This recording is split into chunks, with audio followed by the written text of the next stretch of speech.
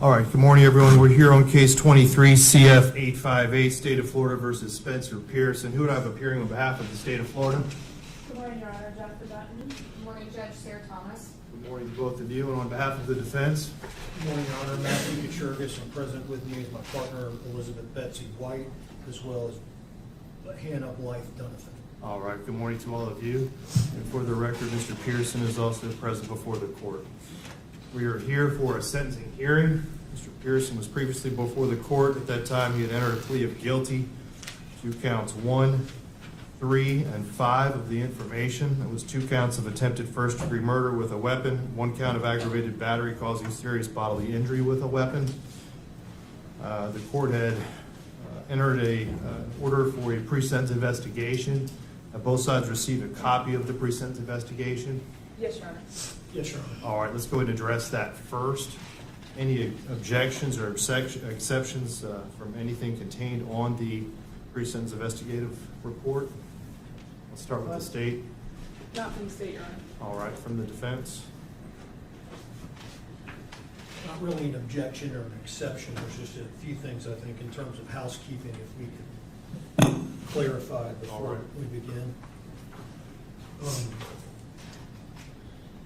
At the time this was prepared, it had a amount of time in custody and at 399 days. When it was originally prepared, I don't believe the probation officer took into account that Mr. Pearson was arrested while at UF Shands Hospital in Jacksonville. My review of the file reflects that a arrest warrant was issued on June 5, 2023, 2 days after the incident that brings us all together. My calculations, rudimentary as they are, reflect that with an arrest date, because I believe the warrant was executed the same day, with an arrest date of June 5 until today, Mr. Pearson would have 536 days credit. Stated the objection. No, Your Honor. Amount. No. So 536 days would be the total amount of credit time as of today that Mr. Pearson is entitled to. All right. Anything else that you want to address on the pre-sentence investigative memo? No, Your Honor. All right. As to the guidelines, let's discuss that. I believe in the pre-sentence investigation, they had indicated 227.25 months was the bottom of the guidelines. Is that correct, Steve? That's correct, Your Honor. That converts to approximately 18.93 years at a minimum. All right. And that is the bottom of the guidelines up to life in prison on counts 1 and 3. The maximum on count 5 would be 30 years. Is that correct? That's correct. Okay. And defense, do you stipulate and agree that the calculation of 227.25 months is accurate, and are you stipulating to the scoring of the victim injury points as they've been calculated by the state attorney's office?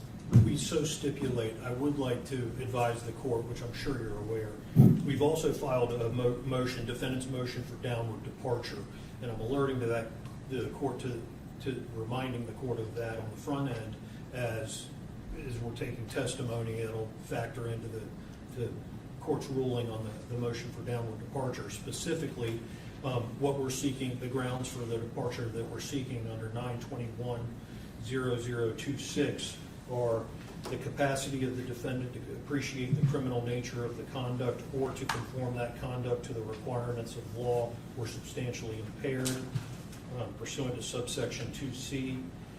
Secondly, that the defendant requires specialized treatment for a mental disorder that is unrelated to substance abuse or addiction or for a physical disability, and the defendant is amenable to treatment, and that's under subsection 2D. Third, the offense was committed in an unsophisticated manner and was an isolated incident for which the defendant has shown remorse under subsection 2J. And at the time of the offense, the defendant was too young to appreciate the consequences of the offense under subsection 2K. And the court had previously received defense's memorandum requesting a downward departure I want to address that next. The court received numerous filings in this case over the course of the last few days. We did receive a filing by the state attorney's office that consisted of numerous letters. The court has read and received and read all of those letters. Additionally, the court received, I believe, 8 filings, if I'm not mistaken, from the defense. I believe it was a total of 8, consisting of numerous letters, reports, doctor's reports, school records, transcripts, I believe, of a couple of depositions, as well as obviously the defense's memorandum requesting for downward departure. I have read all of those documents as well, with the exception of there was a link that was provided to video, I believe, of some football activities. The court was unable to open that link. However, my understanding is you plan to present that here today. Is that correct, Mr. Kaczorgis? Yes. All right. So the court has reviewed everything that has previously been submitted. Any matters we need to address as it pertains to any of those issues? As it relates to the flash drive we brought for the video, per agreement with the state, we're going to use the same computer, so I may need a brief recess before that gets played, and that would be played in conjunction with his father's testimony. So I may need a brief recess just to get technology straight before we begin that. All right, just let me know when we need to take that break. You bet. Any other matters that we need to address as to any of the filings? Was there any, I believe there was some mention about one of the filings being confidential? Yes, Your Honor. The state is going to ask, one, that the court strike or not consider Exhibit 18, and I believe in addition to the ones previously that counsel had asked to be held confidential, that one will be held the same moving forward. And I'll address it again in argument if it's argued, if it's brought up by defense. Mr. Kaczorgis? I concede to that being kept confidential and under seal. I don't intend to get into the content of that exhibit's text messages amongst various people. We do object to the striking of the exhibit. The grounds therefore, I don't intend to really get into that in today's proceeding. We've said what we needed to say about it in the sentencing memorandum. But as the court has undoubtedly read, the time that the crime was taking place, and you'll hear more in the way of psychological testimony relating to Mr. Pearson, he was being ostracized by his peer group at the time leading up to the offense, and that exhibit and its contents reflect the communications amongst his peer group about him, and to think that he was not experiencing that ostracization that was discussed explicitly behind his back, wasn't feeling that as that was occurring, is incredulous. But it was offered to show the ostracization of Mr. Pearson, and I don't really intend to get into it further today. All right, I'm going to grant the state's request to keep those confidential. I believe they contain cell phone numbers, et cetera, sensitive information pertaining to underage witnesses, so I'm going to grant that request. Very good. All right. Anything else from the state? No, Your Honor. I guess just if we're putting our arguments on the record for now, yes, and I'm asking the court to disregard them in consideration of mitigation, simply because the messages that are contained in there are without this defendant's knowledge. And I understand Mr. Kaczorgis' argument, but he did not specifically have any knowledge of what is said in there, so therefore it cannot directly impact on his state of mind at any point. And so that's why we're asking you not to consider them. All right, thank you. All right, how many witnesses did you want to call? I believe I know we have some folks, doctors that have been called away at this point, and they're going to be, we have to call them a little bit later out of order, Ms. Dunn. Yes. So how do you want to proceed at this time? The state has the case agent, Detective Haas, that I can put up first to lay All out right. the factual background of the case. That'd be fine. And if I may, there is going to be a patchwork of things taken out of order. And for the record, I believe the state and I are in agreement to that procedure. Yes. I understand. Okay. All right. You have your detective, is he here? I do, Your Honor. The state would call Detective Hannah Haas. All right. If you come forward, stand, please. Raise your right hand. Do you swear or affirm the testimony you're about to give will be the truth, the whole truth, and nothing but the truth, so help you God? I do. All right. Counsel, your witness. Thank you. Good morning, Detective. If you would, please state your name and spell that last name for the record, please. Yes, ma'am. It is Hannah Haas, Haas. How are you employed? I am currently assigned to the Major Crimes Unit at the St. Johns County Sheriff's Office as a detective. How long have you been with the St. Johns County Sheriff's Office? Just over 3 years. Do you have any prior law enforcement experience? Yes, ma'am. I worked for the Bradford County Sheriff's Office for approximately 12 years prior to transferring. And if you could scoot a little bit closer. What were your roles with the Bradford County Sheriff's Office? I started out as a 911 dispatcher, and within that time, I became a sheriff's deputy and then worked in the criminal investigations unit for general investigations and then promoted to supervisor. And with St. John's, how long have you been in the Major Crimes Unit? Almost 2 years. And so you were in that capacity in June of 2023? Yes, ma'am. The incident that we're here occurred June 3rd. It was a Saturday. So are you working on a Saturday or are you on call? I'm on call. Okay. When did your agency start to receive calls about an incident that had occurred at Chubby's restaurant in Ponte Vedra? At approximately 4:30 p.m. Describe what deputies encountered when they arrived on scene. When deputies arrived on scene, they observed 4 persons injured in a grassy area between the Chubby's parking lot and A1A. They also observed multiple witnesses on scene as well as fire rescue assisting those persons. Okay. So EMS, some of EMS had actually gotten there first before law enforcement. Yes, sir. Those 4 persons that were injured, can you identify them all for the record, please? Yes, 17-year-old Madison Schemitz, Madison's mother, Jacqueline Roger. We also have the bystander who stopped the incident, Kennedy Armstrong, and then we have the defendant, Spencer Pearson. So did you get called out to this scene by patrol? Yes, ma'am. Okay. What time do you get there, and what is the scene like? What's going on when you arrive? I got there at approximately 6 p.m., received a phone call about 5 p.m. When I arrived on scene, our victims and the defendant had already been transported to the hospitals. The scene was secured by crime scene tape, and there was witnesses standing by waiting for interviews. All right. And at this time, Detective Haas, I'm going to display on the screen some photographs and just ask you to kind of describe what we're looking at and the vantage point of these images. So here's Mr. Chubby's wings. It's at 150 Valley Circle in Ponte Vedra. This is the north side of the building in the parking lot. This is the same vantage point of the north side view of the parking lot.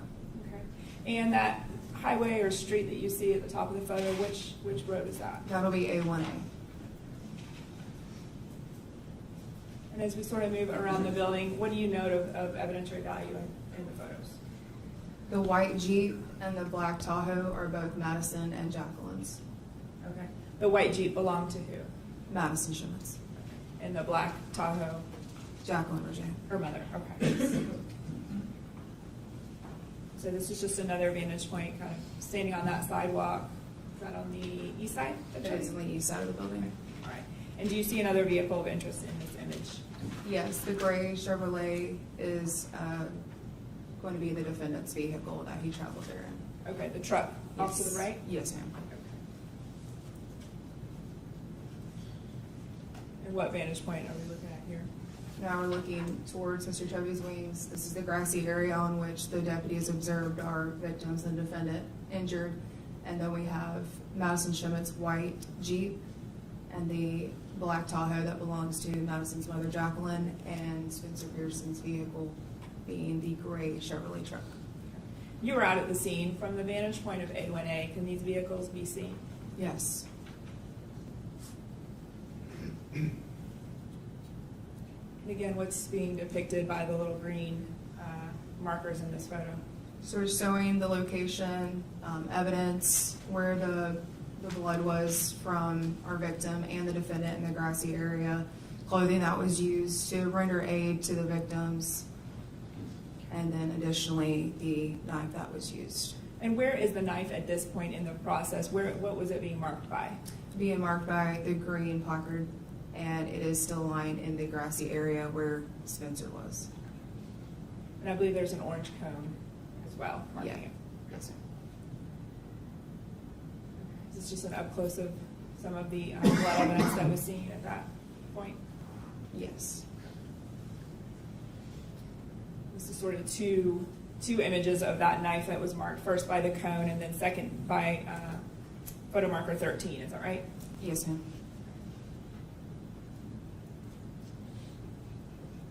And was that the knife that was collected in this case? Yes, ma'am, it was. Okay. And so you arrive on scene. Do you get obviously briefed by patrol and take a look around with other detectives? Yes, ma'am. We completed the interviews, took a look around, got with our forensics, started taking in evidence. At some point, did you or other members of your agency obtain video surveillance from Chubby's as part of your investigation? Yes, Detective Malka obtained the surveillance video from Mr. Chubby's wings. Okay. Now, did Mr. Chubby's just have one camera, or did they have multiple angles and things? There was multiple angles, Both inside and outside? inside and outside. Did was a compilation video put together by your agency in like a timeline format? Yes, ma'am, it was. Okay. Before we show that, I'm just going to get some general things out from you about what is going to be in the video. This is a screenshot essentially of the video. What area are we looking at here? We're looking at the dining area inside of Mr. Chubby's wings. And if you look, there's Madison and her friend Chloe. They arrived first. And also at the table is Jacqueline and Chloe's mother, Casey. Okay. Is it this table down here on the ground on the black carpet there with, I believe, 4 females you can see? Yes, ma'am. Okay, we'll get a better picture of it here in a little bit. So Madison and her friend, you've gone back and watched, the entirety of the video. Madison and her friend Chloe arrived first at Chubby's? Yes, ma'am. In Madison's vehicle? Yeah, in Madison's vehicle. And then Madison's mom and Jacqueline arrive and join them? Yes. to eat. Yes, ma'am. What time does the defendant walk into Chubby's? The defendant walks into Chubby's at approximately 3:37 p.m. And what does he do generally while he's in there? What did your investigation show? Well, the video will begin with Spencer, the defendant, arriving in the north part of the parking lot in the building. And he pulls in and then puts it in reverse and pulls around to the front, passing Madison and Jacqueline's vehicles. Once he's parked, he walks in at about approximately 3:37. Once he's in, he then walks over to the bar area, sits at a high top table with a view of Madison and her friends and family, then orders mozzarella sticks. After that, Spencer then goes to the restroom and then returns at 4:16. So he returns to his table at 4:16, and then what time do Madison and her group leave the restaurant approximately? You'll then see Madison, Chloe, and Jacqueline get up and start to leave the building at 4:29. And then shortly thereafter, what happens? And then the video shows the defendant leaving the table, exiting the building, and chasing down Madison and striking her multiple times. Okay.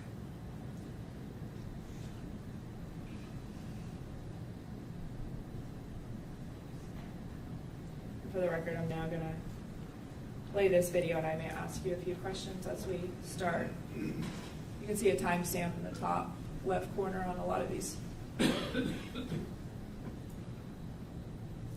Is this the defendant initially pulling into the north side of the building that you referenced? Yes, ma'am.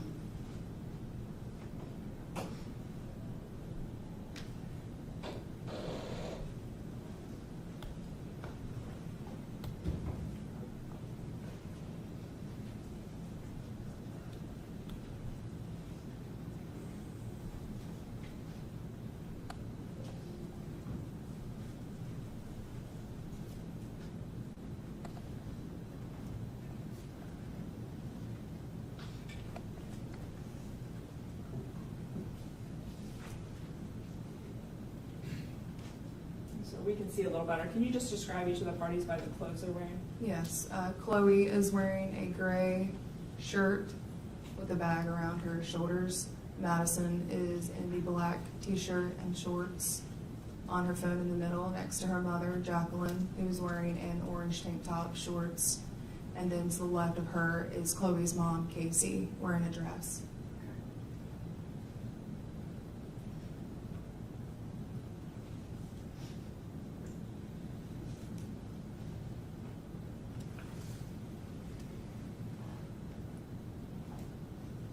You see coming into the camera. You'll see the defendant walking to the bar area, to the high top table, and then take a seat. This is a different angle of the same thing. Yes.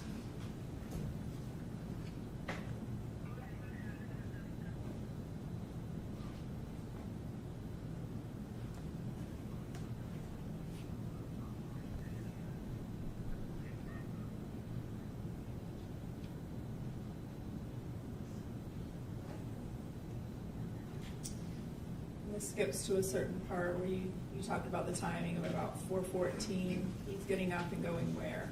He's going to the restroom. You see him. This is again a different angle right here. That when on the video becomes obvious that the women in the restaurant, Madison and family, see him. Yes, Madison's very surprised and immediately looks at her mother.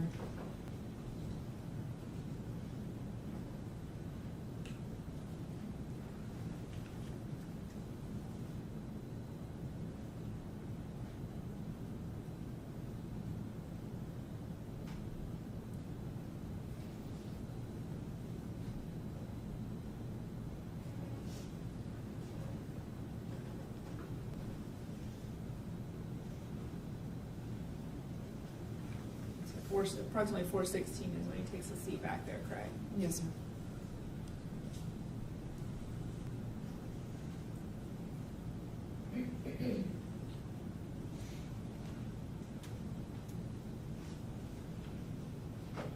Now, I think in time, just so the record's clear, we skipped ahead to about 4:26.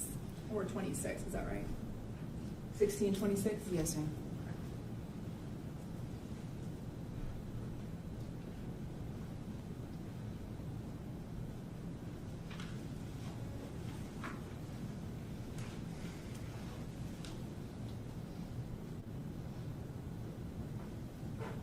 You can see at that high top, you can still see the white hat up there, correct?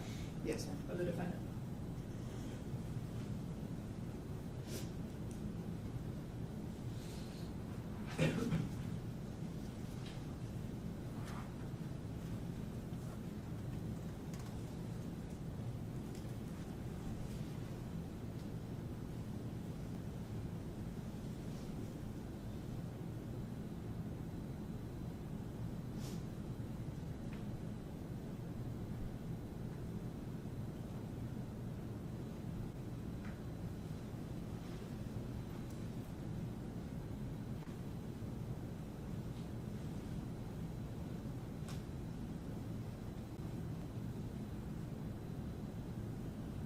Does anyone at this table ever get up and approach the defendant or No, speak they- to him in any way? No, they do not.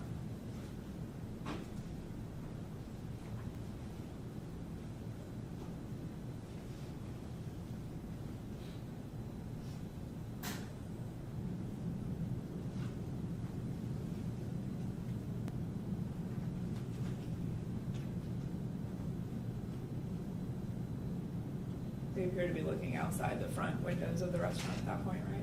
Yes, sir.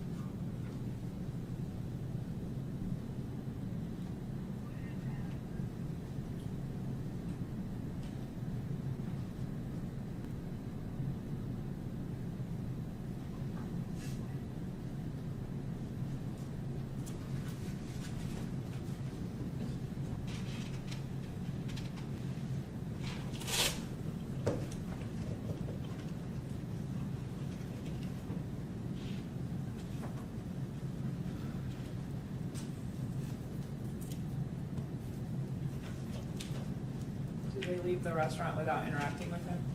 They do walk outside of the restaurant without interacting.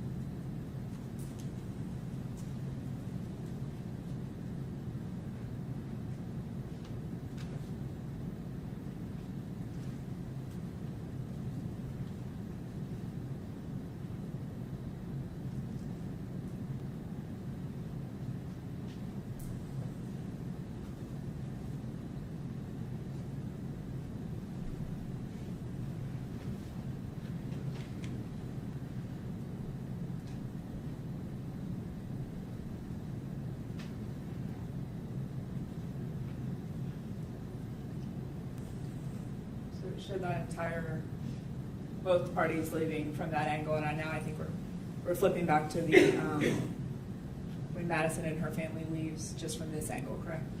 Yes, ma'am. Okay. They're seen outside speaking to a staff member of the restaurant for a minute, correct? Yes, ma'am. Jacqueline was explaining the situation in pain.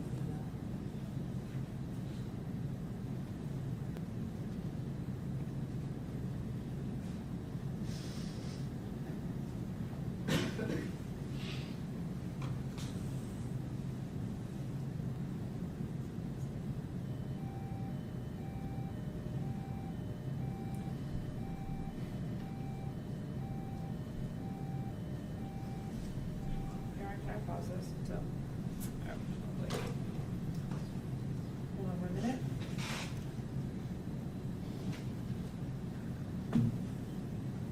I was trying to pause it because of the noise, Your Honor. I'm sorry, and I think I messed it up. Get back to.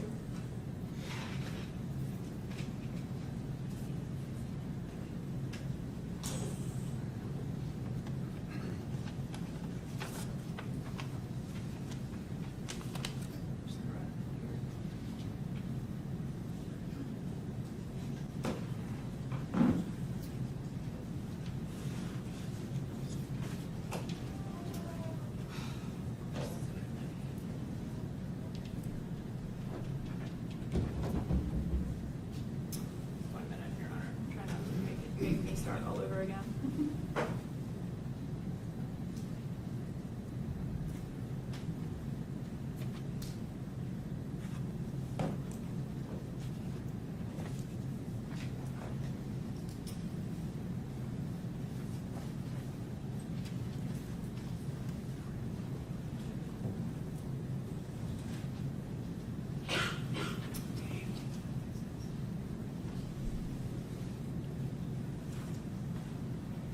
Your Honor, I'm going to do this a different way.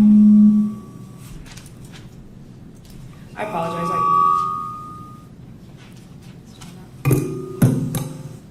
I stopped it because of the noise in the back. Just a minute. I'll just pull it up.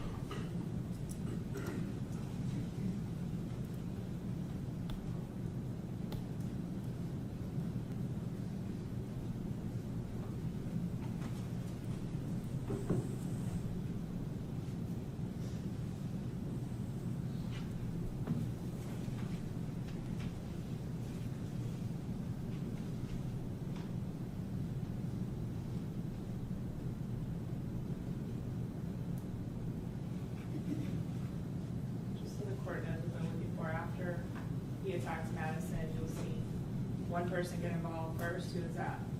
That would be Kennedy Armstrong It's her mother. and her mother, correct? Yes, ma'am. I believe her mother is first, and then Kennedy. Her mother will be coming around the corner first to intervene, in which she is also injured, and then Kennedy will come across the parking lot and tackle the defendant off of Madison and her mother.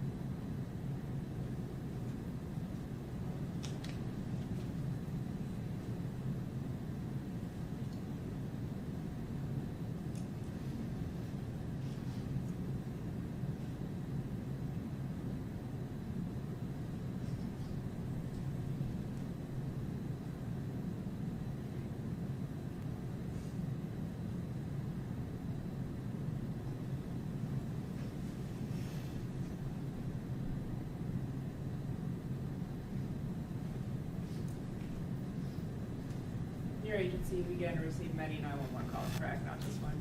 No, multiple.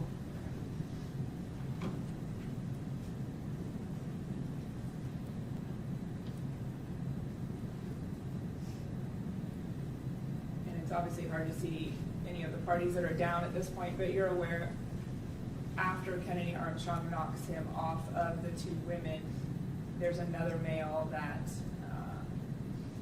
gets on top of Mr. Pearson in an attempt to get the knife away. Yes, And ma'am. that's a different person than Kennedy Armstrong. Yes, ma'am. Okay.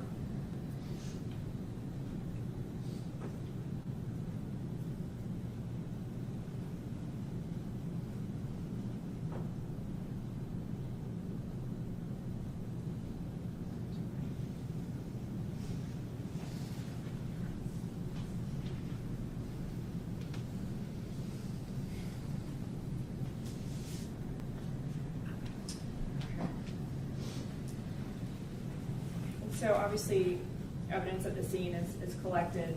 You're doing your investigation. What is the image that I'm displaying on the screen now? Obviously not on scene, but where is that taken? Yes, ma'am. Our evidence took the photograph while on scene, if I believe correctly, of Spencer's knife. Okay. All right, that was collected at that photo marker 13. Yes. Okay. And after you spent some time on scene, did you respond to a hospital anywhere? Yes, ma'am. I responded to the hospital where Jacqueline was taken to. At some point in your investigation that night, I believe, did you receive some belongings that the hospital turned over from the defendant? Yes, Detective John Newman met me at the hospital and handed me over the belongings that were taken, the defendants. Yes, I'm sorry. Or into the mic, okay. And did you go through those belongings either there at the hospital or back at the sheriff's office? Yes, ma'am. Prior to packaging the belongings, we were going to package them on scene at the hospital and then take them and put them into evidence. Prior to packaging, we located an item in his pocket. Okay, in like a shorts pocket? Yes, ma'am. And what was that item? That item was a sharpening block. For a knife? Yes, ma'am. It is known to use to sharpen a knife. Alright. And so Detective Haas, obviously victims are badly injured, but are you eventually able to do interviews with Ms. Roche and Ms. Schemitz? Yes, I was able to speak with Ms. Roger for a little while that Saturday on June 3rd, and then I spoke to Madison Monday on June 5th. Were you able to sort of get a background timeline as to who this person, the defendant, was to her and just a history of the relationship? Yes, ma'am. Okay. And what did you find out as far as like how Madison knew the defendant and when when had they been together? They had dated prior to and had a breakup in April of 2023, Okay. And when did they begin dating? the year before, for approximately 8 to 9 months, I believe. Less than that. And so, I believe we've got it on the screen here, they began dating in October of 2022, Yes, ma'am. broke up in April of 2023. Yes, ma'am. Did Ms. Schemitz indicate to you that they had a cordial breakup, or at least initially? She initially thought it was a cordial breakup, and then it did not continue to be that way. And just generally describe what started happening between the defendant and Ms. Schemitz after she broke up with him in April. The defendant started to what appeared to be stalk the victim, Ms. Schemitz. Left notes on her vehicle, was following her around, making her uncomfortable, sending text messages, creating fake social media accounts, harassing her, causing issues at school as well. One of the last things that was discussed was when the defendant created a fake TikTok account. I'm going to get to that one in just a minute, okay? Before we get there, prior to that, are you aware of a photograph that the defendant sent her where he was either attempting to commit suicide or let her know he was going to commit suicide? Yes, ma'am. Okay. And can you describe that photo, and then what did she and her mother do in response to getting that photo? Once they received the photo of what appeared to be the defendant trying to take his life with a tie, they immediately contacted the defendant's parents to intervene, and then they were able to do so. So when you say like with a tie, like as in to hang himself? Yes, ma'am. Okay. But they immediately reached out to his family, let them know that he had sent that, and they intervened? Yes, ma'am. Okay, all right. And then, again, he, as a result of that attempted suicide, he went to the hospital. I believe he was Baker active for a few days. Yes, ma'am. I believe it was a voluntary. Okay. And he left her alone for a short period of time, but then did it pick back up again? Yes, ma'am. It did. All right. Is that when sort of the fake social media accounts started to come into play? Yes, ma'am. All right. And you got this history from both Madison and her mother. Were you able to review her phone later and kind of corroborate if some of those things occurred? Yes, ma'am. And were you able to corroborate that those things did in fact occur? Yes, ma'am. Okay. And I'm going to highlight one in particular, and I'm going to change the screen up there to let you know what I'm displaying. Can you just describe first here, you received these screenshots from Madison, correct? Yes, ma'am. Okay, what is this? This is a fake TikTok account that is labeled as Jeffrey. However, the account belongs to Spencer Pearson. And by fake, you just mean it's not the one that like Madison knew him to use while they were together. Yes, ma'am. It's another account. Additional, yes, ma'am. Okay. And then that middle screen, what is that for the people that don't know TikTok's interface? What is he doing there? So with TikTok, you can like and comment on videos and other comments that are posted. And here it shows that Jeffrey, our defendant, had liked comments, commented on a couple posts, and also tagged some of Madison's friends. Okay. So before we talk about the comment where he tagged her, where you see it begin yesterday and some of the activity this, for the record, account Jeffy, Jeffy, is doing, he's actually going and finding where she's commented on other TikTok videos, and then he's interacting with her comments. Is that correct? Yes, ma'am. Okay, by liking them or? Yeah, or you have to go into the actual TikTok to be able to see who commented. You have to be looking for it. Okay. And then this one at the top that I'm going to kind of bring up to the screen, again, for those who don't know how TikTok sort of uses, what is the Jeffy account that the defendant created doing here? So in the TikTok that is displayed to the right, he goes into a comment and tags Madison Schemitz, Ethan Bolts, and Maddie, her friend, and an additional person, and states, "Y'all gonna get yours." Do you know what date this was sent to Madison on TikTok? Yeah, make my tongue. Correction, I apologize. That was sent to her on Monday, May 29th, 2023. Okay. So just a few days prior to stabbing at Chubby. Yes, ma'am.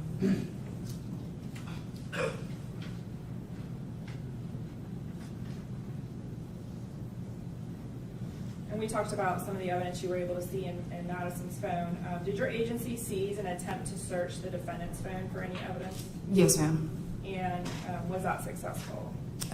We were able to get a partial download, but not a full download. Digital forensics wasn't able to get a full download due to not having the passcode, and still today they hadn't been able to get a full download of the phone. Okay, so limited data, if anything, unless you have the password, Yes, or ma'am. can crack through that password. Yes, forensically. ma'am. Okay. And that hasn't been successful to date? No, ma'am. Okay. No further questions for this witness? Cross-examination.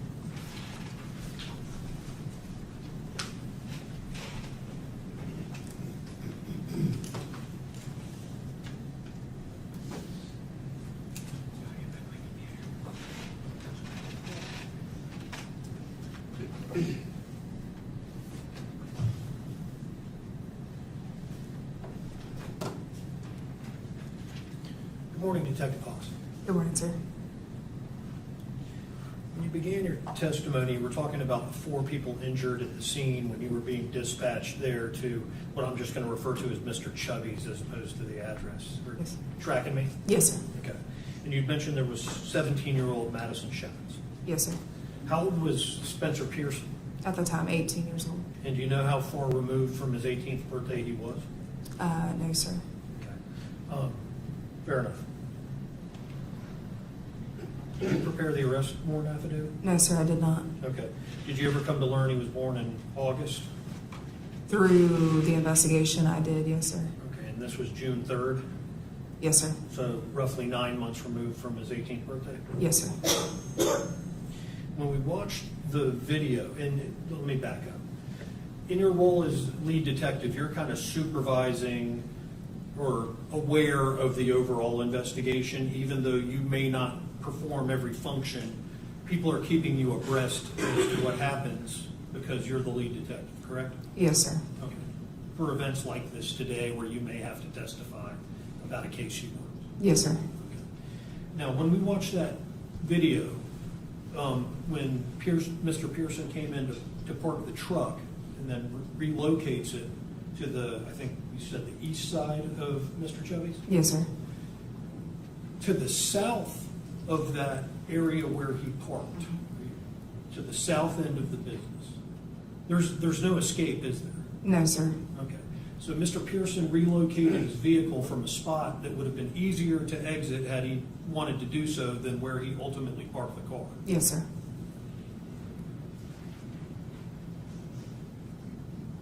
And we saw pictures of blood evidence there. This scene was rather gory, was it not? Yes, sir. Okay. 4 people had been stabbed or cut. Yes. Are you able to tell whose blood is who arriving at 6 o'clock? Not at the time, no, sir. Not without seeing them in place. Okay, so the blood that we saw, it could have been Madison? Could have been, is that a guess? Yes, sir. Miss Roget, Yes, sir. Mr. Armstrong, Yes. or Mr. Pearson? Yes. We don't know. No, sir. Because it's true by virtue of the dispatch that Mr. Pearson was in. Yes, he was. Did you have an understanding how that injury took place? Yes, sir. And I'm Was- specifically referring to Mr. Pearson. Yes. For Mr. Pearson, it was self-inflicted, and even on some of the 911 phone calls, they had stated that he was actively cutting his neck. And in the investigative reports of which you're familiar, Yes, sir. witnesses described it as Mr. Pearson slowly and a number of times slicing his throat, correct? Yes, sir. Were you aware of the nature of the injuries he ultimately suffered? No, sir, not at the time. Okay. Subsequently, were you able to learn the nature of his injuries? Not to the extent, but vaguely, knowing that he wasn't able to speak directly after the incident. Okay. And you were made aware that the cut to his throat impaired his ability to speak? Yes, sir. You have knowledge of whether it lacerated his trachea? I believe it did, but I'm not sure without looking at a report. Fair enough. Yes, sir.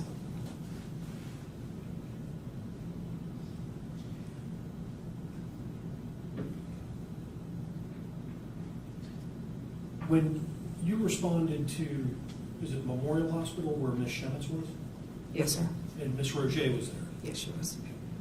And you conducted a sworn interview of Miss Roget, did you not? Yes, sir. And in that interview,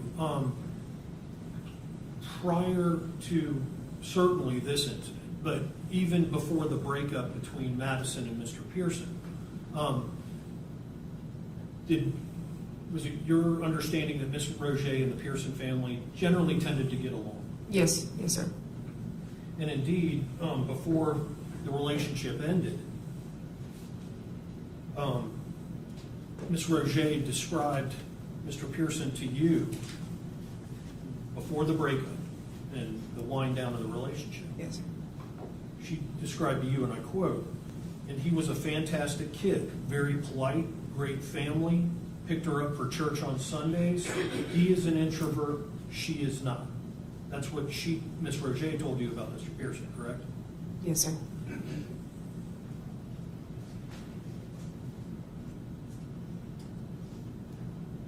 Now, you had described Mr. Pearson taking a seat at that high top table in the establishment, correct? Yes, sir. Now, I don't know how well it got captured on that video, but just to round it out in testimony, when you enter the restaurant, there was the table to the left where Madison, Miss Roget, and their friends were seated, correct? Yes, sir. And then you have to walk up a little bit of steps, I think there's 3 to be exact, to get to the elevated bar area that has bar stools around the bar and high tops located around it as well. Yes, sir. And you said that Mr. Pearson took a seat in view of where the ladies were sitting. He took a seat at a high top table that was in view. Yes, sir. Okay. Have you ever been to the restaurant? No, sir. Not inside. You've never sat at that table? No, sir. I did not. In watching the video, you would agree with me that there's not only the wall that is a barricade from the upper bar area, but there's even a little bit of a covered glass partition above that wall. Yes, sir. Based on the video. Okay. And the video is captured from the ceiling in the corner, Yes, sir. kind of a bird's eye view of the establishment. Yes, sir. But you've never been in and inspected the scene in the interior from the corner where he was sitting behind the wall and behind the divider to determine whether he could see these ladies when he was seated at the high top. No. No, sir. I did not. Okay. And so as we sit here today, you really don't know whether he had eye shot while he was seated at that position in the corner behind the dividers or not. No, sir. Not without sitting in this position. And you never did that. No, sir.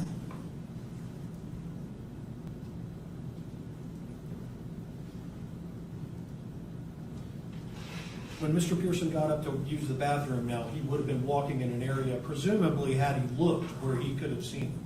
Yes, sir. In the video, do you see him looking towards the table when he's walking to the restroom? Yeah, I don't recall. When he returns from the restroom, Mr. Pearson that is, he goes around the backside of the bar, correct? Yes, sir. I believe so. On the far western end of the interior of the restaurant. Yes, sir. And he couldn't have seen the table from that vantage point, correct? I'm not sure without being inside. Fair. And then, indeed, when he did return to the seat from the restroom and sat down, Ms. Dunton stated you could see the hat of the defendant, the top of it. Yes, sir. Because even from that bird's eye view in the corner, you couldn't see his face sitting at the high top. You could only see his hat, correct? Yes, sir. And in addition to the divider, later in that video, we see a bunch of tall trophies that look like kids winning championships or something, stacked up behind the hostess stand, kind of in the line of sight, if you will, behind the divider, correct? Trophies? Yes, sir. They're there.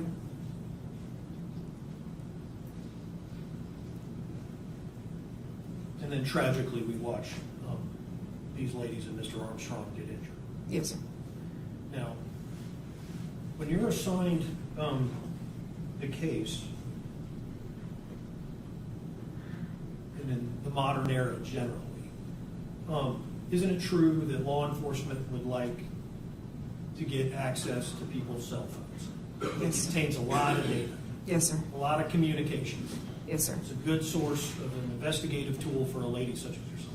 Yes, sir. So undoubtedly, when you're on the scene collecting the property, we've heard about the sharpening stuff. Yes, sir. You're looking for Mr. Pearson's cell phone. Yes, sir. Did you find it at the scene? It was not at the scene. Okay.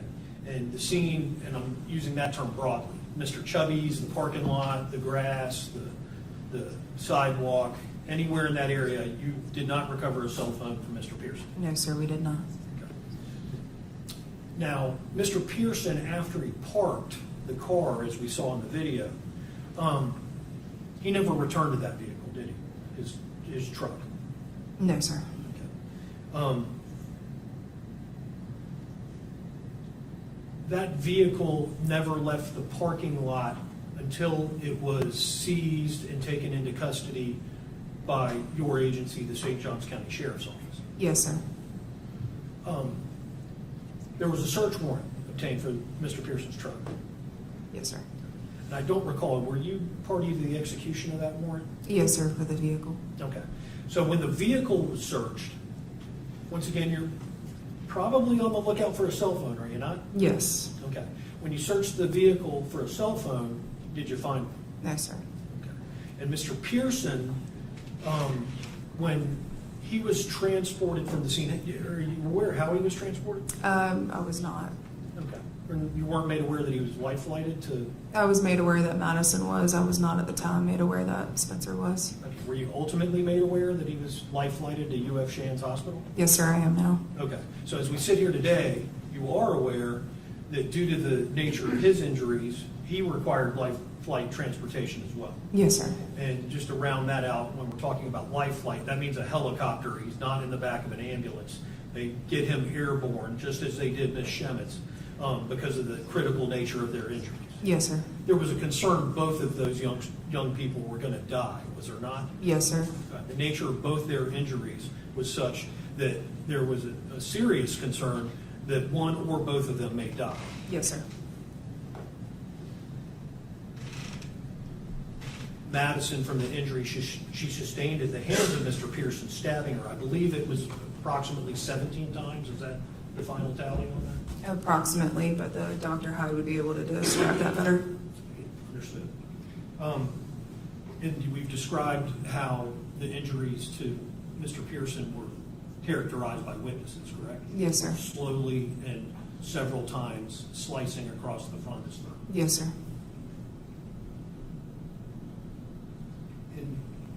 In any event, when Mr. Pearson gets transported to the hospital, UF Shands, they collect all of his property in the course of the transport, correct? Yes, sir. All right, and that property was ultimately turned over to you or one of your colleagues, was it not? Yes, sir. Was there a phone there? No, sir. So you didn't recover his phone from the scene, his vehicle, and it wasn't taken with him via transport? No, sir. Ultimately, the phone was collected, however. Was it not? Yes, sir, it was. A search warrant was issued for Mr. Pearson to acquire his phone as well as a computer, correct? Yes, sir, it was. And do you know how, or when and where the phone was obtained, Mr. Pearson? Detective Kapelka, I believe, went and obtained the cell phone and the computer from their residence in Ponte Vedra. Okay. When Detective Kapelka went to the residence with the warrant, Mr. Pearson's father surrendered those items pursuant to the warrant, correct? He did. And are you aware of any conversation that may have taken place between Detective Kapelka and Mr. Pearson's father, Dan Pearson? No, sir, not without reviewing his supplement. Okay. I have it if we need to, but let me try to cut to the chase. Sir. Were you made aware that Mr. Pearson, Dan Pearson, Mr. Pearson's father, had relayed to Detective Kapelka that he had taken the phone from him several days prior? Yes, sir, I was aware of that. So it would appear at the time of these crimes that apparently for several days prior, Mr. Pearson did not have any ability to, for lack of a better term, track the movements of Ms. Schemitz. Yes, sir, based on the phones that the parents had. Okay. And those are the only phones of which we're aware. That we're aware, yes, sir. Now, and you had mentioned that there was a partial download of Mr. Pearson's phone, so you couldn't get a complete recovery. Yes, sir. In that partial download, there was no evidence of him tracking her on June 3rd, 2023, correct? Yes, sir. There was not.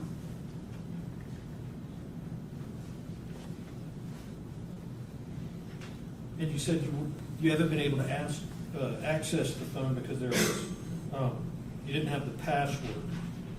Yes, sir. Passcode. Mm-hmm. Yes, sir. Was a request ever made to Mr. Pearson for the passcode? Don't believe there was one directly made to Mr. Pearson. Or anyone else on his behalf? Not that I'm aware of, no, sir. Was a motion to compel a passcode ever filed to try to penetrate the phone and get the access to its contents? No, sir. So you had the phone and there was potential legal mechanisms to gain access, those just weren't taken. Yes, sir.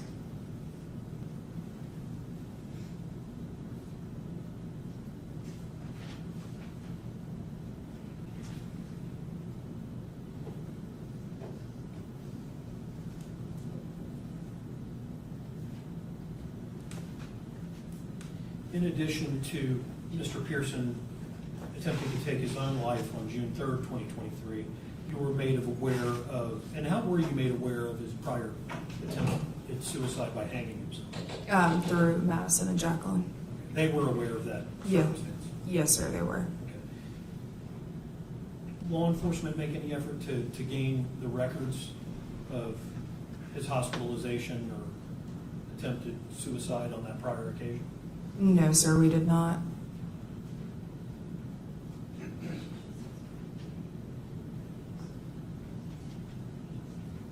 I may have one moment here.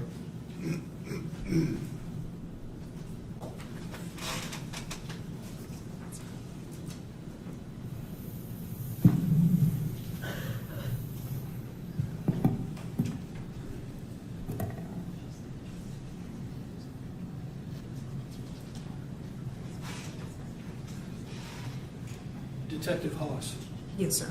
when we were reviewing that TikTok, I understand that was May 29, 2023, Yes, sir. 6 days or so prior than the incident. Yes, sir. It was a comment, and I'm old, I'm not familiar with TikTok, so if I'm using the wrong vernacular, please set me straight. Yes, sir. But it was, the comment was appended to a video, was it not? Yes. Did you review the video that the comment was appended to? No, sir. Okay, so you don't know what the subject matter of that video was? No, sir. Due to us not pursuing any threats or harassment charges, there was no follow-up done with the TikTok comment. Not even to put it in context in what? No, sir, just based on what Madison had given us and explained to us and what we reviewed.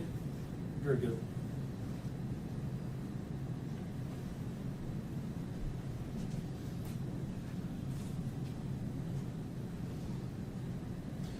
Detective Haas, I don't believe I have anything further. Yes, sir. Redirect. No, Your Honor.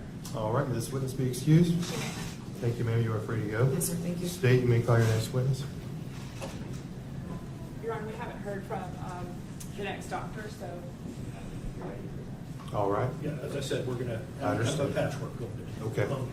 Your Honor, the defense would like to call Dan Pearson. All right.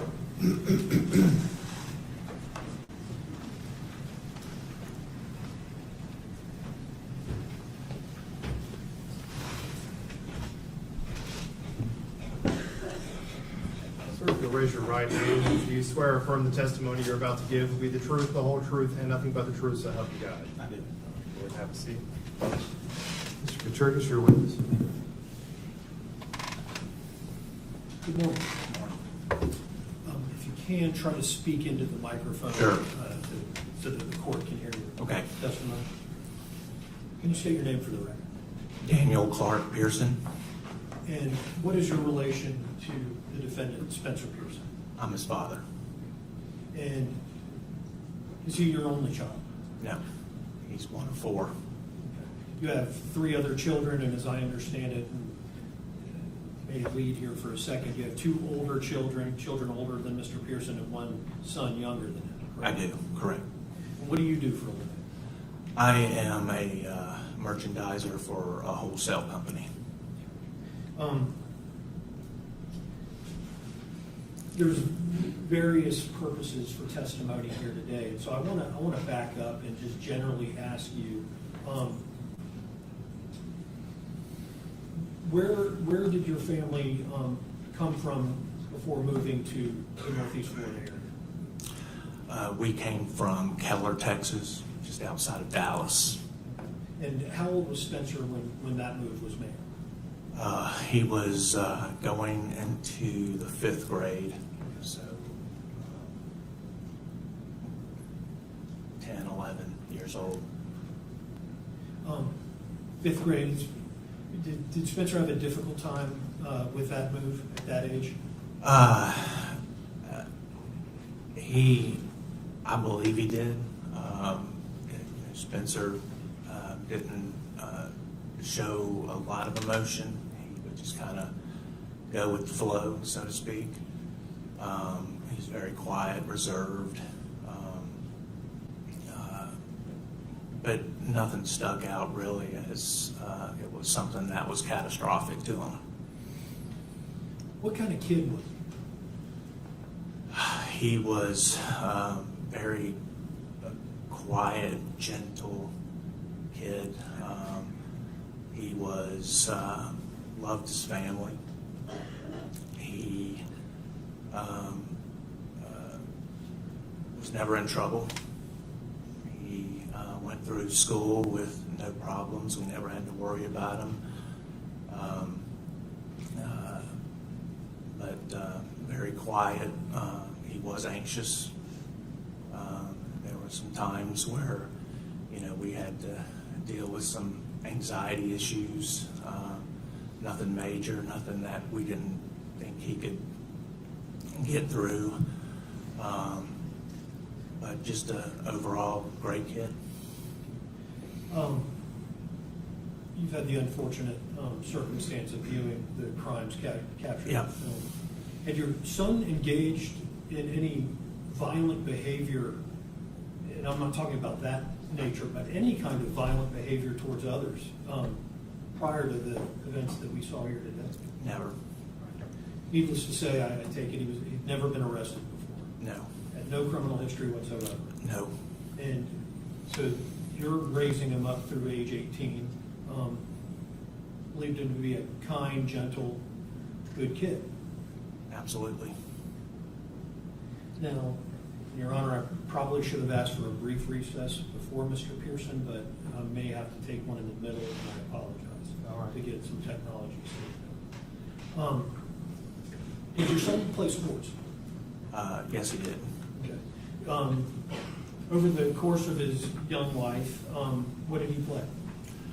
A lot of football, a little bit of soccer, and quite a bit of baseball as well. Okay. As time went by, did you focus on one sport more so than others? Yes, football. Okay. Your Honor, if I may, can we have a brief recess so that I can... We'll take a 10-minute recess. Court's in recess.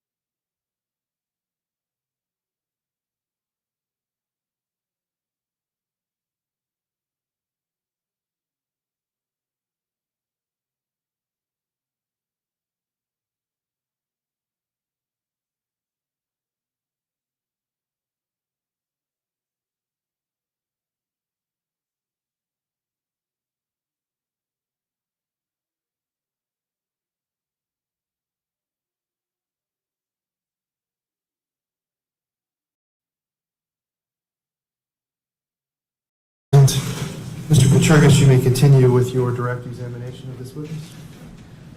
Thank you for the brief research. Mr. Pearson, I was asking, your son had kind of narrowed his competitive sports down to football by the time he had graduated, towards the end of his high school, correct? That's correct. Okay. And in connection with this case, you put together a montage video of some of Spencer's footage playing football, and just to put a finer point on that, when did Spencer begin playing tackle football? At the end of age 6. So at age 6. Mm-hmm. And when did he stop playing tackle football? 18. Okay, and that would have been his senior year in high school? Correct. And at age 6, I've got 3 sons, I should know this, but at age 6, you're roughly what, second grade? Sounds about right. Okay. So from second grade all the way through senior year and 12th grade, 10 years he's playing tackle football. Yes? 10 to 12 years. Okay. Yeah. 6 to 18, 12 years. Yeah, correct. And you put a video together, a montage, if you will, of various clips of Spencer playing football over the course of his lifetime. Yeah, I mean, it's a brief video. It's about 2 minutes, I believe. It's a couple of minutes with that, with the urgency of time. This is what we could come up with, but there's lots more. Okay. And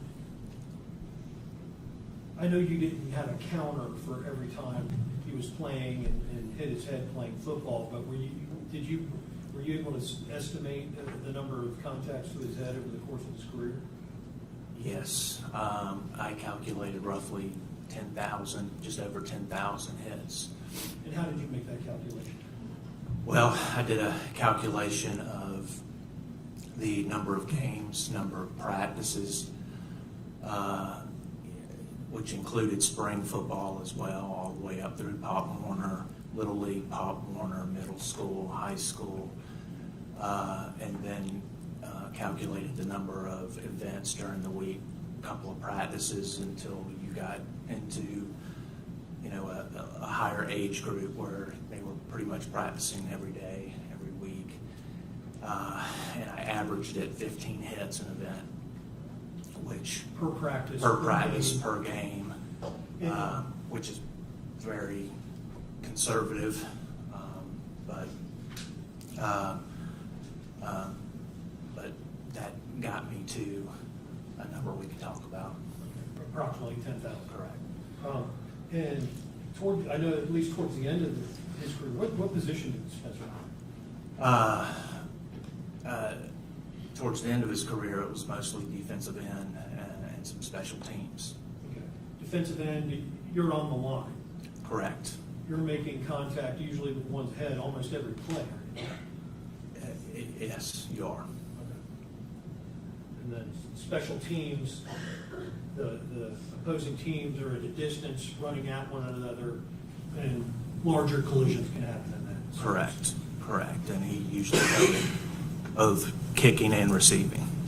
You've had the opportunity to review this montage before court here today, correct? I have. Together. Yes. With the court, I would like to play that montage for the court. I think it's 2 minutes, 11 seconds. Any objection? You may proceed.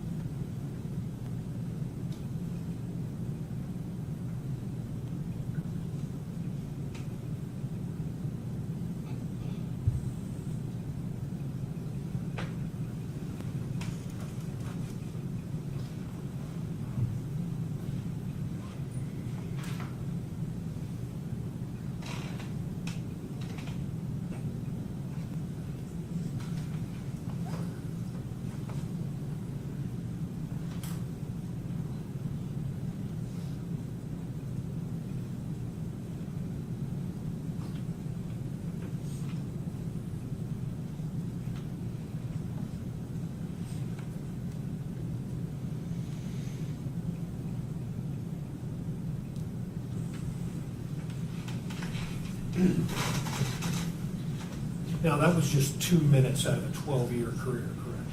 Yeah. Towards the middle of that video, there appeared to be a rather large, what I think is a left defensive tackle and team in a red uniform. Yeah, You remember that game? I do. Spencer played for Ponte Vedra High School, correct? Correct. Right. In that video, that's for whom he was playing, correct?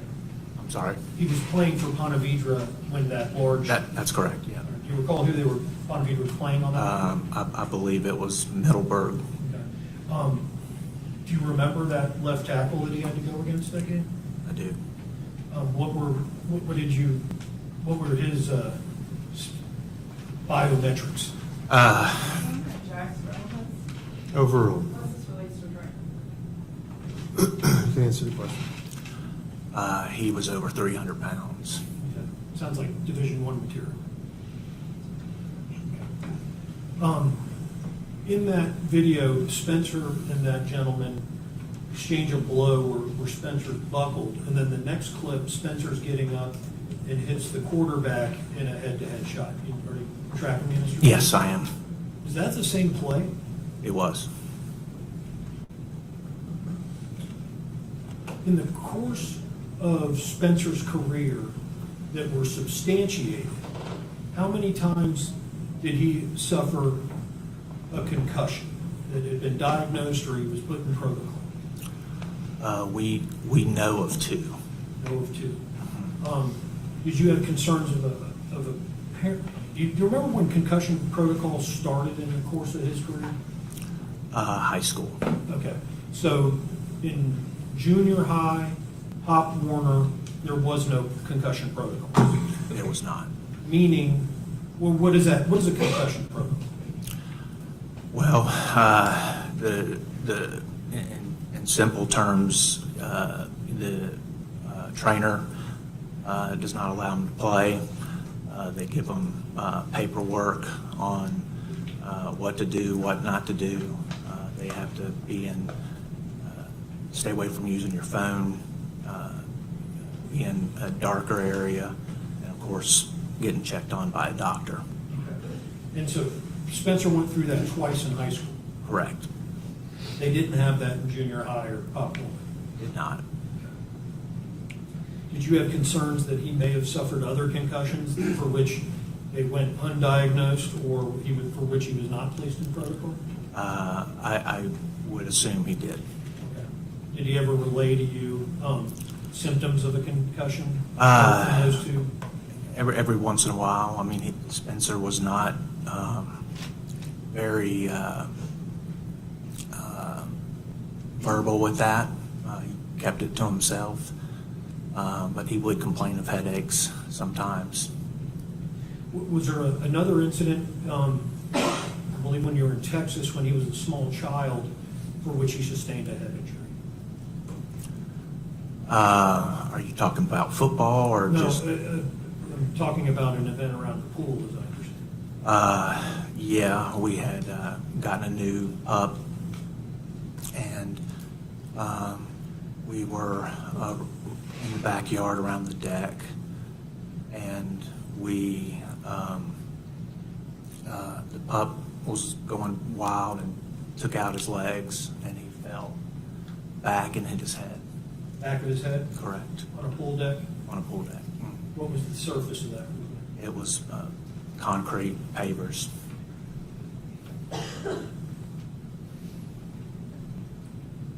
You know whether, did you take him to be examined after that?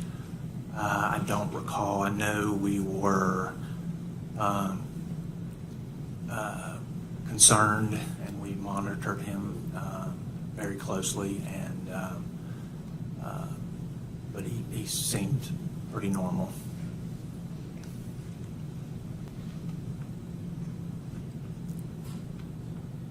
Did you begin noticing a change in your son as he was progressing through school? I saw a change in Spencer his junior year, coming out of COVID. When you say coming out of COVID, are you talking about the pandemic generally, or did? He had COVID specifically. So He had, he's specific? when he would, yes, he missed a lot of football, or a couple of weeks of football,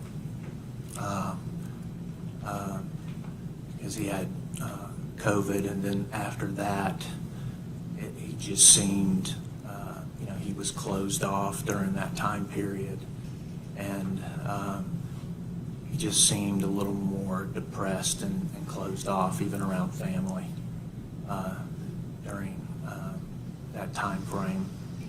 And I just saw a difference. We would have family over, and he would retreat upstairs, and just be very anxious. So we would have, we had times where we'd have to work through that. This is junior year, he'd be 17 years old or so at that time? Correct. And then going into his senior year, did he seem to come out of that a little bit at one point? Yeah, I mean, we saw, he was really trying to have a senior year that was, as he called it, normal, where he would go to prom and have a fun senior year. So it seemed that he came out of it a bit.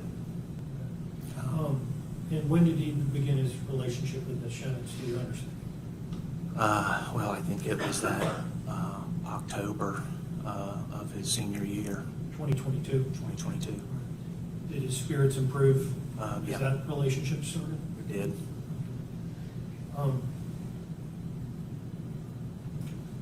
Did there come a time when Spencer's behavior wasn't as positive?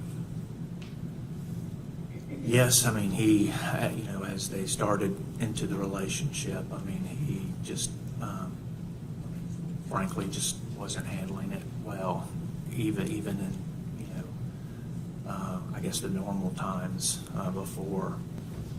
I think he was just always stressed out about it. He couldn't enjoy it. He was always stressed out about, and this is my outside perspective, he seemed to just be too wrapped up in a lot of stuff that might not have been going on, and it just drove him to a bad place. Very insecure. But did he ever act in an aggressive or violent manner? No, I didn't see that. Ultimately, Mr. Pearson, your son, and Madison's relationship ended, correct? Correct. How did your son take that? Not well. I mean, he was very sad, very depressed.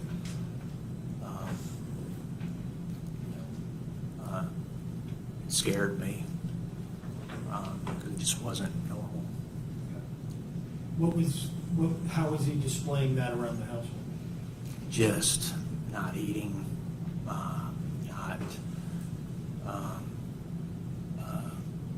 just sitting on the couch for hours and hours, and just you barely interact with them. And this is after the breakup, which I understand is roughly in the beginning of April of Correct. 2023. Correct. Based upon how you perceived his behavior around the home, did you and your wife start exploring treatment for Spencer? We did. And in doing so, what was the first line of treatment that you explored? Well, we went into our network of providers, and we literally just went down the list of people. And what were you looking for? We were looking for, I believe it was a psychologist. And it was extremely difficult to get an appointment. I want to say we were turned away probably a half a dozen times. Then we started at the same time, we were trying to utilize our personal network, asking around. People started recommending Elbow Tree, I believe, and Is that a practice group? yes, correct. And then ultimately we landed on a place called Here Tomorrow. We found it online. Somebody pointed us in that direction. And then shortly after that, my wife's uncle called and mentioned Here Tomorrow as well. He was in Nashville and he read about it, and he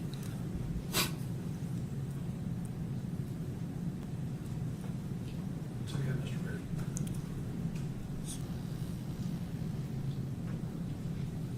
So, as I understand your testimony, both independently researching it online as well as through a recommendation, as well as a family member touching on the same, did you and your wife decide that Spencer should go there just to get access? Yeah, we sent him there because we could get something right away. I mean, it was that afternoon. We were so excited. Did you have time to research the qualifications of anyone working there? We just wanted to Help. talk to somebody. Did you take him to that first appointment? Me and Tanya did. And I understand, do you recall the date that occurred? Sometime in April, mid-April maybe. The records reflect that first appointment would have been April 13 of 2023, is that? That sounds according right. to your recollection? Yeah. How did you seem leaving that appointment? Spencer, that is.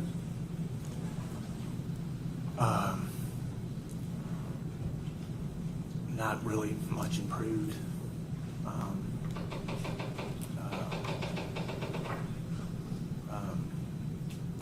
Is he still Yeah. exhibiting the same He was. signs of depression you Yep. testified to about the house? He was.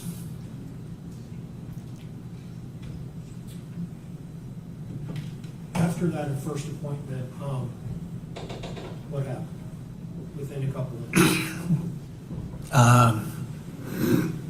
That's when he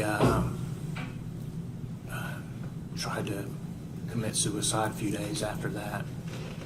And you've been present here today, you heard the testimony that Yeah, Detective. I did. How did you learn that your son was attempting to take his life on that? We got a text message, and we, From whom? I think it was Spencer. You remember the content? It was, I love you, Dad. In response to that text, what did you do? Ran upstairs, To a particular room in the house? yeah, to his bedroom. Spencer's? What did you find? He wasn't there. And we looked in his closet. Tanya was with me. And he was hanging. In the closet? What was he hanging from? The pole with the necktie. And how was the necktie affixed to the pole and then Spencer? Around his neck. Yep. On that discovery, what do you do? Tanya went to undo the necktie, and I was holding him, and I was lifting him up, To take pressure off his neck? take pressure off his neck. And were you able to relieve the pressure, do you believe? Yeah. Were you and your wife able to get him down from that position? Yeah. She struggled a bit getting it untied. It seemed like forever. got it loose. I threw him on the floor. He was blue. Could you tell whether he was breathing? I couldn't tell. He was blue in the face? He was blue in the face. And then there was tears coming out of his eyes, and me and Tanya were just hugging on him and crying. And then we got him downstairs on the couch, trying to figure out what to do. Tanya got in touch with a friend that was a nurse. She said, take him to Baptist Health in Jacksonville. We stayed with him on the couch, me and Tanya, that night. And for the record, Tanya's your wife? Correct. And we took him to Baptist Health the next morning. I believe that was Tuesday morning. And upon his presentation in the hospital, where did Spencer go thereafter? So we were in the emergency room area for quite a bit, and then we were admitted into the Baptist mental health facility. And how long did Spencer stay in the mental health facility? We got there on Tuesday. I think we picked him up on Saturday afternoon. About 5 days? Correct.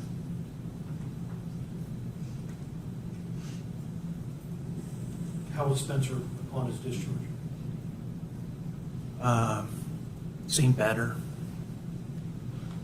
Seemed a little bit better.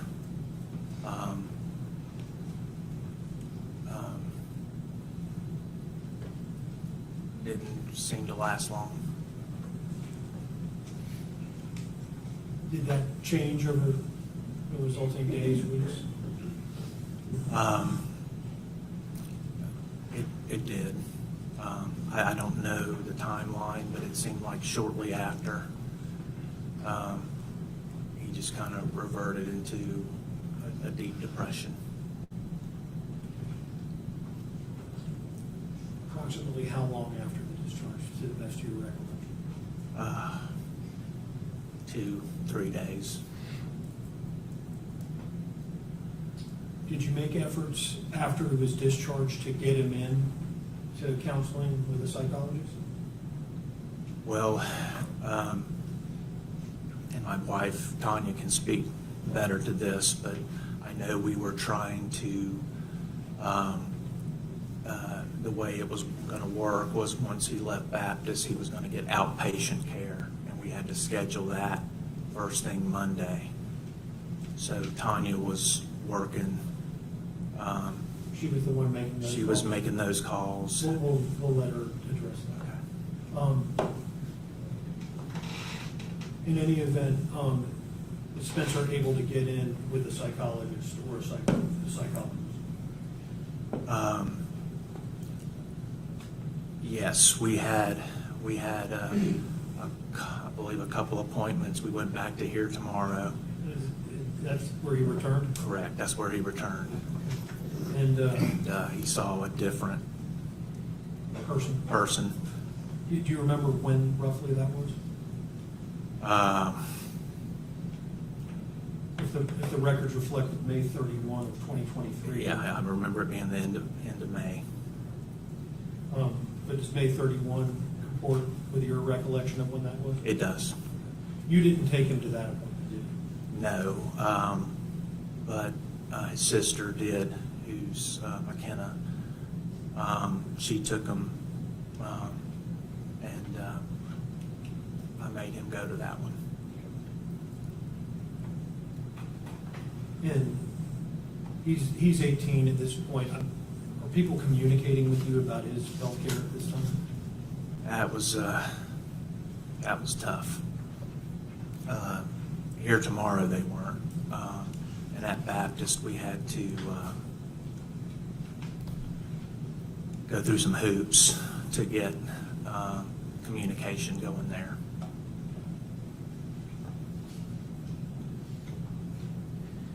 we know on June 3rd, 4 days after that appointment here tomorrow, the crimes that we observed here in the courtroom today happened. Correct. Mr. Pearson, we're here at sentencing for your son. The judge has the unenviable position of imposing a just sentence in this case. What would you like the court to know in fashioning that sentence? The first thing I want to say is I want to address the victims. Madison, Jackie, Kennedy. I'm so sorry. I'm sorry this happened to you. Madison, you were always so sweet. Coming over, you were such a beautiful person to be around. You were so good to our family. I'm sorry this happened to you. I think about you every day. I pray for you every day. You're a sweet soul. You're a beautiful person. I know that. I'm sorry. Jackie, I'm sorry. I'm so sorry. I know you've had to go through a world of hurt and just dealing with all of this. I'm sorry. I pray for you to have peace, and and forgiveness. And I just can't say I'm sorry enough. Y'all don't deserve this. Kennedy, thank you. Thank you for saving multiple lives. You are a hero. And I believe you also saved my son. I know you didn't intend to, but I thank you for that. I know this apology might do little to, or maybe not, might not comfort you at all. But I just wanted you to know from me and my family that we are so sorry that our son did this to you. Now, undoubtedly, there's going to be punishment imposed in this case. What would you like to see as a result of whatever the court decides to do? What are you hoping for your son? Spencer deserves a chance to have a life. Spencer needs help. I know that without a doubt. He's got a lot of issues, a lot of mental problems. I'm worried about his head injuries. Spencer was never violent. He was a good kid. I don't know what happened. I believe Spencer can be rehabilitated, and I believe he needs that chance. In the event he is able to return to your home or the community, do you and your wife and your family stand by him and will make efforts to support him and try to Absolutely. allow him to succeed? Absolutely. He has our full support. And whatever it takes in terms of therapy, counseling, support, are you there for him? Whatever it takes. I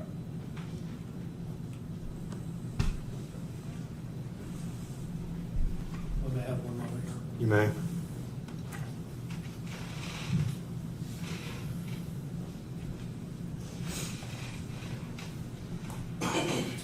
Mr. Pearson, I don't believe I have anything further. I think the state did. Okay. State. Thank you. Good morning, Mr. Pearson. When your son came home from Baptist for those 4 or 5 days, he was given medication at Baptist, correct? He was. You stopped taking that shortly after you got home, right? Correct. You didn't like the way it made him feel?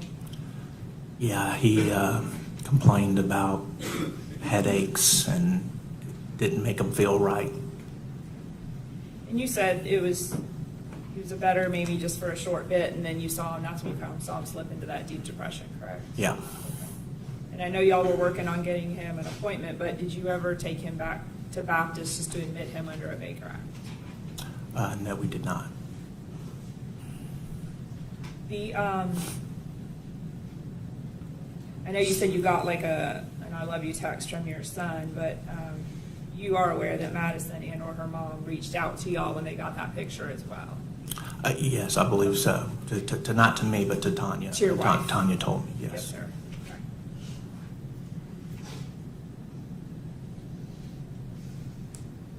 And Ms. Roger was keeping your family up to date kind of since the breakup of everything that was going on, right? Yes. So you guys knew about following her and the social media, like all of that was going on. Correct. And at some point you did take away his phone. Correct. So on June 3rd, he didn't have his phone because you had taken it, right? Correct.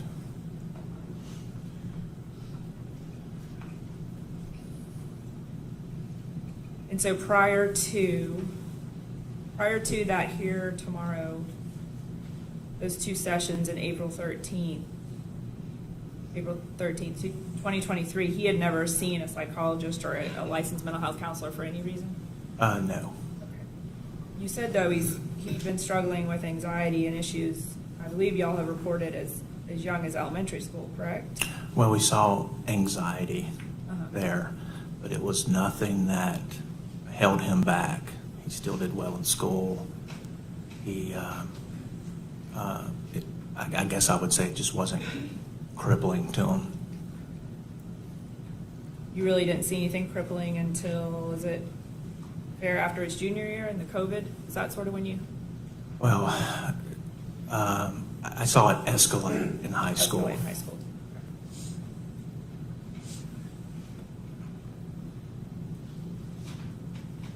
And then just about the football, you testified earlier that, I mean, I understand you said it was an estimation of 10,000 hits, but Yeah. those are hits, it's fair to say, not all to his head, hits on the field, correct? Well, I think it would be safe to say that they were hits to the head based on his position. He was playing defensive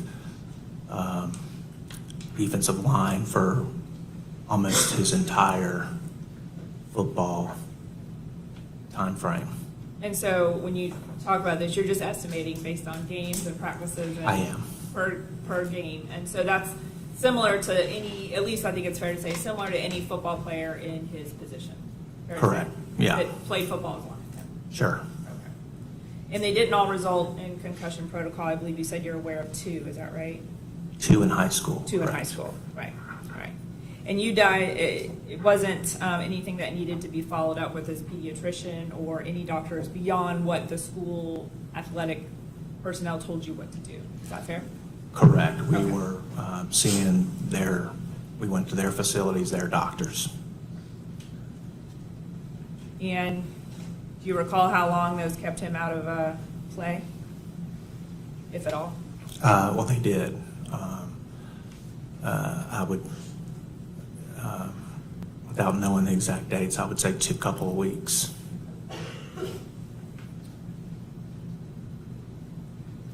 But once you were done with the school's protocol and their athletic advisors, he didn't go to any other follow-up for that? I don't remember. But I mean, you guys didn't take him to get his head scanned or We radiologist? we didn't, no. Okay.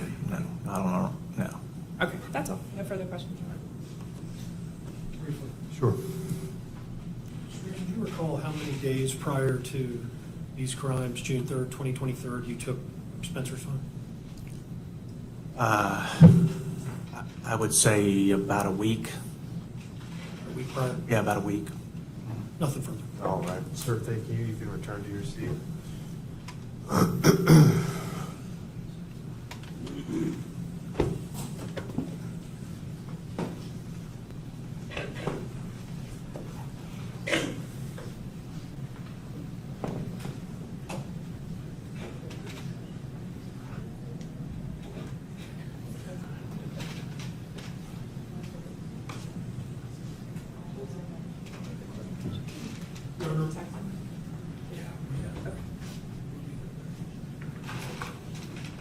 next witness we intend to call is going to appear by Zoom. What's the name of the witness? Dr. Mark Rubino. Wait,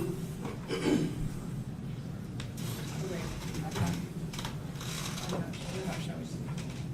You're not screen sharing? Testimony. Okay, so he can just put it up there. I don't need to do anything. Yeah, that's fine. Okay. Just take this back.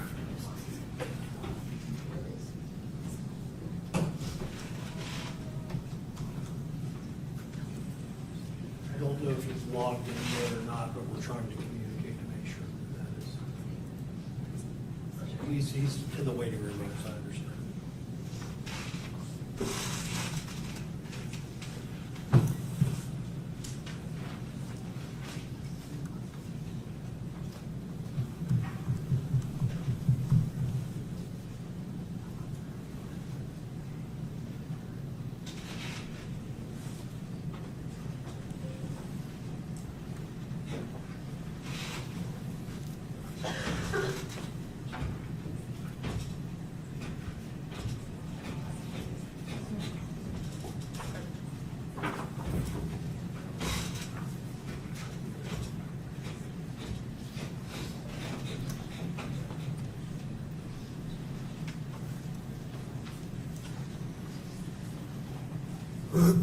All right, is the individual that's on the screen with Mark Rubino, that's the witness that you would like to call? That's the one I'm familiar with. Sir, raise your right hand. Do you swear or affirm the testimony you're about to give will be the truth, the whole truth, and nothing but the truth, so help you God? I do. All right, sir. Mr. Katrigas, you may inquire. Good morning. Good morning. Can you state your name for the record, please? Mark Patrick Rubino. R-U-B as in boy, I-N-O. And what do you do for a living? I'm an adult neurologist. And if you could, Dr. Rubino, provide us with your educational background. After graduating from high school in 1989, it was a long time ago, I entered into a 6-year BSD program through Kent State University in Ohio and Northeastern Ohio University College of Medicine, also in Northeast Ohio. Gained my MD and my BS in 1995.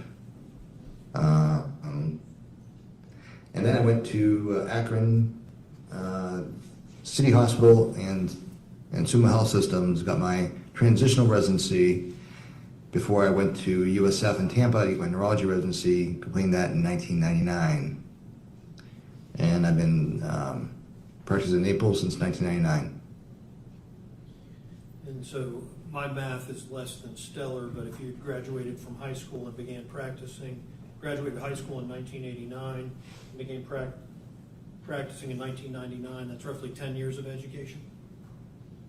10 years, but part of it is a 6-year BSMD. Man, college is 2 years, get a BS. It's an accelerated program. Okay. And the MD, obviously medical doctor. Medical doctor, yes. And what is your area of specialty? I'm a generalist, but I've taken a particular interest in head injuries or traumatic brain injury. And have you been practicing neurology exclusively since '99? Yes. And what is the nature of your practice? Well, I have my practice is individuals referred I have a lot of Parkinson's, I have some seizures, I have some a fair amount of ADD, attention deficit disorders, and some brain injury people who I acquired over the years from seeing people from car accidents. And that's probably where I got into it, is concussions from airbags and etc.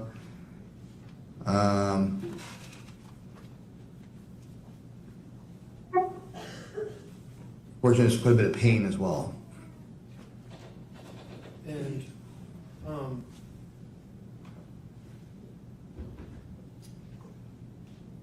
have you rendered testimony in courtrooms over the course of your career? Yes. Specifically, have you rendered testimony regarding individuals' brain injuries? Yes. And how many times have you offered opinion testimony in court? Let's see. What did I say last time? Add one to it. Like 82, I think. 82 times in a courtroom you were able to offer opinion testimony. Yes. And out of those 82 times, how often or what percentage of that would be testimony relating to an individual's brain injuries?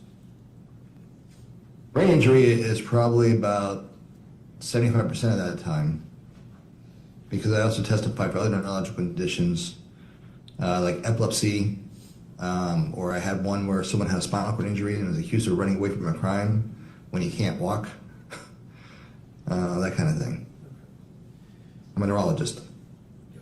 Your Honor, I would seek to have Dr. Rubino offer opinion testimony. Any objection? No objection. Doctor may offer opinion testimony. Doctor, you were retained to evaluate and review imaging on the defendant here, Spencer Pearson, correct? Correct. Yes. And in the course of your being retained, what did you understand your evaluation and review to consist of? What were you asked to do? To evaluate for evidence of brain injury due to his history of years of playing football. And you reviewed some collateral materials in connection with that history. And what I'm getting at is you had an occasion to speak to his parents, did you not? I talked to his father, yes. And I think you had the benefit of a psychological report prior to your retention as well, did you not? Yeah, I read Dr. Krupp's report. Okay. As a result of your being retained in this case, did you enter orders or prescriptions to facilitate your review of the matter? Yes, I ordered MRI of the brain and CT PET of the brain. Okay. And for the benefit of our judge, who's the decision maker here today, can you briefly explain what those two sets of imaging are designed to show? MRI of the brain is going to be a test looking for structure of the brain, looking for structural abnormalities, looking for focal atrophy, looking for anything that's not quite right structurally, including white matter lesions, areas of brain damage such as what's called encephalomalacia that you'd see on MRI, or prior bleed you see on MRI, specifically a gradient echo sequence. That's different than CT PET, where it's an FDG, or fluorodeoxyglucose PET scan, that basically a radioactive sugar is administered, and the parts of the brain that use more light up more. Now the cortex in the brain is what uses most of the sugar, so you see like a ring or two semicircles when you look at a PET scan that are pretty equal. They should be equal in their intensity because they're all using the same amount of sugar. And if you don't see the equal amount of intensity, what does that tell you as a neurologist? That part's not working as well because it's not utilizing sugar as much as the rest of the cortex. It must be some either dead brain or brain tissue that's not been utilized. There's been down regulation for other parts of the brain too, so that happens too. Like the amygdala, for some reason, isn't working very well. Other parts of the limbic system won't work as well either. I want to get to your findings of the imaging of Mr. Pearson's brain in a moment, but yes. One of the issues in this case is Mr. Pearson's age at the time of the offense, which is 18. And, yes. And in what I'll call the issue of the developing adolescent brain. Are you familiar with that science? I am, in that adolescence or 18-year-old is immature, and one does not achieve true full maturity until about 25. And do you know generally what the process of that development between 18 and 25 entails?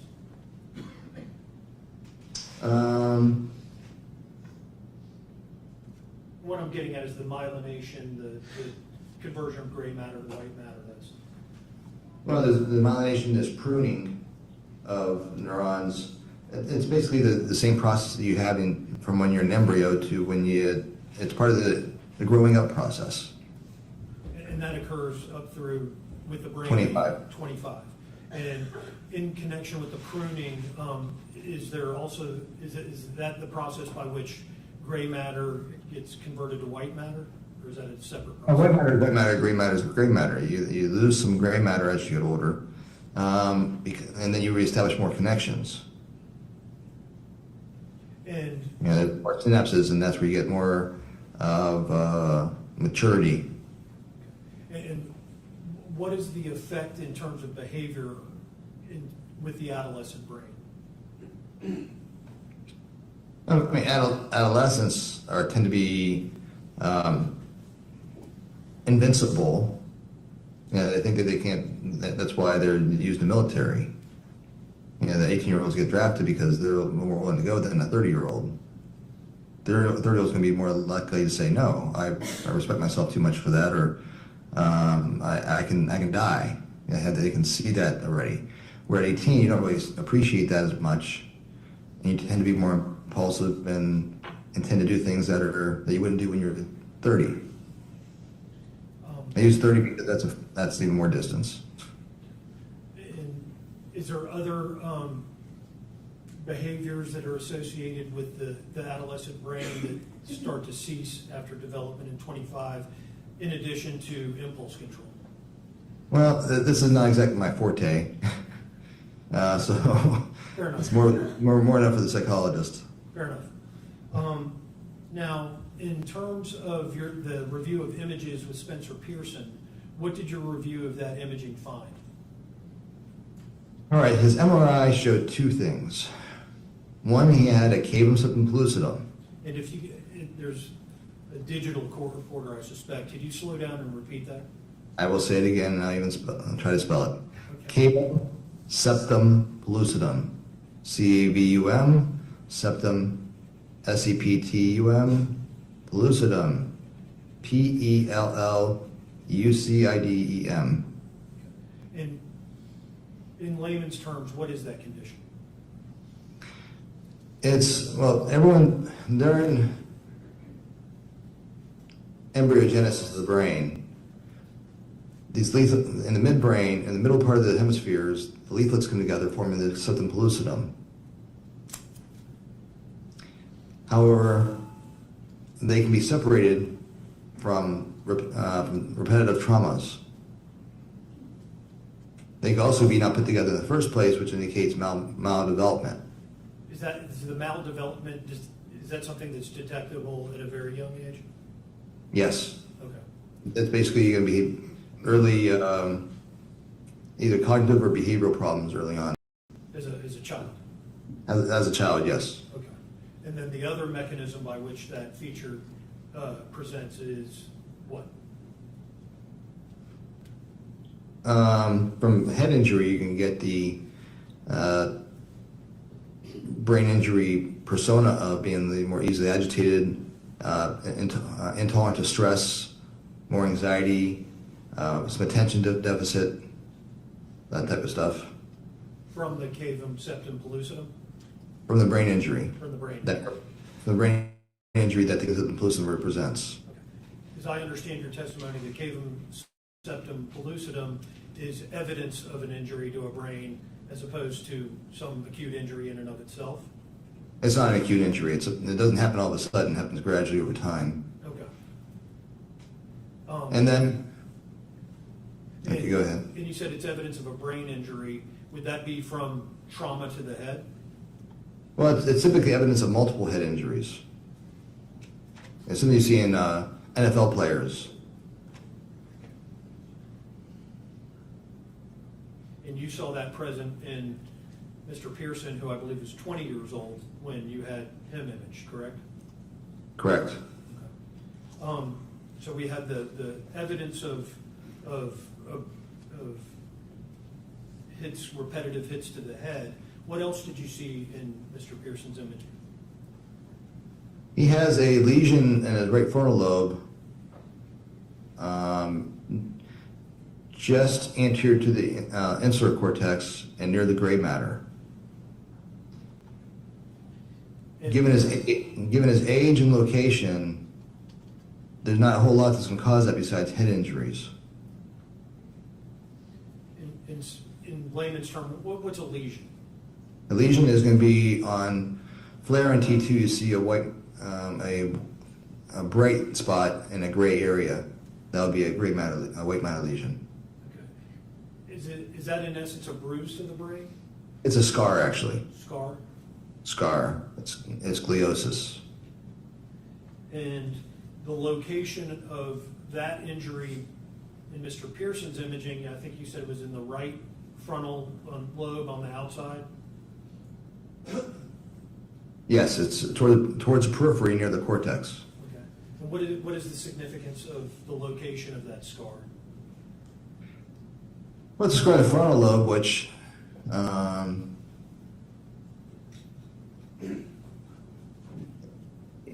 when you see damage in the frontal lobe, then you're more likely to have problems with attention, planning, consequence appreciation.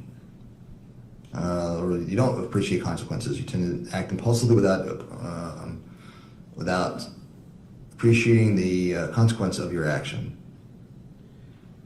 Planning is impaired, more so than a normal person.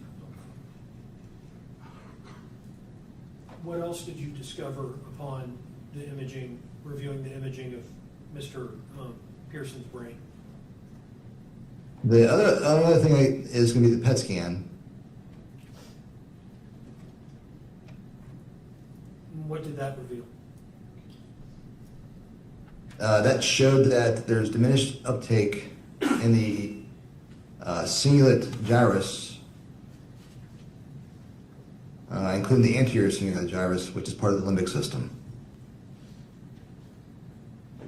And what does the limbic system in the human brain control or function? Limbic system controls emotion. It's the part of the brain that emotion resides, is the limbic system. And an injury to the limbic system, how does that manifest itself in an individual? Typically, someone who cannot has difficulty regulating their own emotions. They have more difficulty calming themselves down. They're more likely to have anxiety and easy agitation. That's all part of the brain injury persona.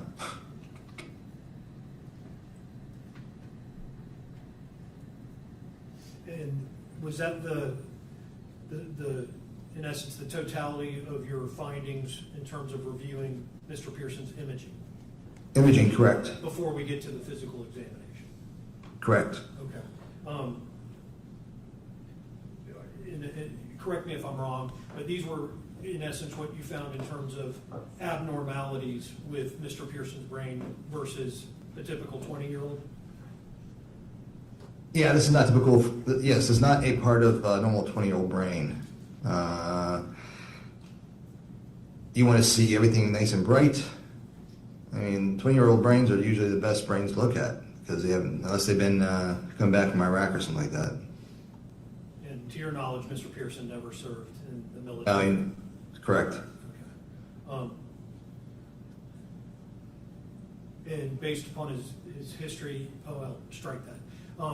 Is it your opinion that the abnormalities you viewed on the imaging resulted from trauma to the head? Yes. I think that part of his earlier head injuries contributed to his early development of anxiety.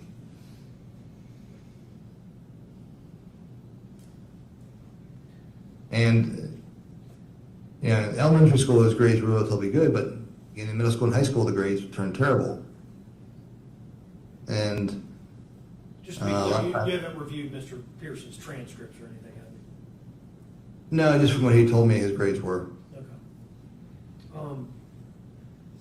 And I guess what I was getting at is the injuries you saw were inconsistent with, say, a cardiovascular source or some other source apart from head trauma?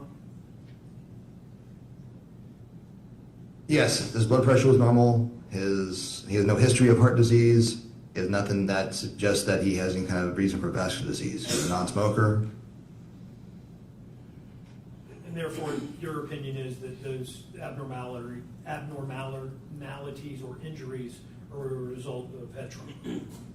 Right. The only finding that could be from something else would be the white matter lesion, because it's non-specific.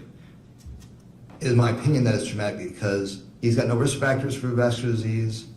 It's in the frontal lobe near a bone, which is pretty common for white matter lesions. And I have a septum cavum pellucidum, which says this person likely suffered multiple head injuries.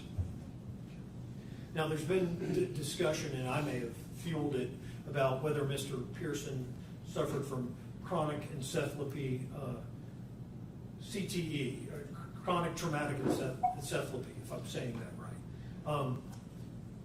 Can you diagnose that with a 20-year-old living subject?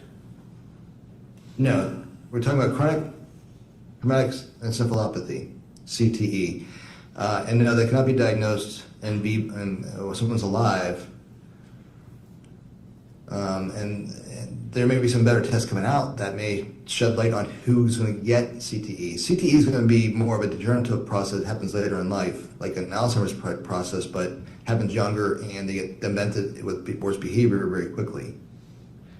Whether he's going to develop that or not, I don't know, but he's at an increased risk of it. Because of the findings you just discussed?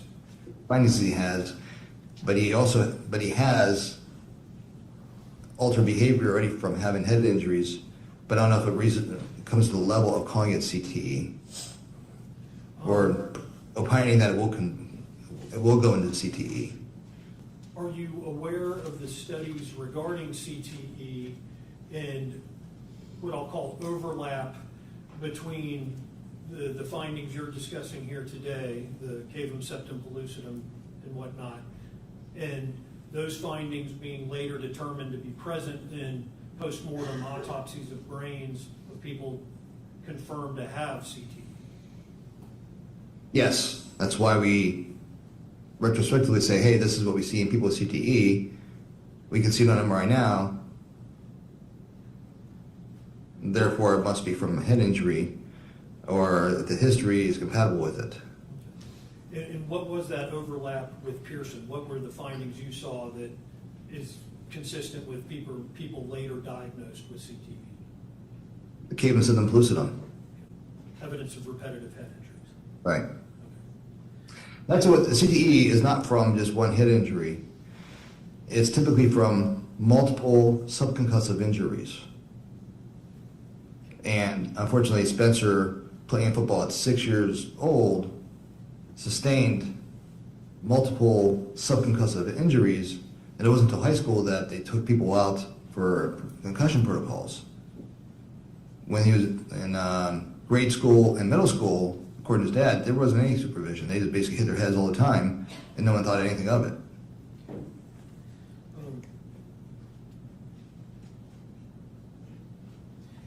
Now, you also physically examined Mr. Pearson, did you not? I did. And what did you find in terms of that examination? Let's see, the first thing I did, I checked his blood pressure first and tested his pulse. Blood pressure is 120/80, pulse was 96. I did a Montreal cognitive assessment. And to be clear, Mr. Pearson was cognitively intact, was he not? Yeah, he scored a 20 out of 30. He's cognitively intact, but unfortunately MOCA does not assess behavior and emotion. It's more of a dementia test. What does that mean? That he's cognitively intact, but the instrument doesn't assess behavior and emotion? That he should be able to, well, obviously appreciates everything that happened here, appreciates what he did. He can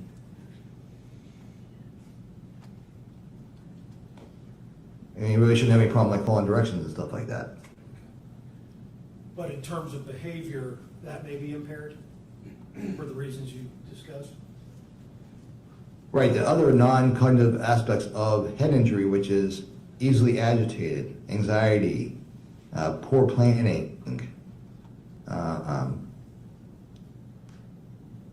unregulated emotion, difficulty controlling one's emotions, acting out on emotion,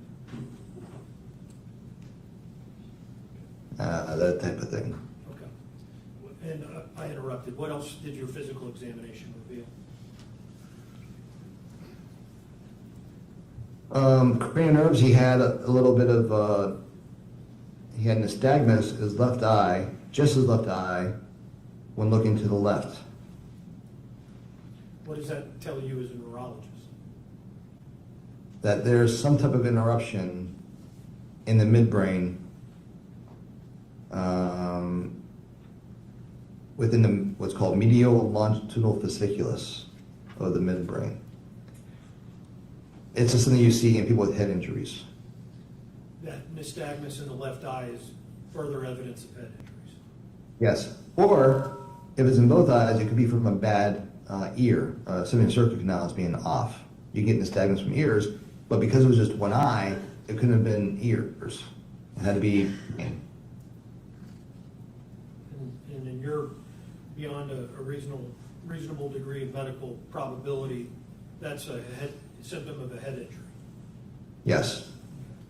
What else did you find upon examination?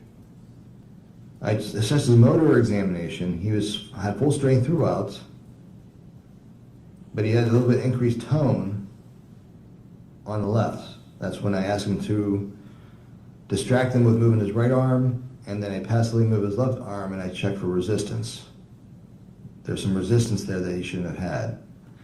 And that indicates that you get increased tone when inhibitory inputs from the cerebral cortex coming down are interrupted. Because the brain is inhibitory on tone. If you have no tone, if you have no brain, your muscles would be spastic. Spastic meaning rigid, or the contrary? The anterior horn cell is going to be on. Anterior horn cell is always on. Anterior horn cell is what gives you your motor neuron. There's inputs from the cerebral cortex down to the anterior horn cell that tell it that keep it relaxed, and it kind of works negatively. That's why when you die, rigor mortis kicks in. And so the rigidity, if you will, or the resistance on his left side is evidence of that condition? Of some interruption of inhibitory inputs from the brain to the left arm. And beyond a reasonable degree of medical probability, do you have an opinion as to the source of that finding?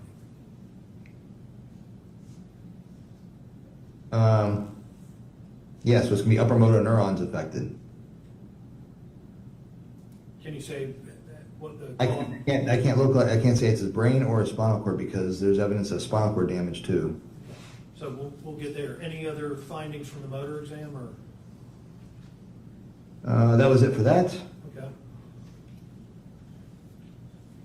Then we move on to sensory, light touch and temperature are intact, but he's got loss of vibration since his ankles. And what does that tell you?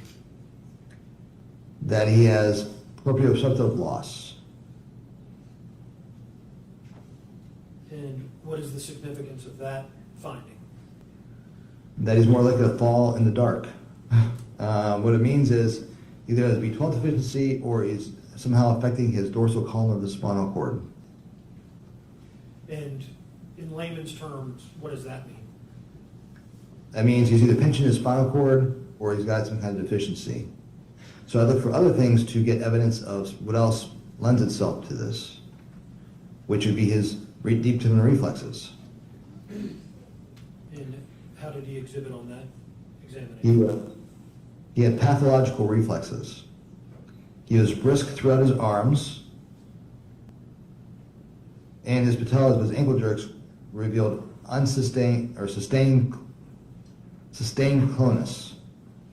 And you push his foot up, it'll keep beating back and forth. On the way down? On the way down, it'll go up and down by itself. And is that irregular with somebody without some kind of physical injury? No, you don't see it. It's pathological, without a doubt, pathological. And He also had a cross adductor, meaning that when I tap his patellar reflex, his legs come together. So that's a pathological spread. The reflex is supposed to be chest, and when you stretch a deep tendon, the response should be limited to that same tendon. But this went up to the spinal cord and crossed over in the spinal cord and caused another reflex. That indicates another evidence of loss of input from the brain. do you have an opinion as to what the source of those findings may be? I think he has cervical stenosis. I think he's pinching his spinal cord. And if that's not the case, then his brain's more damaged than it's showing on MRI. But I think this is going to be his neck. You think it's cervical stenosis or the spinal cord as it's transitioning through the neck It's getting pinched. has stenosis? It's getting pinched by something. It could be a disc herniation from one of his injuries long ago. It could be bone spurs because of all his head injuries. People with head injuries tend to have crappy necks. They tend to have more bone spurs, more disc herniations, and more other problems. And I don't mean to be overly simplistic. Is that because, in essence, the head bone's connected to the neck bone? The head bone's connected to the neck bone, yes, so they're connected. So if there's injuries to the head, that's going to transition therefrom down the neck? Right. For example, in a car accident, if someone gets airbag deployment, EMS will put them in a neck brace on board. Because if you have a head injury, you're more likely to have a cervical fracture or some problem with your neck because they're very integral when you get injured. Integral meaning connected. They're connected. They're very much connected.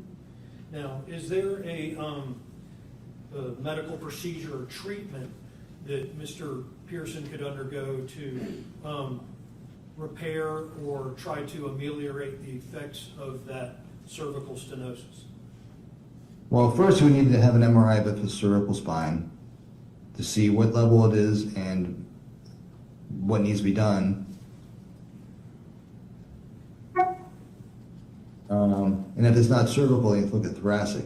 But this looks like it can be cervical. And generally, go ahead, Because the arms are also increased reflexes.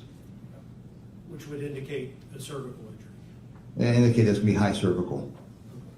Is there a medical procedure that could help repair or at least ameliorate the effects of that? Well, let me back up. Is that something that deteriorates over time, cervical stenosis? It gets worse over time. My opinion with him is he needs an MRI pretty quickly and needs to see a surgeon pretty quickly. So there is Because a surgical...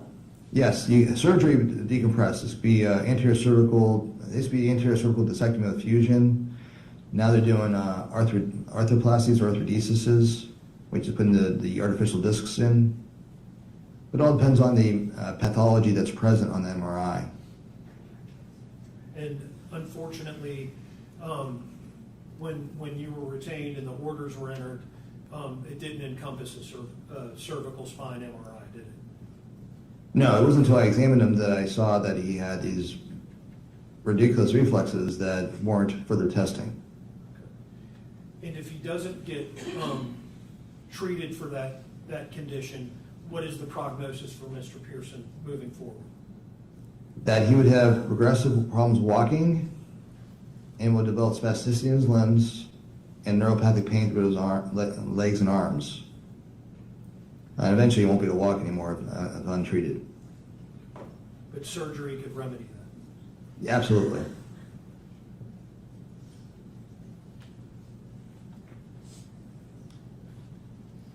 If I may have one moment here.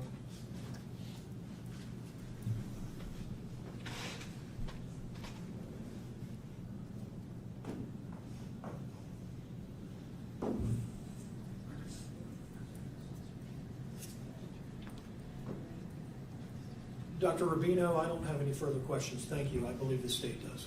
Cross-examination. Yeah, you do.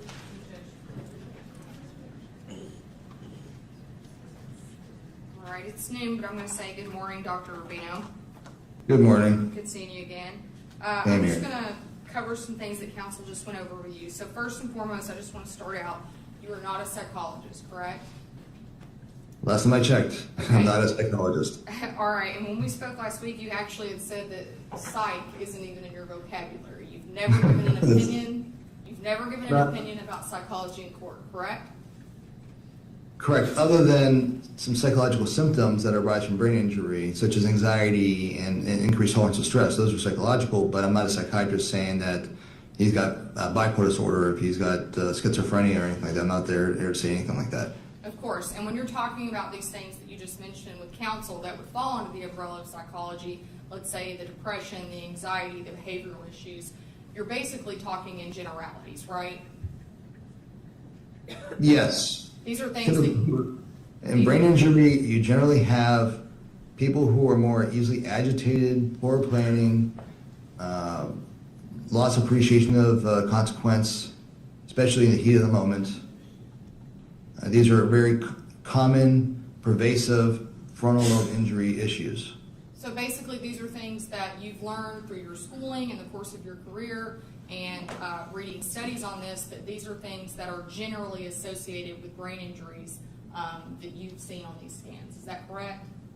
Correct, yes. You don't have anything indicative or specific about Mr. Pearson's behavior that you've been able to say he definitely has anxiety, he definitely has depression, he definitely would have exerted behavioral issues because of what I saw on these scans. Well, I read in like Dr. Kropp's and as well as Dr. Davis's that he's had anxiety since he was a kid. Okay, so that's things that you've read in other experts on the matters reports. Is that what you're saying? Yes. Okay. And as far as psychiatry, I did mention that I'm board certified by American Board of Psychiatry and Neurology, and 30% of my board is psychiatry. I'm just not a psychiatrist, and I don't opine on psychiatry. Okay. And most of what you've testified to about those general things you would maybe expect to see from brain injuries has been through the course of your career. You've been reviewing these type of scans. Is that correct?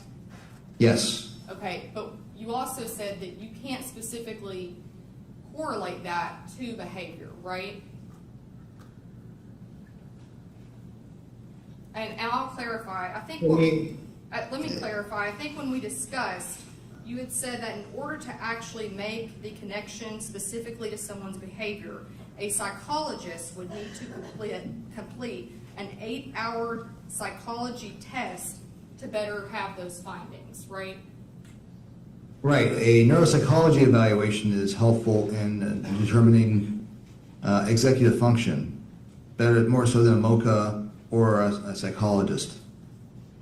And that wasn't performed in this case after your review of the scans. You didn't reach out to a neuropsychologist and have them complete that testing for your understanding. Is that right? No, there was not a whole lot of time to do it. Okay. And specifically when you were preparing to render or opine in regards to what you saw on the scans, you didn't review any police reports in this matter? I didn't have any, no, I did not. Okay, you didn't review the video footage of Mr. Spencer's behavior on June 3rd of 2023, correct? I didn't have that either. Okay. You didn't review any of the behavioral assessments or any type of transcripts from school where it may have talked about his general behavior as a child? I did not. Okay, so once again, your findings about the anxiety, the depression, you're saying generally that's what you might expect to see from these type of injuries. Yes, but I know that he's had anxiety and depression for years. Based By on- the psychology reports. Okay. You can't say that the violent behavior specifically on June 3rd of 2023 is from anything that you saw on those scans. All I can say is more likely to happen because he has brain injury and more impulsive and more easily to do things without regard to consequence and do things arising out of emotion. Okay. I want to talk to you a little bit about your time with Mr. Pearson. You became involved in this case roughly a month and a half ago, is that correct? That's correct. You were hired by the defense counsel in this team, or in this case, correct? Yes. And those 82 times that you've been able to opine an opinion regarding what you found on brain scans correlated to behavior, you've testified on behalf of the defense, correct? Yes, I've never been retained by the state. Okay. And I think when we spoke, you mostly said that you kind of worked in death penalty mitigation cases for defense teams. Is that correct? Yes, that's mostly the head injury aspect of things, yes. Okay. Now, when you actually got to meet with Mr. Pearson, you only met with Mr. Pearson one time, correct? Yes, I did a full neurological examination one time. Okay, and I think you started out by talking about the Montreal Cognitive Assessment, correct? The exam part, yes, the exam part started with the MOCA, yes. All right, and you told me that you gauged cognition, visual spaces, naming, memory, ability to pay attention, distraction, and recall in that test, correct? That's part of MOCA, yes. Those are all within normal limits. And you said that Mr. Pearson had a score of 28 out of 30 total, and you would consider that a normal score on that test, correct? That is correct. And you said next you moved to the neurological examination, or MOCA, where you said that his mental status was normal, correct? Well, MOCA is the mental status, and they're both normal. It's the same thing. Okay, I think you even went further to say that he was alert, he could recall words, his concentration appeared to be normal, his attention, his language, and you scored him a total of 20 out of 30 after completing that test, which you also opined was a normal score, correct? We're talking about the same thing. Rephrase your question. Did you find that Mr. Pearson's performance on that test was also normal? It's the same thing, so there's no also. He had a normal MOCA score, period. Okay. I'm going to move on. Next, when we discussed it, you said that you created you did a cranial nerve assessment? Yes. Okay. And during that, you said that he had a little bit of jerking from his left eye, but you also felt that there was really no scale, but findings were normal. Is that correct? Really no scale of, no, this nystagmus one eye is abnormal. Okay. His eyes were abnormal. The rest of his cranial nerves were normal, but his ocular movements were abnormal with that nystagmus in his left eye, on left gaze. Okay, and then with his motor examination you completed next, you said he exhibited no focal weaknesses, and you also found his findings to be normal. Is that correct? His strength was normal. His tone was increased on his left side, which is abnormal. Okay.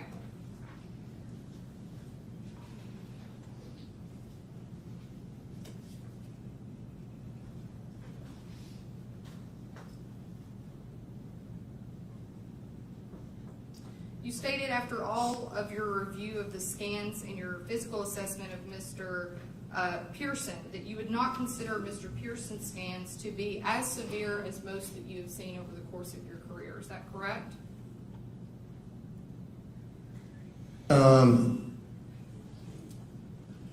As some of the more of the cables and systems I've seen that are severe, his isn't as bad as the other ones I've seen. And you might expect to see at limited, but somewhat the same as a 20-year-old who had played football over the course of a decade of his career. Is that correct? It seems compatible with someone who's had lots of subconcussive injuries over 12 years or 10 years.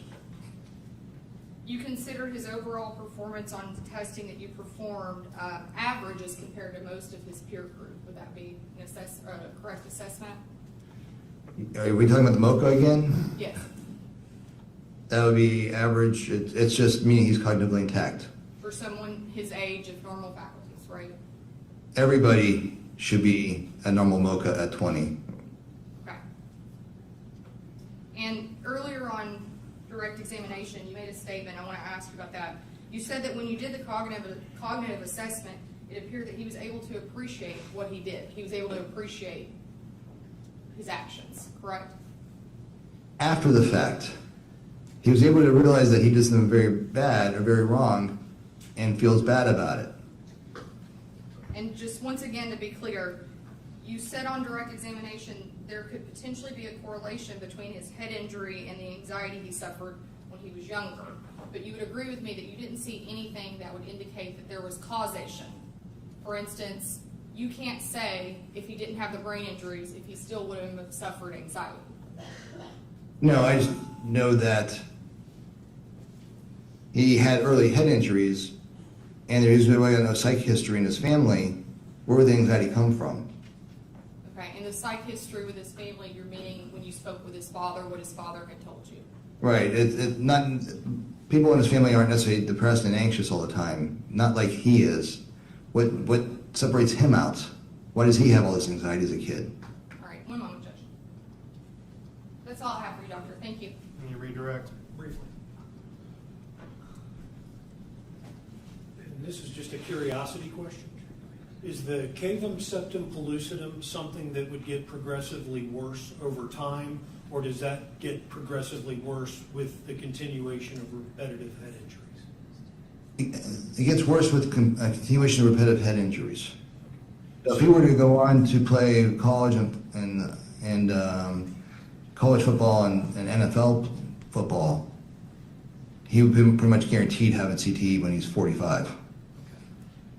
But it's the repetitive injury that creates that separation between the hemispheres, as I understand that phenomenon. Right, it's repetitive subconcussive head injuries is the risk factor that we're seeing in football players. Okay. But in order for the separation to get larger, there needs to be the continued impacts to the head. Right, he's not going to be doing that, not playing football anymore, so it's expected to get worse. Okay. Now, whatever the long-term effect of his prior 12 years is, remains to be seen and likely won't be discovered until a brain autopsy. Right. And then he's also going to get older and get a little more mature. Because of the adolescent brain thing that we started Right. with. Nothing further. Thank you. May this witness be excused? Yes. Doctor, you may log off. Thank you. Thank you, Dr. Thank you.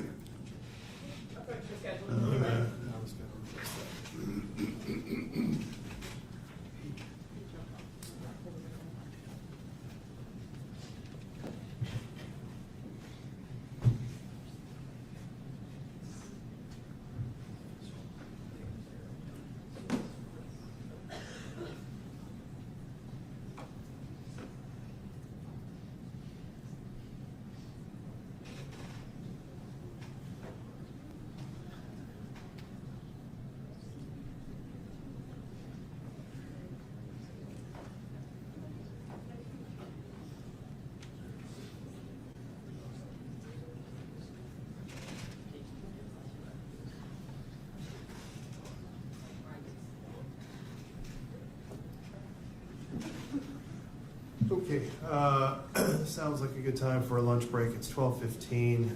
We will stand in recess for 1 hour. We will come back at 1:15 to continue with our second hit. Good recess.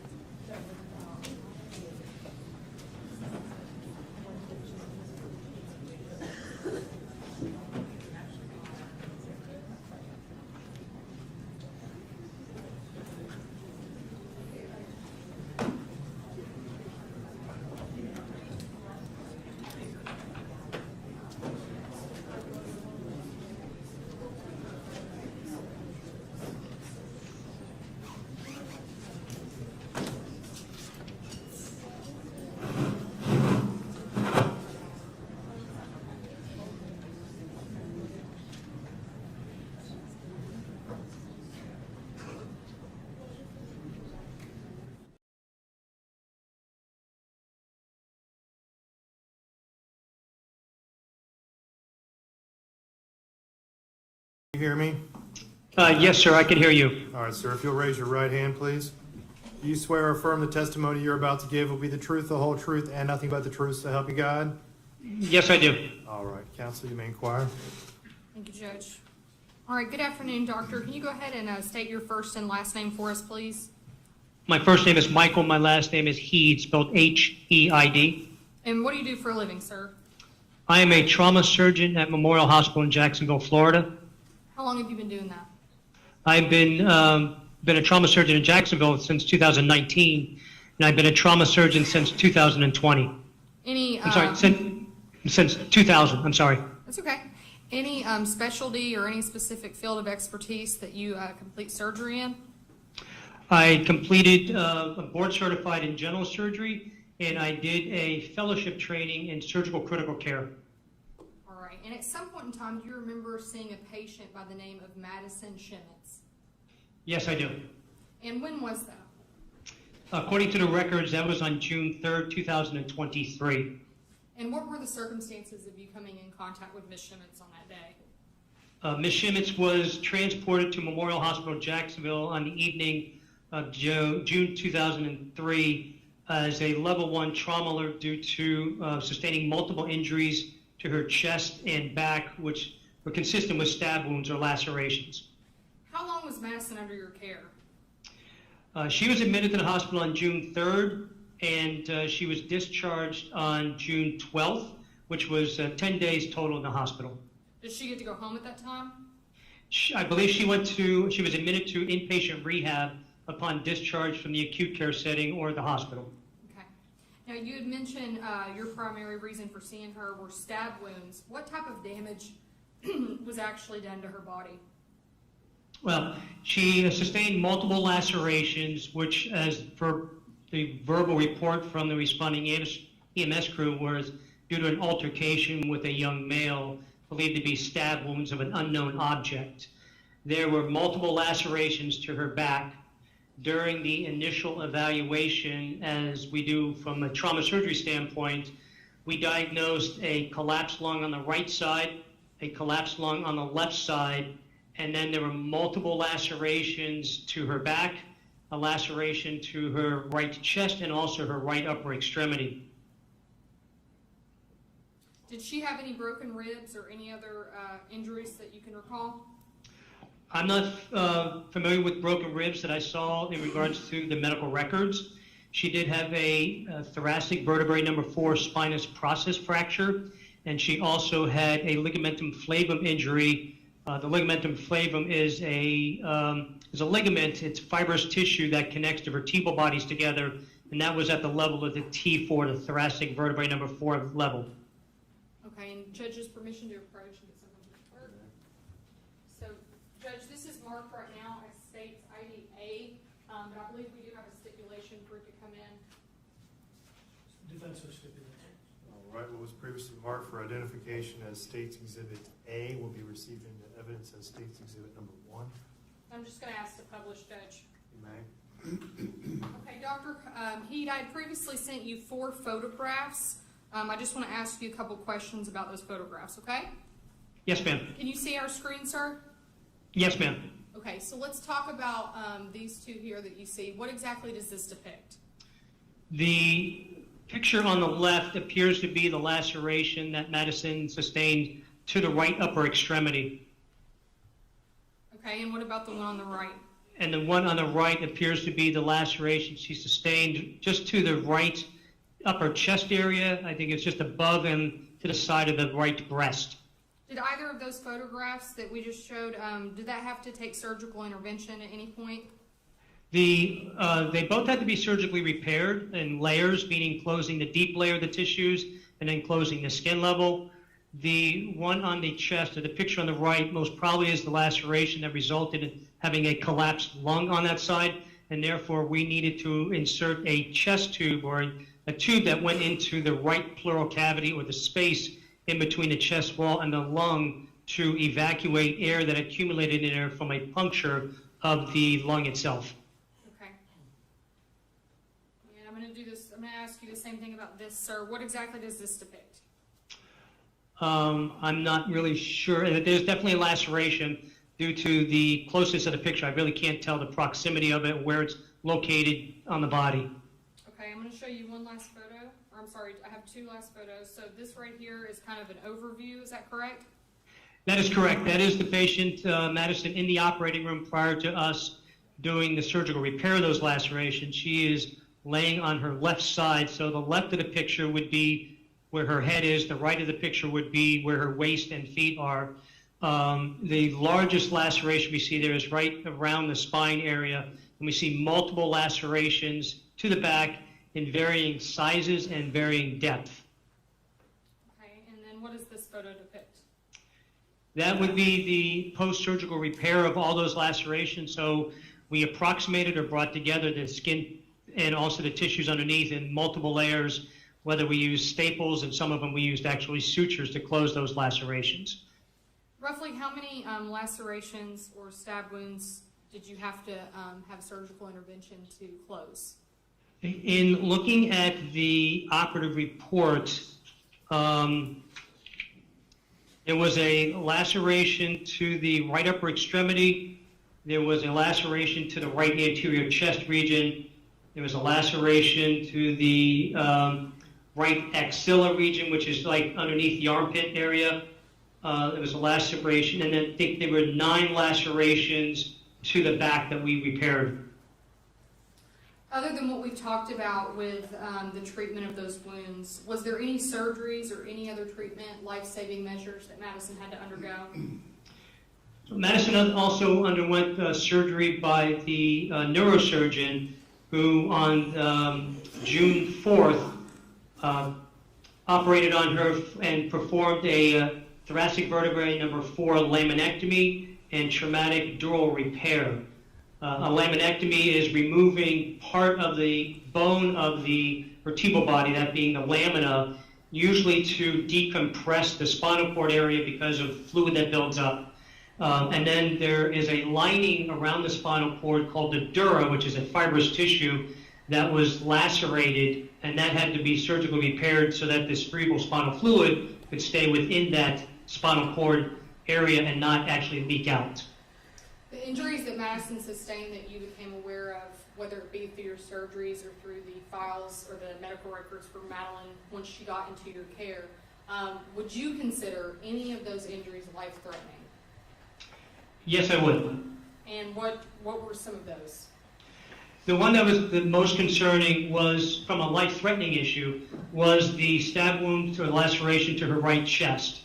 It collapsed the lung to where air built up in the chest cavity, and when we inserted a chest tube into that pleural space, we had a rush of air come out of the chest cavity, which kind of goes with the fact that was under some tension, so she could have progressed to what's called a tension pneumothorax, to where so much air builds up in that chest cavity that it actually compresses the blood supply going back to the heart, and therefore you can have a cardiac arrest if that is not appropriately treated. Was there any concern of paralysis for Madison, sorry? Yes, so when we did our initial evaluation in the trauma resuscitation suite, Madison had areas of her body from below the thoracic vertebrae number 4, which when looking at the body on a male is right at the nipple line. On a female, it corresponds to the area just what is called the inframammary fold, or where the breast tissue and the lower part of the breast tissue actually comes into contact with the chest. So right at that level, Madison had patchy areas of where she could actually feel some things but not feel a lot of things, so loss of sensation from the nipples down to her toes, and she had no motor function from below that T4 level, meaning that there was paralysis there initially on our examination. What, if anything, can you speak to for Madison's recovery moving forward? Any effects with the paralysis long term? What would you expect to see? Well, when we initially evaluated her and when the physical medicine and rehab physician evaluated her while still in the acute care setting in the hospital, but after the surgeries, she was leveled as what's called an ASIA 4. ASIA is an acronym. It's ASIA. It stands for the American Spinal Injury Association, and we can grade spinal cord injuries in regards to how people are functioning with that injury. And it looks at the sensation that you have. In other words, can you feel somebody touching you in an area where there's a potential injury, and whether or not you have motor function. So it's looking at both sensory function and motor function.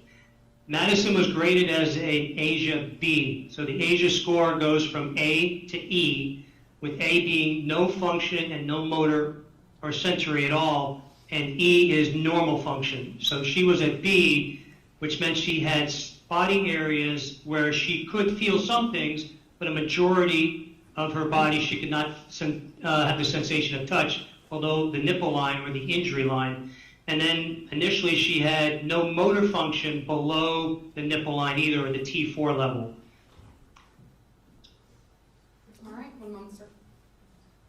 All right, thank you, doctor. You're welcome. Cross-examination. Good afternoon, Dr. Heath. Good afternoon. And you had described what the conditions of Ms. Schemitz were at the time she presented and then was transferred to Brooks. Do you know what her status is today or her prognosis for recovery is as we are in the courtroom today? So to answer those two questions, I do not know what her status is today. I have not examined Madison since she left the hospital. I did see her walk through her graduation pictures, so I know she's ambulating to some extent.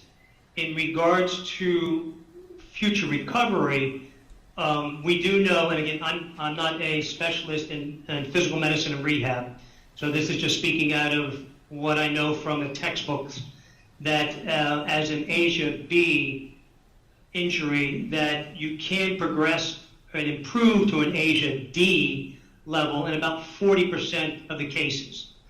And ASIA D means that about half of your muscles, or half of the major motor muscle functions, will have a muscle strength greater than a grade 3. A grade 3 muscle strength is that you can overcome your muscle movement to gravity, meaning that I can pick up my arm off my desk against gravity, but if I have some type of resistance there, I may not be able to do it. So a muscle strength of grade 3 is moving your extremities to gravity only. So we do know that about 40% of the cases with an initial ASIA B can improve to an ASIA D with some time. Okay. But specifically as to her status today, you're unaware? That is correct, sir. I have nothing further. Can you redirect? Nothing, Judge. Thank you very much, Doctor. You can log off at this time. Thank you all. Appreciate it. Thank you.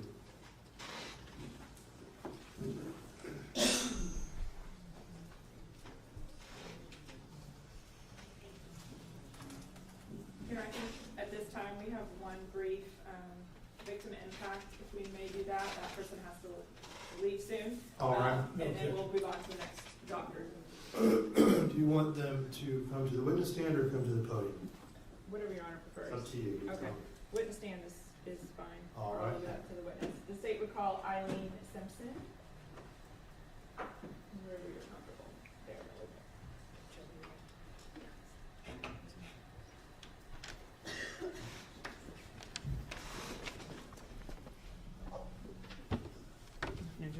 Raise your right hand. Do you swear or affirm the testimony you're about to give will be the truth, the whole truth, and nothing but the truth, so help you God? Yes, sir. Counsel, Good afternoon. Ms. Simpson, just say your name for the record, your relationship to any of the victims, and then you can go ahead and read your letter. Yes, ma'am. My name is Eileen Simpson, and I have been Madison's softball coach for the last 4 years.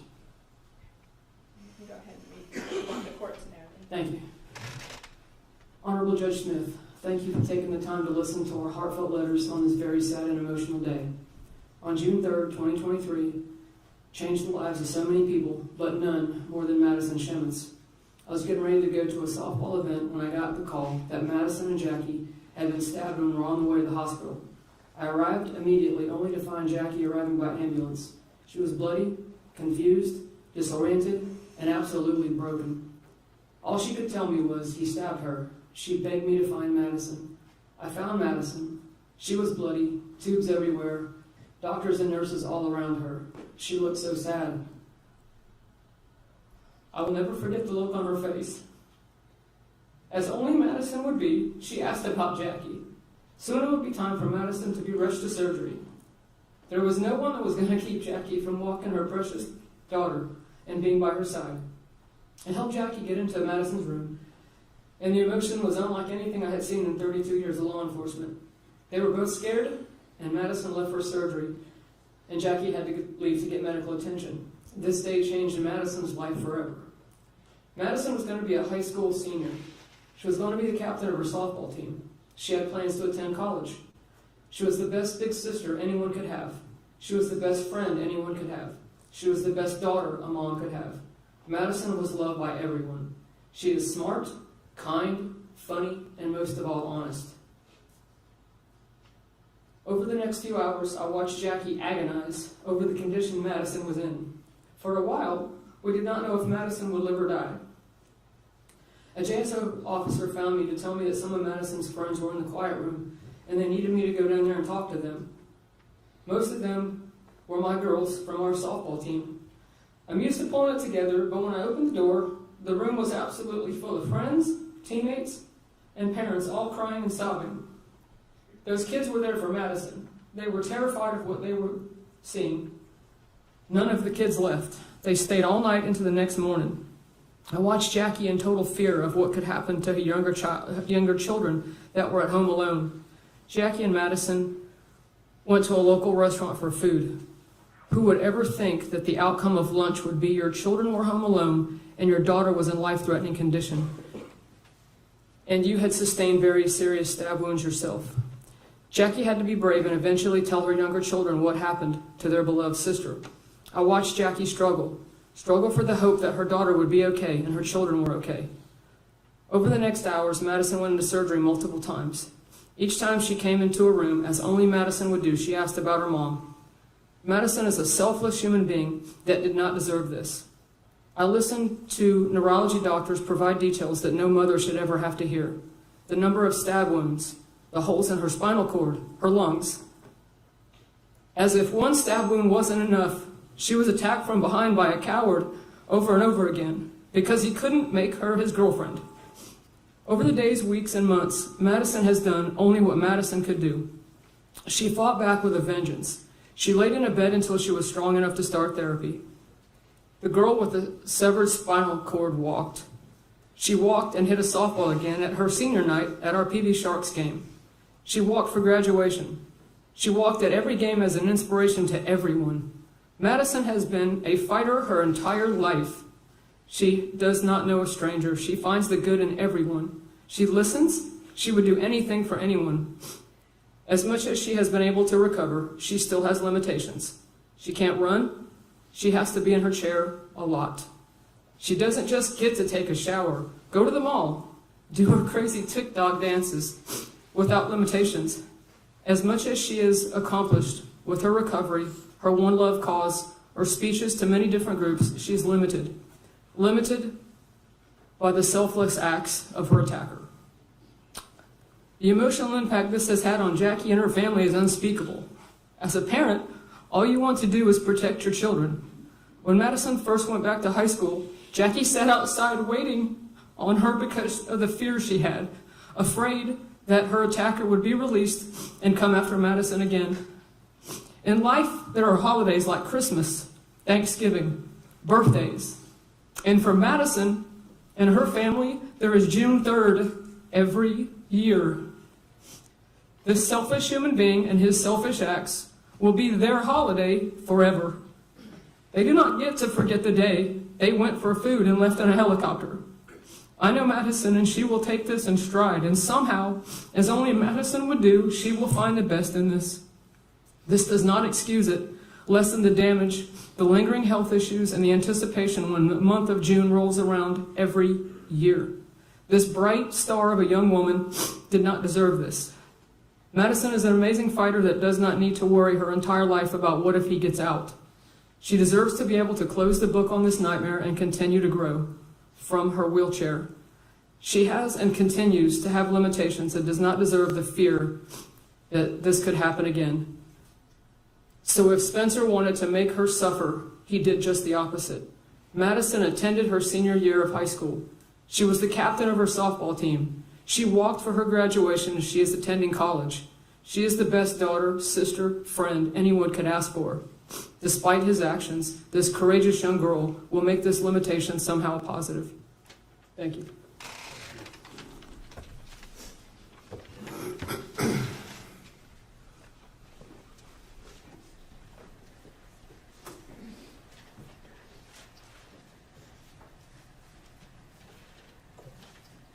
At this time, we're going to call Dr. Harry Clark. All right, Dr. Kraut, if you'll come forward.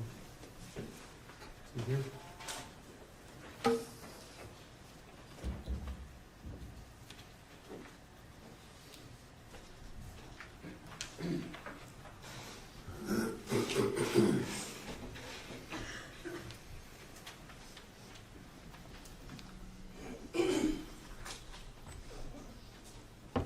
Good afternoon. Do you swear or affirm the testimony you're about to give will be the truth, the whole truth, and nothing but the truth, so help you God? I do, Your Honor. Go ahead and have a seat. Counsel, your witness. Thank you, Your Honor. Dr. Kropp, could you please state your full name for the record? My name is Harry Kropp, K-R-O-P. And what is your occupation? I'm a licensed psychologist in the state of Florida. I've been licensed since 1971. My specialty area is forensic psychology. And in specifically the field of forensic psychology, approximately how many examinations have you conducted? Well, I've been involved, as I said, I was licensed in 1971. At the time, I came to Gainesville to do a postdoctoral internship at the VA Medical Center in Gainesville, and I was asked to be a staff psychologist after I finished the internship. And then in 1977, 78, I went part-time, opened up a private practice, and started doing forensic psychology about 4 or 5 years later when I was asked to do an evaluation actually at the VA. This was after I left the VA for a Vietnam veteran who was on death row, and I was asked to see him to determine whether he had post-traumatic stress disorder from being in the Vietnam War. And from that point on, I began getting more and more referrals in forensic psychology, which is basically evaluating individuals in the either criminal arena for competency or sanity or mitigation. And then I also do a lot of civil evaluations, which would be sometimes head injuries, individuals who are recovering from sexual assault. I started the first sex offender treatment program in the state of Florida back in '77. Your Honor, the state has no objection to this. Dr. Kropp's credentials. Thank you, Your Honor. We stipulate his qualifications. Thank you. Thank you. Were you retained by counsel in this case to evaluate Spencer Pearson? I was. And did you in fact conduct that evaluation? Yes, I did. And during the course of that evaluation, did you administer testing? Yeah, let me say that I have probably saw Spencer maybe more times than certainly the majority of people that I've evaluated. I saw him, I believe, 8 times. 2 of the times were in person at the jail where I did neuropsychological testing, and then the other times were for remotely from my office through Zoom. He was given a private room at the jail. Most of those times his attorney was present using a laptop, which allowed me to use Zoom to interview him. He was also seen on one of those occasions, perhaps 2 occasions, by one of my forensic assistants who obtained some additional history for me and also assisted in some of the testing. So I accumulated the number of hours that I saw him, and it totals 18 and a half hours over that period of time. That does not include some of the testing that he did on his own, which was the personality testing. So to get back to your question, I conducted, in addition to interviews, we conducted psychological testing, which included sort of traditional personality testing, and then I also did neuropsychological testing. And generally, can you tell the court what the results of your evaluation were? Well, the results were interesting, and let me divide them up into the two types of testing I did. The neuropsychological testing, when I do neuropsychological testing, there's probably about 250 or more tests that are considered neuropsychological in nature. That is, measuring a person's functioning and then seeing if there are any deficits and then correlating them with different parts of the brain. Since I certainly wasn't familiar with Mr. Pearson, Spencer, until the evaluation, and there was, when I first saw him to do the testing, which was just, again, out of caution, I selected tests that were sort of screening tests to measure different parts of the brain and different functions, most of them cognitive in nature, attention, memory, intelligence, things like that. And I had forgotten to ask you, I asked you about tests that you had administered, Spencer. In addition to administering tests for Spencer, did you have the opportunity to interview any of his family members or administer tests to them also? Yes, following the evaluation, I interviewed family members, and my assistant also interviewed them, and then they, in addition to them being interviewed, the father, the mother, and the sister were interviewed, and then the father and mother were also interviewed by me at my office. They came to my office for an interview. I also interviewed the mother and father again just a couple of weeks ago after reviewing some of the records, including a report of Dr. Davis.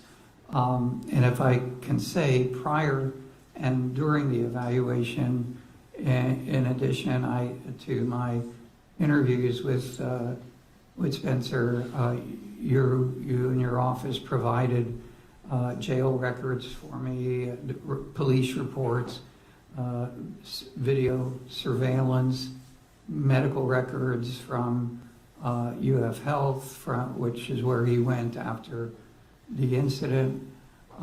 There was also records from Baptist. There were records, his school records. There were records from a therapist, I believe, at a place called Here Tomorrow. I don't think they call themselves therapists, but for the purpose of this, he went for counseling. We could call them lay, Yeah, they were more peer kinds of counseling. I reviewed records from Rainbow Pediatric Center, St. Johns County Fire and Rescue. I already said St. Johns County Jail, school records, Shands, and even Baptist Health. And then, as I said, I interviewed 3 family members. After the initial interview with family members, after getting some history, I also asked them to complete each of them independently questionnaires which rated, they're called autism rating scales, and I had them independently complete those questionnaires because from the history they gave, I had some concerns that had not been addressed before, and that was whether Spencer would meet criteria of being on the autism spectrum. So that was another area that I addressed. and when you say you evaluated them independently, you're saying that each of them was evaluated separately from one another? Each of them completed the questionnaires and the rating scales independently. And what were the results and how close, if they were close, were those results from the family on the autism scale? It was very interesting because although they didn't necessarily, they were not necessarily identical with regard to some of the individual areas, such as communication and social and academic. Those are all some of the different areas. But the total scores that they came up with were incredibly consistent. I think there was an 82, an 81, and an 82, which all of those are classified as being in the autism spectrum. Based on the history they provided and based on the autism rating scales, I did classify Spencer on the autism spectrum. However, you're not testifying that he committed this offense because he was autistic. No, I'm not saying that at all, but I think some of the contributing factors in terms of that are associated with his personality style over the years and his behavior over the years, that's what I took into consideration, both on the history that he gave, the history that the family gave, and also some of the testing, but also, of course, on my own interviews, which I indicated was fairly extensive. And in all honesty, some of that 18 and a half hours were spent with Spencer talking about sports, because that was sort of a passion of his with his father. And it was one of the reasons that I was able to, I think, establish rapport with him quite easily, given his circumstances. Although it was explained to him that initially the evaluation would be confidential, he appeared to trust me right from the beginning. Now, I took us off on a little bit of a tangent, so let's go back to, can you generally tell us what the results of your evaluation was? Well, let's start off with the testing. The neuropsychological testing did not show any neuropsychological impairment, and by that I mean that the areas that I assessed, such as intelligence, he came out in the average range of intelligence, which is pretty consistent with his GPA level. It was somewhere like in the 40th percentile of the population, his IQ came out. And he came out higher on verbal than on nonverbal, which was a little surprising given his sort of social inadequacies in certain areas. So the neuropsychological testing were not significant. But as I said, I measured primarily cognitive areas such as memory, concentration, attention, as well as some executive functions, which are the higher level cognitive. So I didn't see any impairment in those areas that were tapped by the testing. They also have inherently, within the test themselves, there are measures to determine whether he might be malingering. In other words, exaggerating his deficits, and the evidence showed that there was no malingering, that his functioning level was pretty much consistent with what his potential would be on those particular areas. The personality testing, some of it was evident in terms of his significant level of anxiety, significant level of depression, and the specific, such as the Beck Anxiety Inventory and the Beck Depression Scale. Those tests measure both current levels of depression, well, mostly current levels of depression, but the history he provided was that this depression was not only situational in terms of his legal plight and his feelings of guilt and remorse and so forth, but that the depression and the anxiety were chronic in nature, and that was in part based on his own self-report and the family's report to me. So let me just interrupt you for one minute. Anytime. By chronic in nature, you mean that it was existing prior to his relationship with the victim in this case? Absolutely. His sister, and again, I'm doing this without looking at my notes, but basically his sister reported that from the time she can remember, he's had anxiety and depression, which worsened when they moved to Florida. I think he was in the 5th grade. I'm doing that by memory. But it was difficult for him in terms of the move, especially with somebody with the kind of anxiety that he has. And again, I'm talking also about someone on the autism spectrum. They don't like change. So he's had anxiety from the time he was a little kid, according to family members. The sister appeared to, and I don't mean this as an insult, but the sister seemed to be more aware, and maybe it's because she spent more time even though she was older, and she seemed to be more sensitive of Spencer's mental health issues from the time he was a young kid. Even if he would go out with her in social situations, she was aware of that anxiety level. So the depression and the anxiety were chronic in nature. Now, the results of the 2 major personality tests, which are the Personality Assessment Inventory and the MMPI-3. I gave the MMPI-2 and the MMPI-3, and I'll explain why. The results were difficult to interpret in terms of a specific clinical profile. The reason being that the validity scale scores, and the reason these 2 tests are used, they're the most commonly used tests, is because they measure the person's validity in terms of taking the test. Was he or she overly defensive, or was he or she overly negative in terms of endorsing responses that may reflect significant pathology, significant mental health problems. So I couldn't interpret it per se, but what the test manual and the test interpretation report says is if the person has these possible exaggeration, go back and interview him and review the specific items that he endorsed, which led to this high level of possible exaggeration. And did you in fact do that? Yes.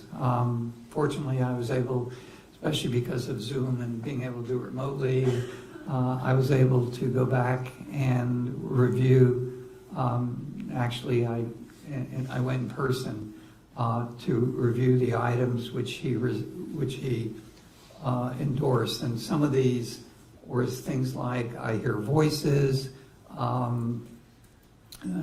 certain paranoid kinds of responses, and it was interesting because he was able to explain why he responded in a certain way to these particular items. And what he did was basically take things that are literal, took things literally rather than sort of accepting them at a concrete level. For example, I am the target of a conspiracy.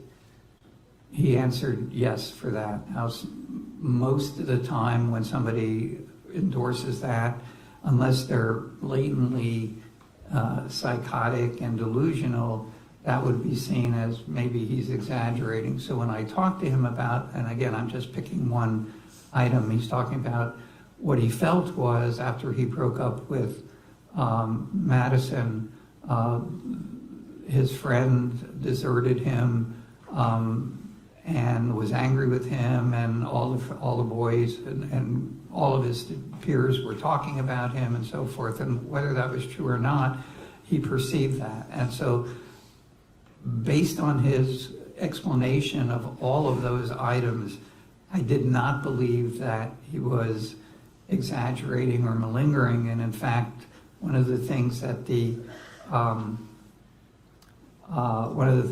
test manual suggests is the possibility that it's basically just a cry for help. It's not a person malingering, but he's in a desperate situation and he's crying out for help.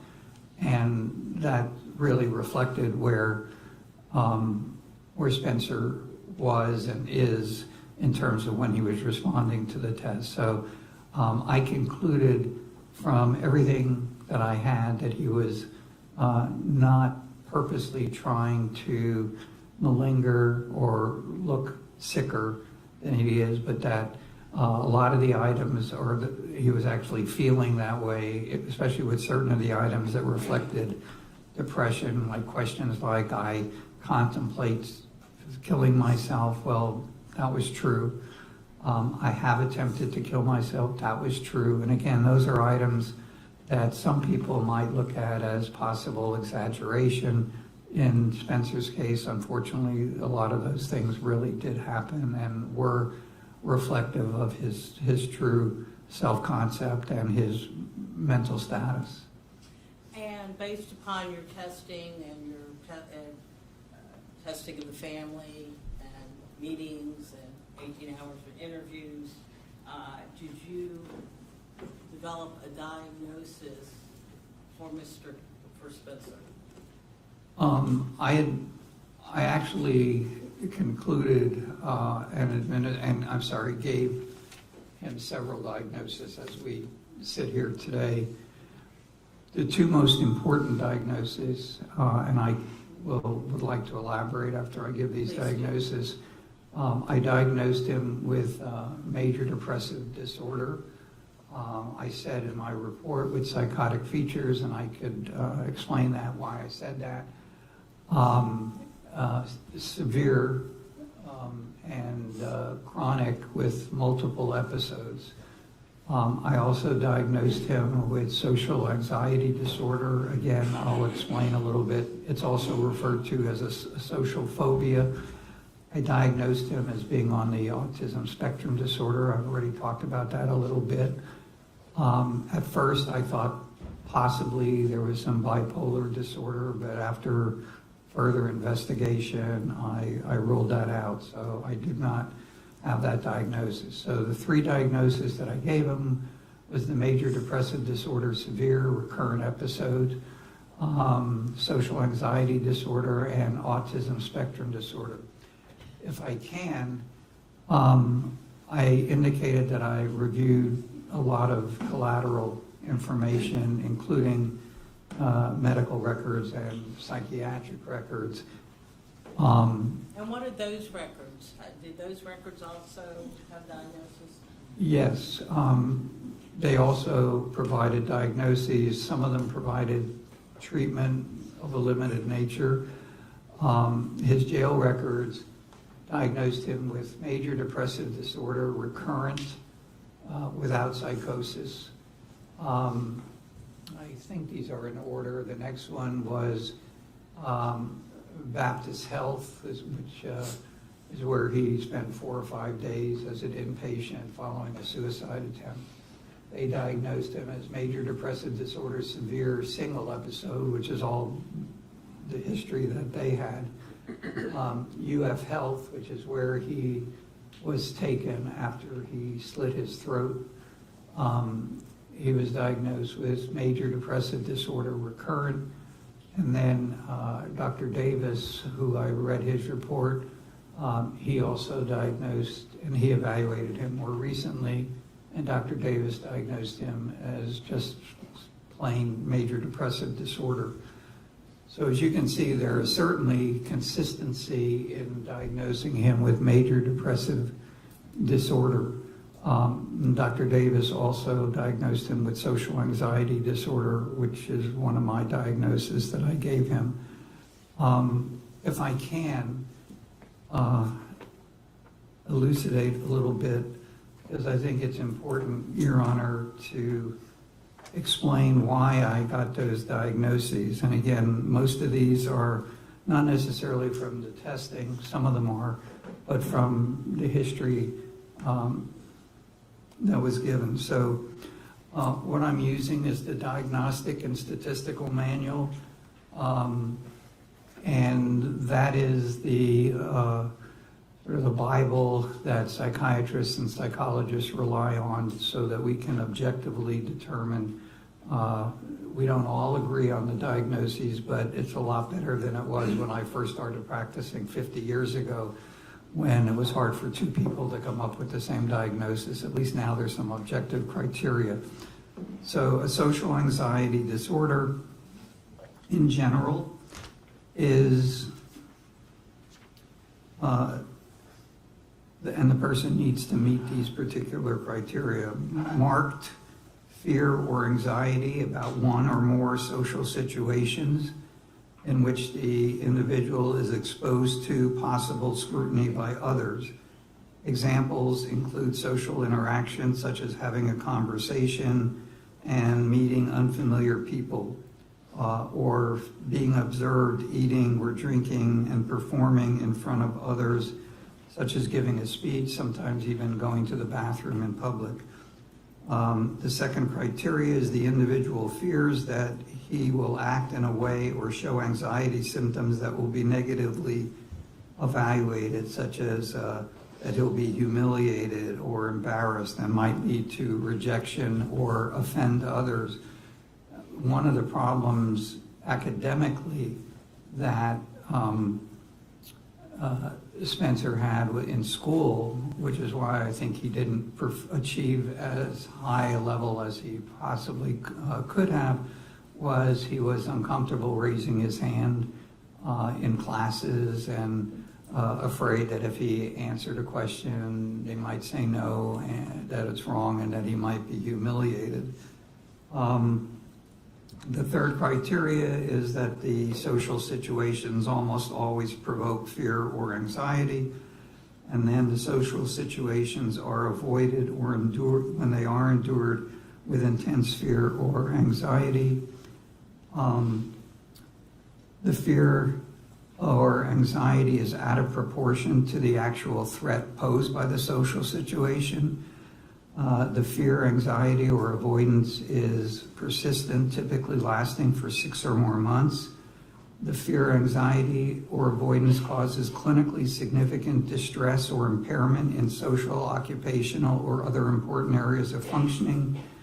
The fear, anxiety, or avoidance is not attributable to physiological effects of a substance. The fear, anxiety, or avoidance is not better explained by the symptoms of another mental disorder, such as panic disorder or autism spectrum disorder. It also says that a person can have both autism spectrum disorder and social anxiety, but in reality, they're very similar. And somewhat of an interplay between the two. There's a lot of interplay. There's a lot of overlap between the two diagnoses. I think it's quite clear from what I just read that social anxiety disorder unfortunately perfectly fits Spencer throughout his whole life. The other diagnosis is the major depressive disorder. Again, looking at the DSM.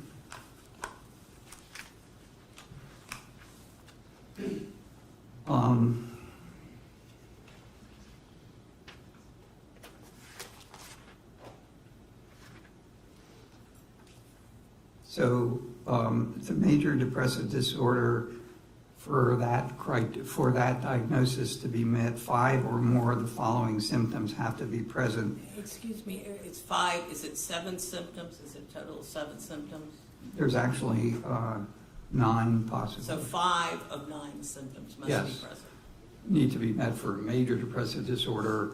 Some of them, if there's less than 5, they still could be some type of depressive disorder, but major depressive disorder, which is the most serious of the depressive disorders, not only have to they be present, but they have to be present during the same 2-week period and represent a change from previous functioning. And at least one of the symptoms is either a depressed mood or a loss of interest or pleasure. So the criteria are depressed mood most of the day, nearly every day during that time period, meaning that the person feels sad, empty, or hopeless, or other people observe the kind of mood that the person is in. Secondly, markedly diminished interest or pleasure in all or almost all activities most of the day, nearly every day. Again, this is during a 2-week period. It doesn't mean throughout his lifetime. Significant weight loss, insomnia, or hypersomnia, meaning sleeping all the time, nearly every day. The next one, I'm not sure he met. So the first 4 I felt he met. The next one is psychomotor agitation, nearly every day as observed by others, although he does tend to shake and different parts of his body currently tend to shake, and he has a tremor, but I don't think that fits him.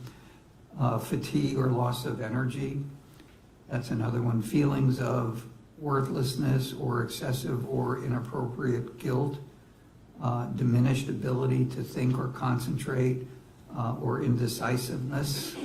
And the last one is recurring thoughts of death. He certainly has 5, actually has more, which is why I diagnosed him with the specifier severe, because especially the suicide attempts and the recurrent thoughts of suicide, which unfortunately is still present in talking to Spencer,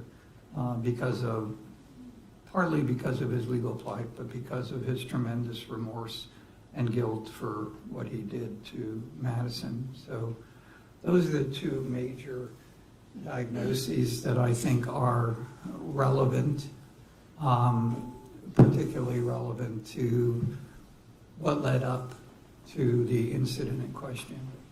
With respect to these diagnoses, is it your professional opinion that those diagnoses existed prior to June 3rd, 2023? Yes. Now, we talk about psychosis. You're not claiming that he suffers from psychosis, are you? No, he's not currently psychotic. I do think that he has demonstrated some features of psychosis based on family members telling me that during the time that he had broken up, after he had broken up, he started becoming increasingly paranoid. He thought people were breaking into his car, although that may have been reality. But he was worried that people were watching him and after him. So there were these paranoid features that family members reported to me. He also reported to me that he has a history of and is still hearing voices. When he described these voices, however, they were not really consistent with auditory hallucinations. They were more coping or features of the major depressive disorder, such as him having conversations. I mean, in jail, he's basically talking about having conversations with himself with these voices, but at the same time, they're saying negative things about him. But I am certainly not suggesting that he was psychotic at the time that at the time of the offense with regard to Madison. And we lay people, we know some of the psychological terms, so we know psychotic, and then there's psychopathic. Is Spencer Pearson psychopathic?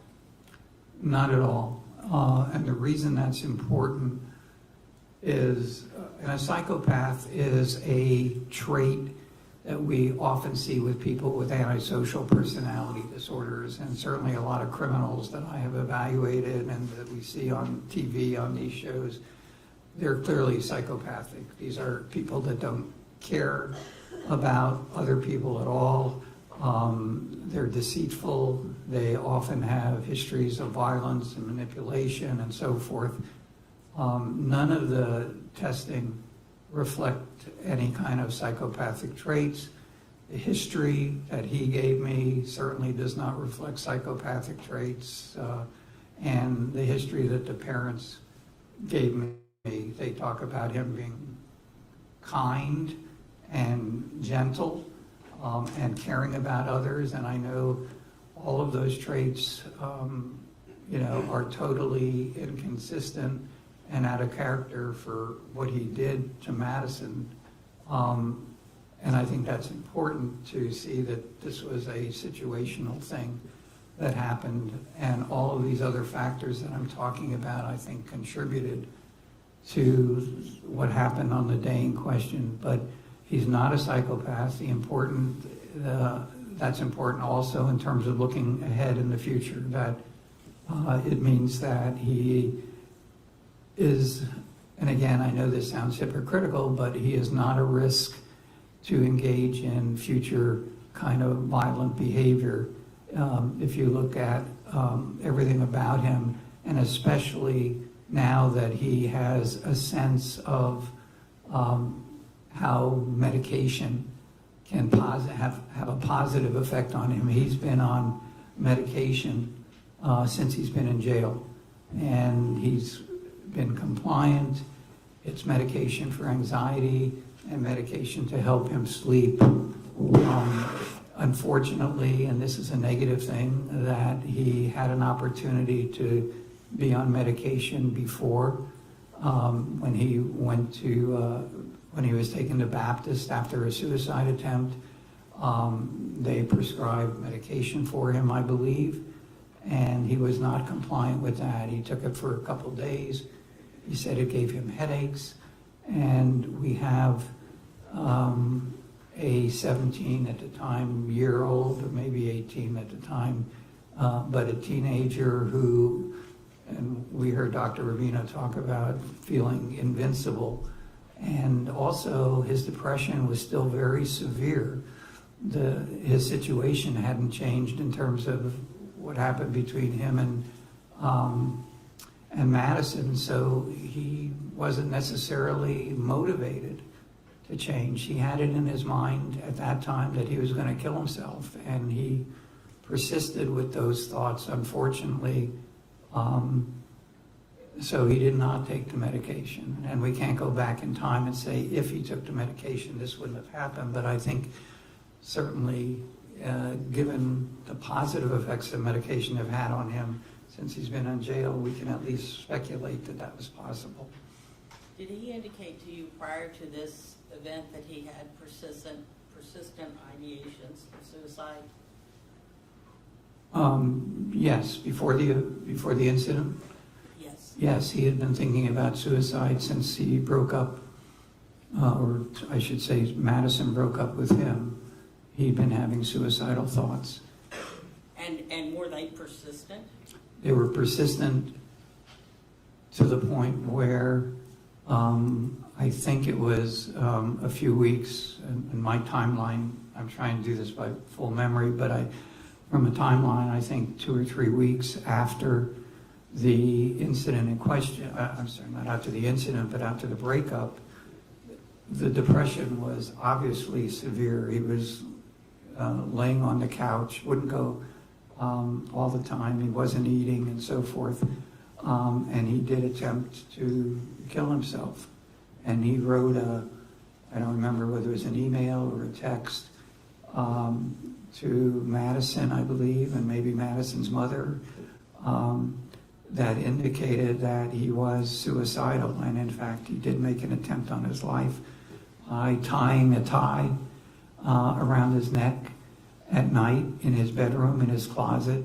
Didn't anticipate that somebody would find him, and his father or his parents did learn, I think, about the text or email that he sent, and they had been sleeping, and they went upstairs and found him, and my understanding, he had already turned color from the strangulation of his attempted hanging, so it appeared that this was a genuine suicide attempt.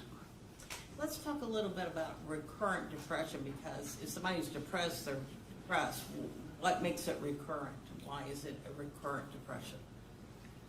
Well, the major depression is recurrent because, again, the major depressive diagnosis is based on somebody being seriously depressed. Those 7 criteria, having at least 5 of those, over a 2-week period. And he went through different periods of time when he was seriously depressed, would meet those criteria, and they occurred over different periods of time. But the most serious, of course, was after the breakup, when he basically thought his life was over. He was having trouble in school, and what preceded the first suicide attempt was he had a test the next day. He hadn't studied. He hadn't been able to study because all he could think about was Madison. So he had school stressors, and of course he kept obsessing about his breakup with Madison, and his coping skills were very inadequate. And so all of that together resulted in his belief that he'd be better off dead. Are you aware if he ever went back to school after that suicide attempt? I'm sorry? Are you aware if he ever returned to school after that suicide attempt? I don't think he did. I know before that he didn't go to prom. Again, this was after the breakup and how embarrassed he was and uncomfortable and depressed. And I know he didn't go to graduation. I don't think he went back to school, and I don't know how much school was left at that time. And I think there's probably, as with all young people, there's maybe getting ready to break up, an official breakup. Whether or not he broke up before or after prom, he did not attend prom, correct? That's correct. Now, let me ask you another question. Can you opine about Spencer's emotional immaturity or maturity? Well, let me say in general, this doesn't apply to every single individual, and I think Dr. Rubino made reference to this, but then said it was more in the psychologist's purview. He talked about the adolescent brain, and to make it simple and not get into highly technical stuff, the adolescent brain just means that certain parts of the brain, which is primarily the frontal lobe, which is the most important part of the brain, because it is called executive functions, meaning it controls inhibition, impulsivity, planning, problem solving, the things that executives need to be successful. And it's not yet fully developed in a 17 or 18-year-old, sometimes up to the age of 25. So all teenagers have to deal with that they're not fully capable of these higher function at a younger age. Emotional maturity is also to some degree associated with this underdevelopment. In Spencer's case, we also have these other issues like social anxiety, in which the person is not emotionally capable because of this disorder of dealing with social situations, dealing with trying to fit in, which is one of the important issues of social anxiety and autism as well, is there this desire to fit in. And it seems like the only time that he felt that he fit in was 2 times in his life. Once was playing football, because he was part of a group and they had a specific common denominator, even though socially he had issues with the other players at parties and stuff, but he felt good about playing football. And the other time that he felt normal, as he said, was when he was with Madison. She helped him feel positive about himself. She was popular herself, and for him to be dating somebody who was popular and had a lot of friends, that was a good time for him. But again, one of the reasons, and again, I've never talked or evaluated Madison, of course, but from what I have reviewed, he was exhausting to her. He was probably possessive. He probably had some issues trusting, because that's just inherent in him. And so once that relationship was over, I believe that he no longer felt normal and he was unable to control his emotions. So he kind of went further down after that. Absolutely. He became suicidal again.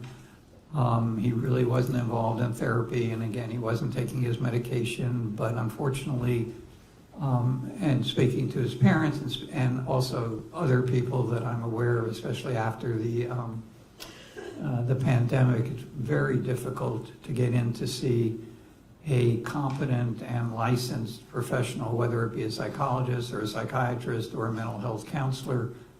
And so, unfortunately, the only person that he saw was this non-licensed, non-psychologist, non-psychiatrist individual who pretty much tried to befriend him rather than teach him significant coping skills. And I'm not sure how open and honest Spencer was with him about the seriousness of his suicide. I think by the time he saw him for a second time, he had made up his mind that he was going to kill himself.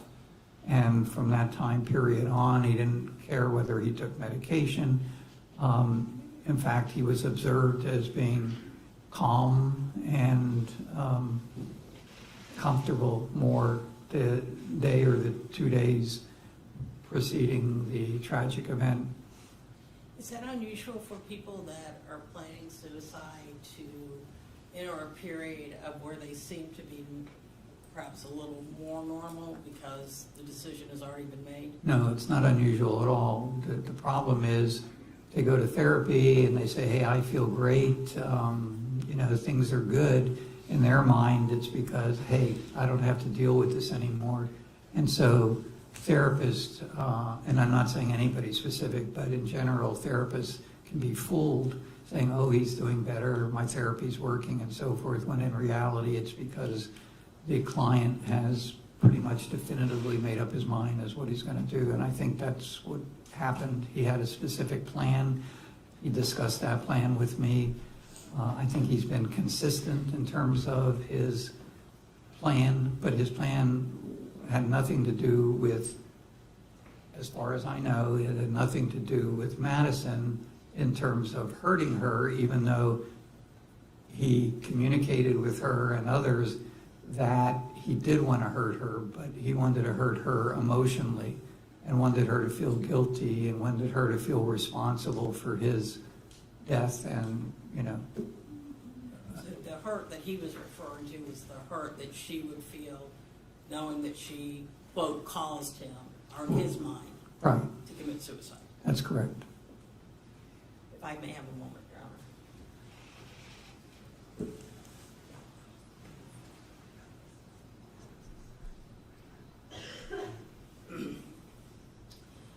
Would Spencer benefit from treatment? Absolutely. I mean, he's currently receiving treatment right now in the form of medication, but that's just a Band-Aid. He needs intensive therapy with a qualified mental health professional. It needs to be intensive. If I had all the resources, or we had all the resources available for Spencer, I would recommend that he be seeing a therapist twice a week, that he also participate in group therapy, because that's where the social anxiety part is important. He needs to learn how to interact with others. And so those are the two main therapy goals for him. What about medication? Medication, yes, that's obvious. And has Spencer expressed to you his amenability to treatment? Yes. He now, things have changed drastically in many ways, so that he recognizes what he is capable of, what he has done because of his lack of mental health intervention. He didn't think that at the time, And again, his goal, in my opinion, was to kill himself by cutting his throat. He laid out all of that to me in our evaluation in terms of what his plan was that day. It was somewhat romantic, if you want to use that word. I'm not sure that's the right word, but his plan was to go and have his last dinner or his last meal at a place that he had frequented a lot, both with Madison and his father. He was then going to go to the beach, slit his throat, and lay there and die while watching the sky. That was his plan. I have nothing further, Your Honor. Cross-examination. Thank you.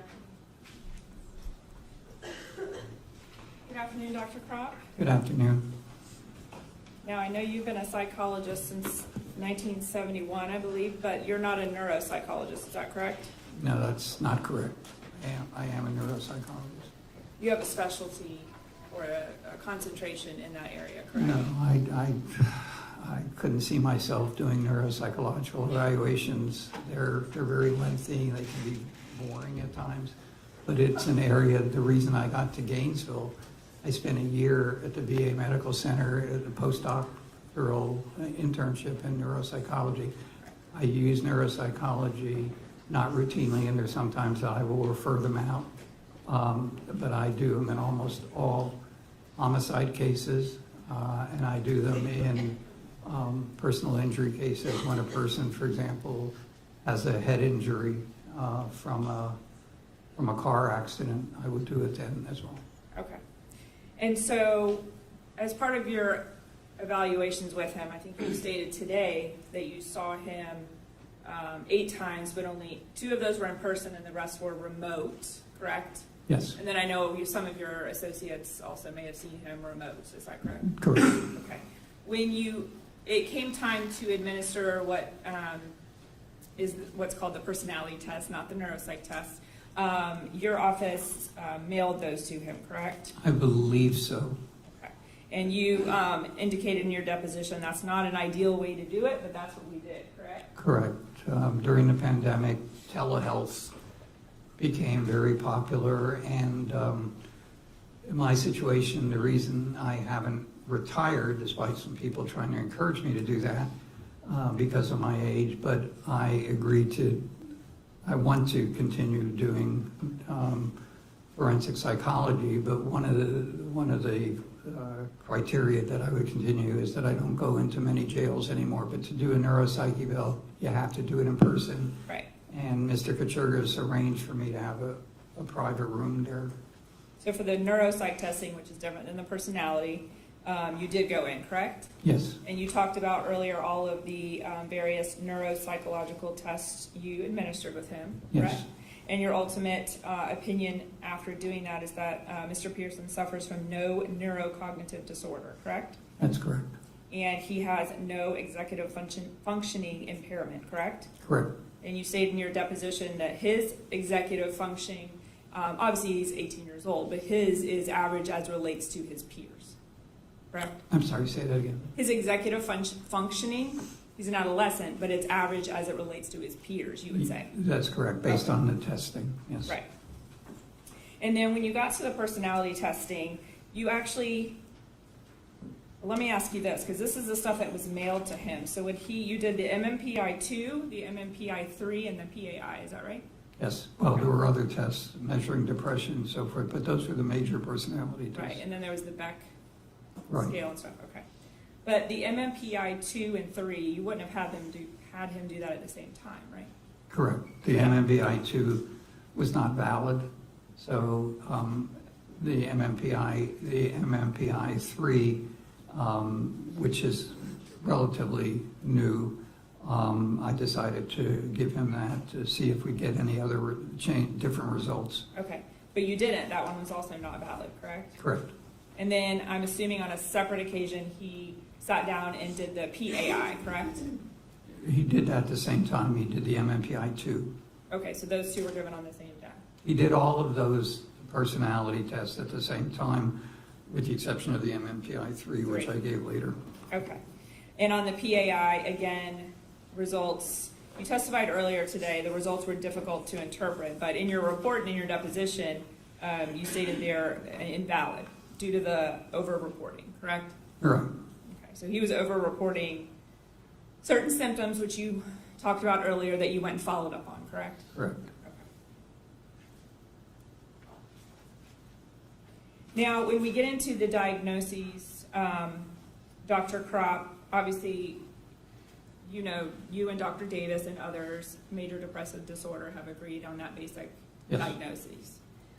You have some things that other experts and physicians have not, or excuse me, psychologists have not agreed with, and that's the severity and the psychotic features. Is that right?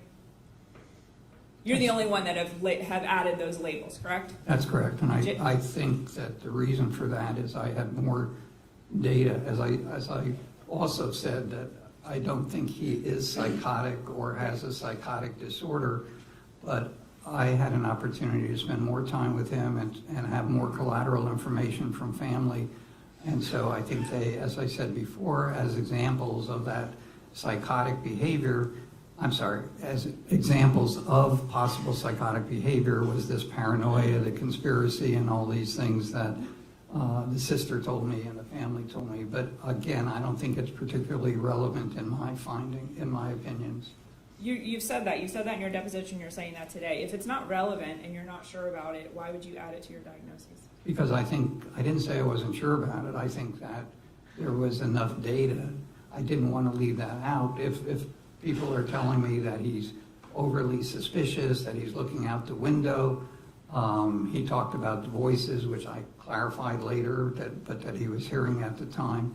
And I felt that there was sufficient data to just say with psychosis, meaning that goes along with the major depressive disorder. I never diagnosed him independently of having any kind of psychotic disorder, because I also don't think that it necessarily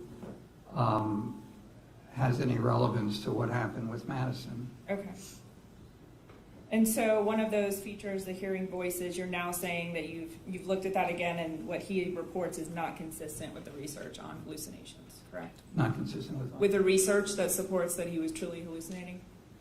I don't believe he's hallucinating. Okay. I think this is more of a coping mechanism for him. He doesn't have a whole lot of people to talk to in jail.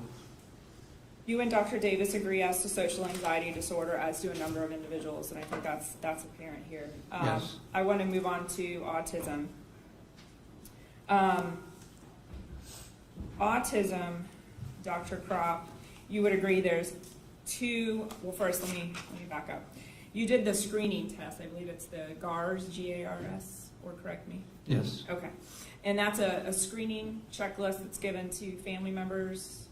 In his case, I gave it to, 3 family members. The person himself could fill it out, but at the time, I just gave it to the family members. Okay, and so that's a screening test that may tell you whether or not further examination or testing may be needed, correct? It's not really a test. It's a rating scale. Okay. And I think it's almost every person that is evaluating or treating potentially autistic kids or adults uses that or some other similar kind of rating scale. Right, and you corrected me, it's actually not even considered a test, it's just a screening scale, right? You can talk about that, yeah, it's a rating scale. It's a rating scale, okay. And so you wouldn't diagnose somebody based on that, correct? Not just based on that, no. Right. You actually have up there the DSM-5, which is what you refer to as sort of the psychology Bible, correct? Correct. Okay, and that's where diagnoses come from in your profession.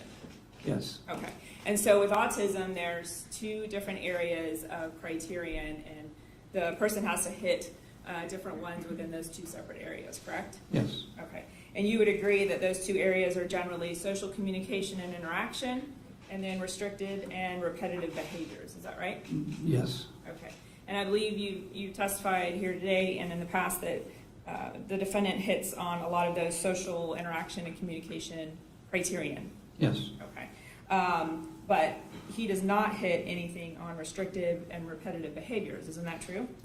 Well, according to the father, and I don't think I knew this, or I don't think I remembered this at the time of your deposition, the father in my notes, told me when I saw him that he used to color and draw over and over and over again the same thing. And when he didn't do that, he would become anxious, and again, taking something away from him, he'd become emotionally upset. So I took that as a repetitive behavior. I know Dr. Davis, in his interview, I believe, with the father, asked him a sort of a generic question, does your son have any kind of repetitive behavior? And I think the father said no. And that's one of the reasons why I had a follow-up session with the father and mother. Okay. And the father told me that. So is it your opinion it is your opinion that you believe he's on the autism spectrum, is that right? I believe that he is. I don't, a diagnosis basically is to assist in treatment. Again, I don't think the autism necessarily, it's so close to social anxiety. Right. The social anxiety is so obviously clear that he meets those diagnoses. So, Right.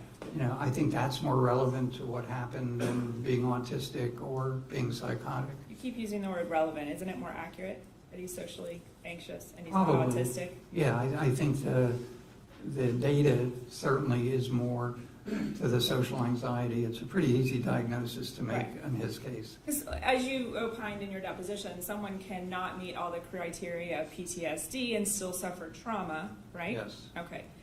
You shouldn't diagnose them with PTSD, but there is a other specified trauma, kind of lesser disorder. Does that Yes. make sense? That you could diagnose them with. It's when the person doesn't meet all the criteria for, Right.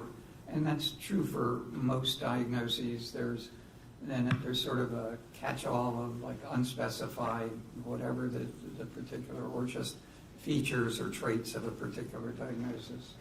So even for all the criteria under autism, it's a more accurate and it's a better diagnosis to call him socially, that he has social anxiety disorder. Yes, that's Okay. correct. And nonetheless, we'll strike that.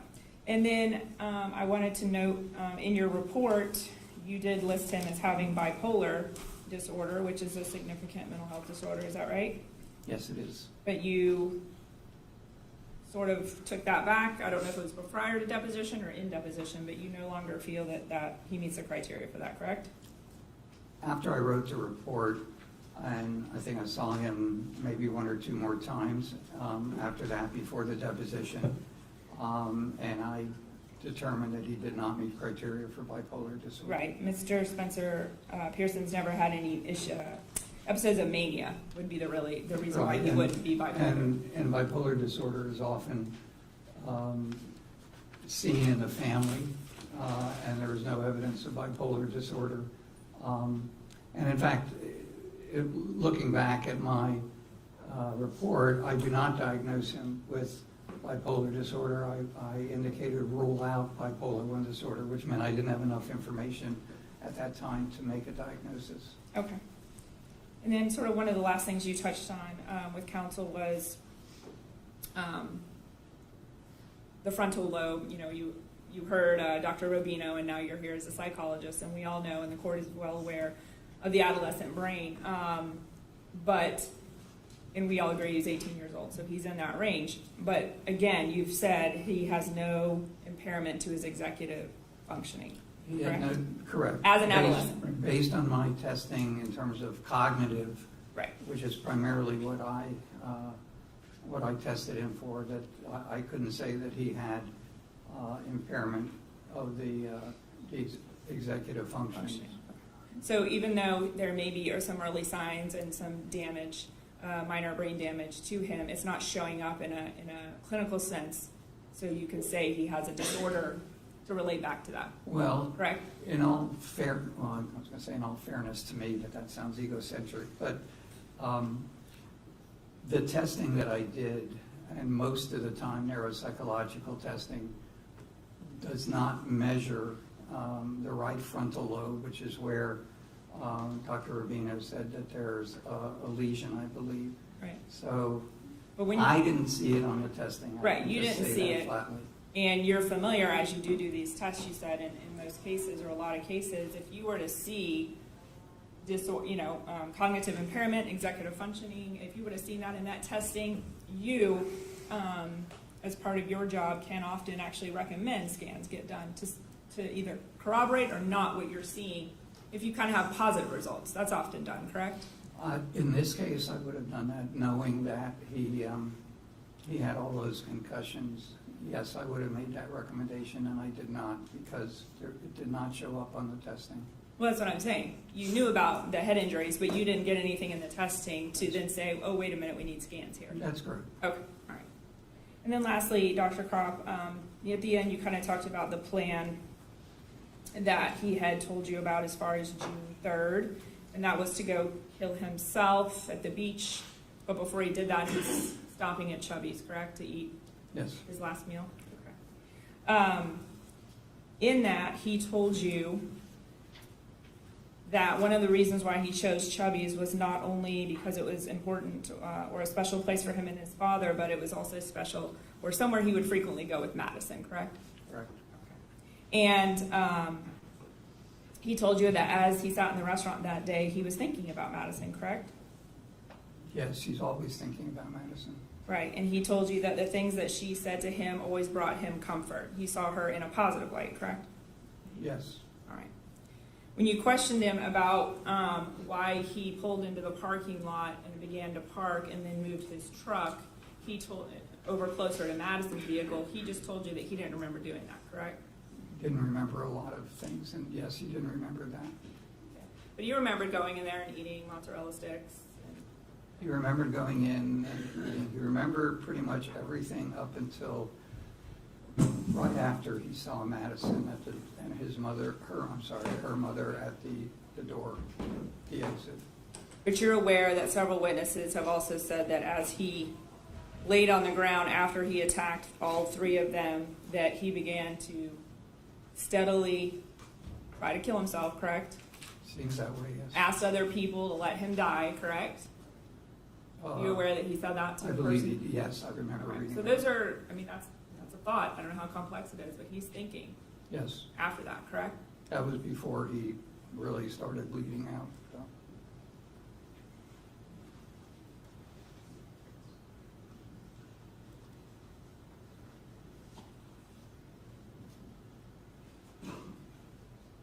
You made a comment at the end of your testimony, Dr. Kropp, that the defendant now recognizes, and you started to say what he's capable of, and you stopped yourself and said what he has done. That's what you meant to say, that he's now aware of what he's capable of, correct?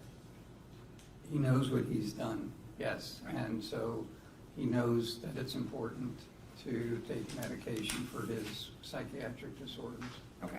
And you can't say that any of your diagnoses, and certainly not anything that we saw in the scans, directly caused him to commit the violent acts on June 3rd, correct?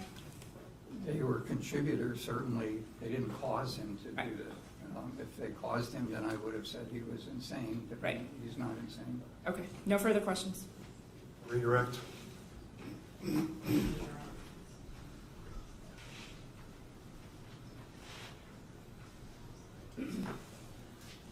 Dr. Kropp, there's been some discussion about your testimony versus, in comparison to Dr. Rubino's, and obviously you're two different type of experts.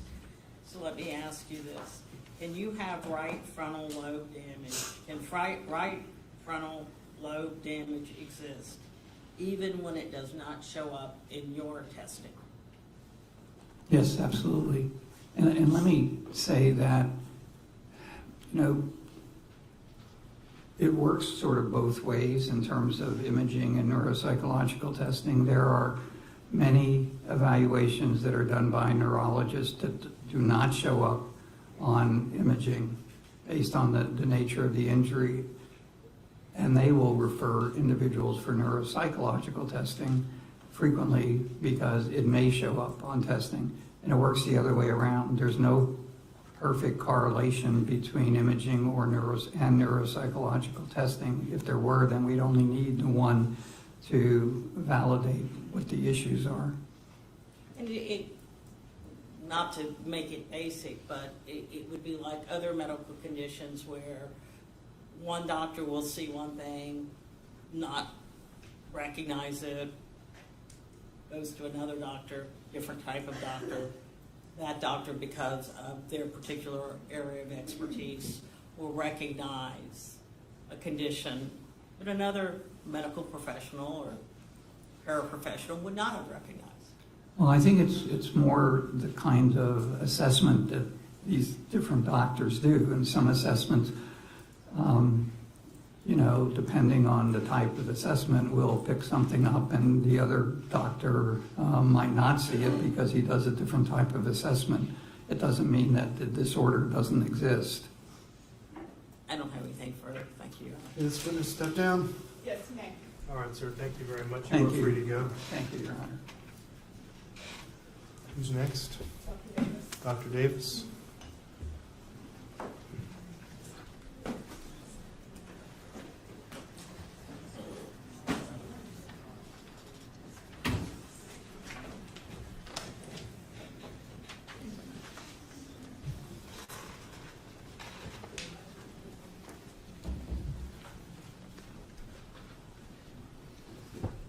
Good afternoon, Dr. Davis. Raise your right hand. Do you swear or affirm the testimony you're about to give will be the truth, the whole truth, and nothing but the truth, so help you God? I do. Have a seat. State your witness. Thank you. Once you get situated, Dr. Davis, if you would, for the record, state your full name, please. Roger Todd Davis, D-A-V-I-S. And what's your occupation? I'm a clinical psychologist. I specialize in forensic psychology. How long have you been licensed? Since 1995. That's here in the state of Florida? Yes. Okay. I know the court's aware of your background. You guys stipulate as to? We'll stipulate Dr. Davis is qualified to render opinion. The court is familiar with Dr. Davis and his qualifications. He will be permitted to offer opinion testimony. Thank you, Your Honor. You just heard Dr. Kropp testify. You have the benefit of his deposition.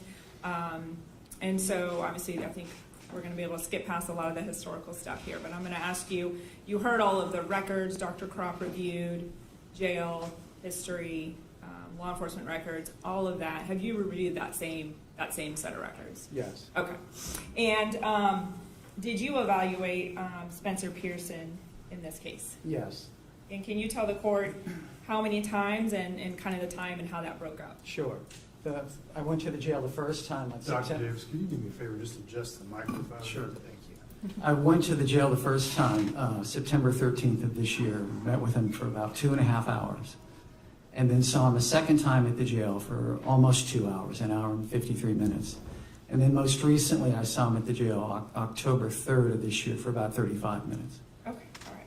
And did you interview any other people in Mr. Pearson's life to get that historical background? I interviewed his parents also on October the 3rd for 54 minutes. Okay. All right. I'm going to cut right to it, Dr. Davis. The diagnoses that Dr. Kropp discussed of Spencer Pearson of major depressive disorder. I know you agree with that general diagnosis, but how do you disagree, if you do, from Dr. Kropp on some of the qualifiers? Well, Dr. Kropp testified that he diagnosed Mr. Pearson with major depressive disorder with psychotic features. I disagree with the specifier of psychotic features. I don't believe that Mr. Pearson has suffered from psychosis. And how so do you disagree? I'm going to refer to my report. Yes, sir.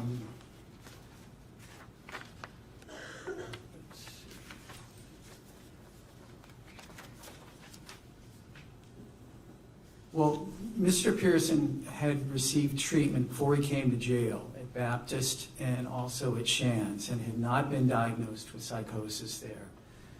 Also, since he's been at the detention center for approximately the last year and a half, he's not been diagnosed with psychosis there. Now, he did report hearing hallucinations to some of the mental health providers, especially when he was first there. However, there's a nurse practitioner who saw him a total of 13 times. He's the individual who prescribes meds, and he did not report experiencing psychotic symptoms to the nurse practitioner.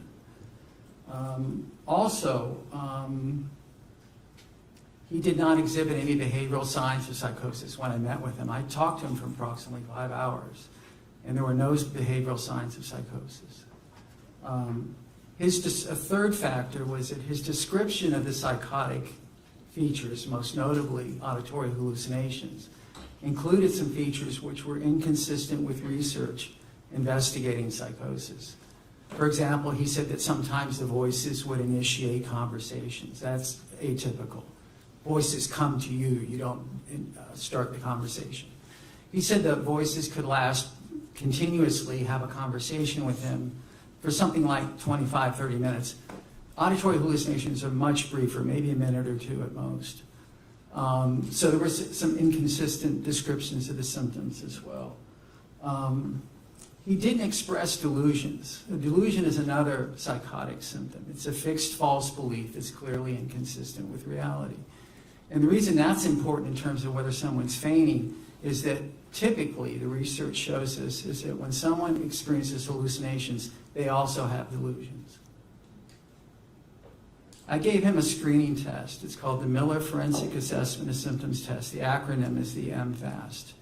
And his score on that screening test was suggestive of feigning symptoms. Another factor was that he told me that he had been experiencing hallucinations since middle school, and yet when he was subsequently evaluated at Baptist and also by the nurse practitioner at the jail, he denied experiencing hallucinations, so that's inconsistent. I gave him, or he completed a more comprehensive test, the Personality Assessment Inventory, the PAI. That test was, he responded honestly to that test, and the results were not indicative of psychosis. And another factor I considered is that Dr. Kropp gave him that same test, the PAI, as well as two versions of the MMPI, which is similar to the PAI. And on each case, he feigned psychological symptoms. He did so to the extent that the results were invalid. But yet when you sometime later gave him the PAI, your results were accurate as far as no signs of feigning symptoms. There were no signs of feigning symptoms, and just as importantly, no signs of psychosis. Right, so then you're allowed to move on. Okay, right, no you can feigning. Interpret the results. Right. You can actually interpret them. Yes. And that gave you an indication of no psychosis. Yes. And so that's kind of why you don't add that qualifier to the depression. Right. I haven't seen any evidence of it in the records, aside from Dr. Kropp's diagnosis and aside from his statement to a couple of the mental health folks at the jail that he'd been hallucinating. But again, that was inconsistent. Right. You do agree as to social anxiety disorder? I do. I believe Dr. Kropp's withdrawn bipolar, but you did not agree with that at the time you read his report. That's correct. Okay. And so now turning to the diagnosis of autism, do you agree or not, and why? Just let the court know. I don't believe he has autism spectrum disorder. I do feel he has social anxiety disorder, and there's a lot of overlap between the two. They both involve behaving in an awkward manner, feeling uncomfortable in social situations. In fact, a lot of people with autism spectrum disorder, maybe 25 to 50%, also have social anxiety. The converse is not necessarily true. A lot of people, generally people with social anxiety, don't also have autism spectrum disorder. It's because autism spectrum disorder has additional symptoms that are not included in social anxiety disorder, like unusual behaviors or nonverbal communications that are not seen in people with social anxiety disorder. Another reason that I don't believe that he had social anxiety disorder was that there's some problems with the autism, right? The autism rating scale, the Gilliam Autism Rating Scale, 3rd edition, and the acronym's the GARS-3. Now, in some sense, it's a good screening test, but the fact that it's a screening test is important.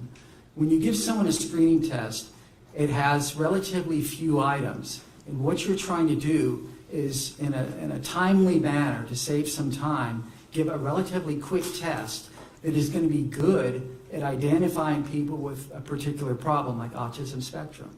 But the problem with screening tests is that they cast such a wide net that oftentimes it'll include a lot of people that are diagnosed with autism based on a test that don't have it. And in fact, that's the case with this test. There's a study it's from 2022 The name of the study is A Diagnostic Utility of the Gilliam Autism Rating Scale, 3rd edition, Parent Report in Clinically Referred Children. And they say children, but it goes up to age like 22 or 23. So it includes adults as well. And what's really important from this study is that they found that there were 99 people that they had in the study who did not have autism. They determined that by doing other evaluations. That had originally been screened as having autism. No, that did not have okay. autism. So there 99 people in this study were assessed prior to giving the GARs not to have autism. But yet when they were given the GARs, 82 of them scored as positive for autism. So extremely high, what we call a false positive rate, where you're incorrectly diagnosing someone with a disorder that they don't have.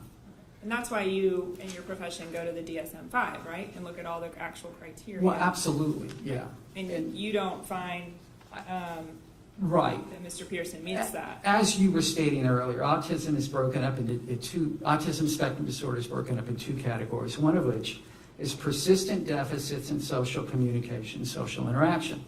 Now, in order to have that prong, that factor, you need, there are 3 criteria. You must have all of them, okay? One of the criteria is deficits in social emotional reciprocity, like difficulty having conversations, difficulty interacting. I don't question that Mr. Pearson has that. Again, I think that accounts for the social anxiety. Another factor or prong is deficits in developing, maintaining, and understanding relationships. I don't question that he has that. What I do question is the 3rd factor that you must have, and this is deficits in nonverbal communicative behaviors used for social interaction, ranging, for example, from poorly integrated verbal and nonverbal communication to abnormalities in eye contact and body language, deficits in understanding use of gestures, total lack of facial expression, nonverbal communication. That's a lot. But I observed him for 5 hours. I didn't see any evidence of that. I mean, the only thing possible is that when I initially met with him, he averted eye contact. But he became relatively comfortable pretty quick, and that wasn't an issue after that. And I asked his parents about these behaviors, and they said they didn't see evidence of it either. So you must have that criteria to have autism spectrum disorder. Since I don't believe he has that criterion, I don't believe he meets the criteria for that diagnosis. In addition, the other factors that I considered was the issues that I have with the GARS 3. Right. Okay.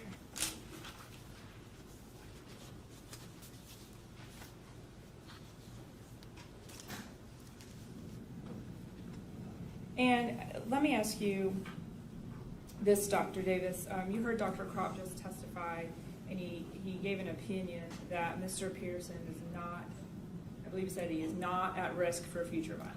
Right. Do you have a response, commentary on that? I do. What we're trying to do is use a risk assessment tools. We don't just simply say, I believe this. Because I'm a doctor, it's so.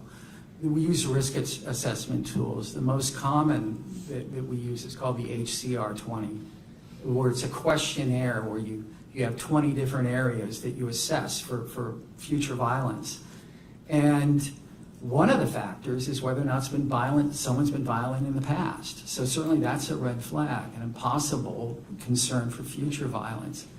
The other thing is that when we, let's say I was to use the HCR20, when I would write my report, we're taught not to give categorical statements like, this person's not going to be violent, this person is going to be violent. It's much more contextual. In certain situations where this individual is facing a lot of stress and he's perhaps using drugs and he's perhaps in a stressful relationship and he's unemployed, and you can go on and on and on, those would be a situation where this individual might be a high risk. And other situations, maybe where he has a stable job, a good relationship, and other things, he might be a lower risk. That's what we're taught to do. It very much depends upon the context that the person's in. So that blanket statement Dr. Kropp said is number one, not what you're supposed to do as a clinician, correct? It's not what I was trained to do, no. Okay, all right. And neither Dr. Kropp nor you did risk assessments. That's correct. Correct.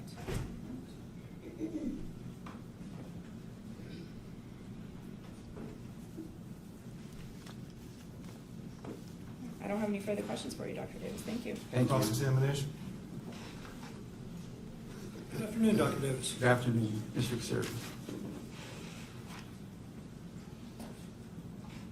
I was doing some rudimentary math upon direct examination, and you have 2.5 hours initially with Mr. Pearson, another 2 hours with Mr. Pearson, another 35 minutes with Mr. Pearson.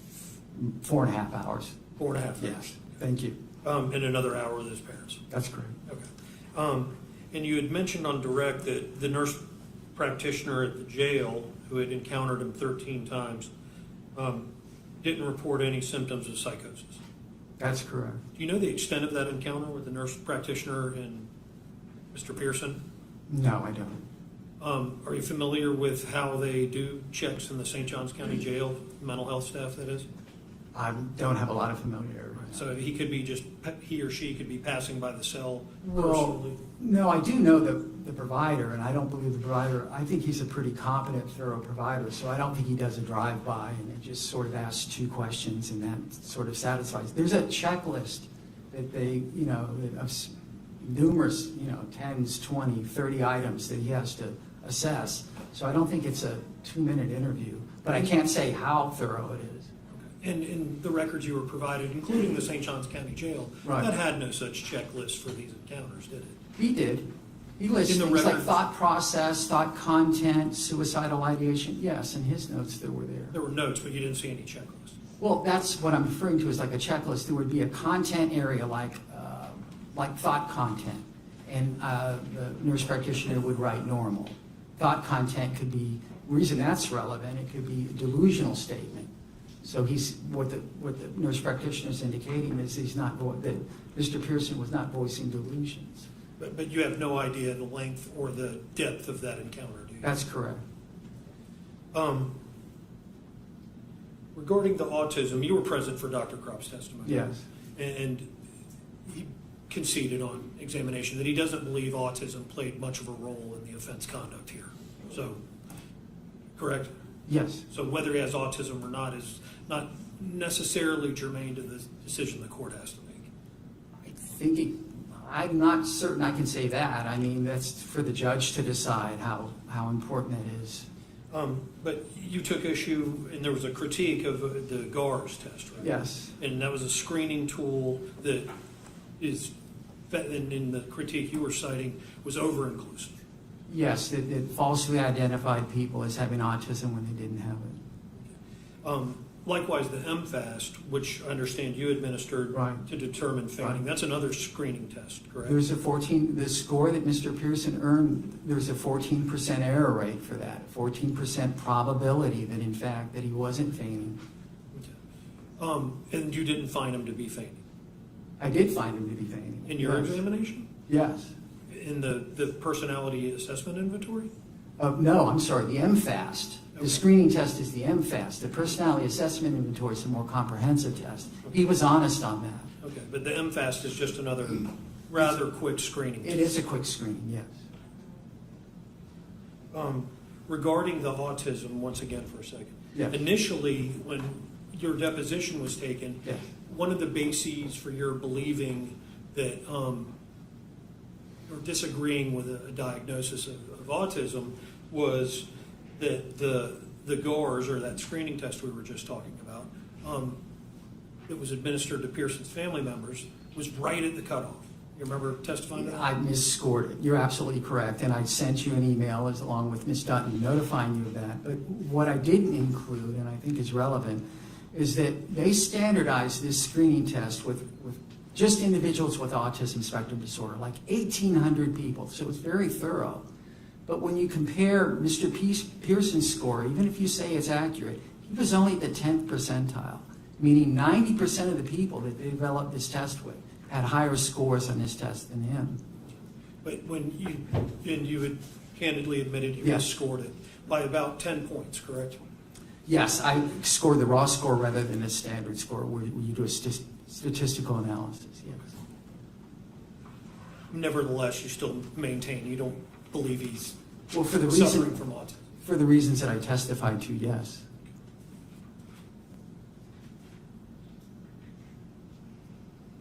Now, we had the discussion of psychosis, and you were present for Dr. Kropp's testimony, and he's not testifying that he believes he was acting in a psychotic state at the time of the offense, correct? That's correct. Okay. And indeed, he never diagnosed him with psychosis or a psychosis diagnosis. It was related to the major depressive with psychotic features, correct? Yeah, that's sort of parsing words. I mean, major depression with psychotic features is a psychotic disorder. But there's a separate disorder in the DSM of psychosis. Well, there's a lot of psychotic disorders in the DSM. There's schizophrenia, there's schizoaffective disorder, there's unspecified schizophrenia spectrum, another psychotic disorder. There's several disorders that involve psychosis. And yes, there's been no diagnosis of that from anyone, that's correct. including Dr. Kropp. Right. And regarding the potential for future violence, apart from the offense conduct, are you aware of any violent behavior of Mr. Pearson outside of the offense conduct? No, I'm not. Okay. And that bodes well. That's a mitigating circumstance, is it not? It's certainly something in his favor, yes. And you would agree with me, would you not, that Mr. Pearson would benefit from therapy? Yes. He would benefit from continued medication? Yes. And that he's amenable to such treatment after spending 4.5 hours with him? I believe so.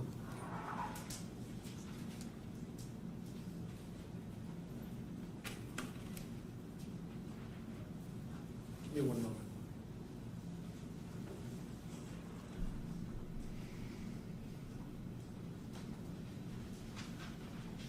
I have nothing further. Redirect. No, Your Honor. Is Dr. Davis excused? You may.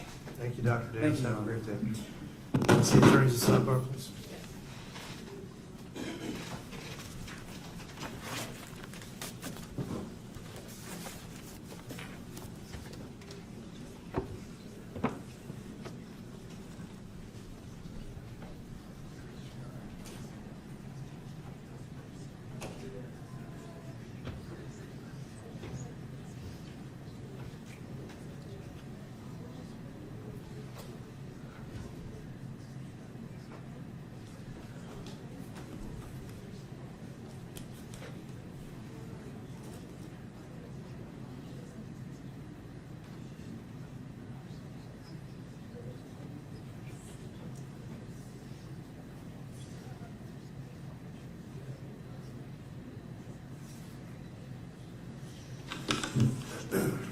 All right, we'll be in recess for 10 minutes.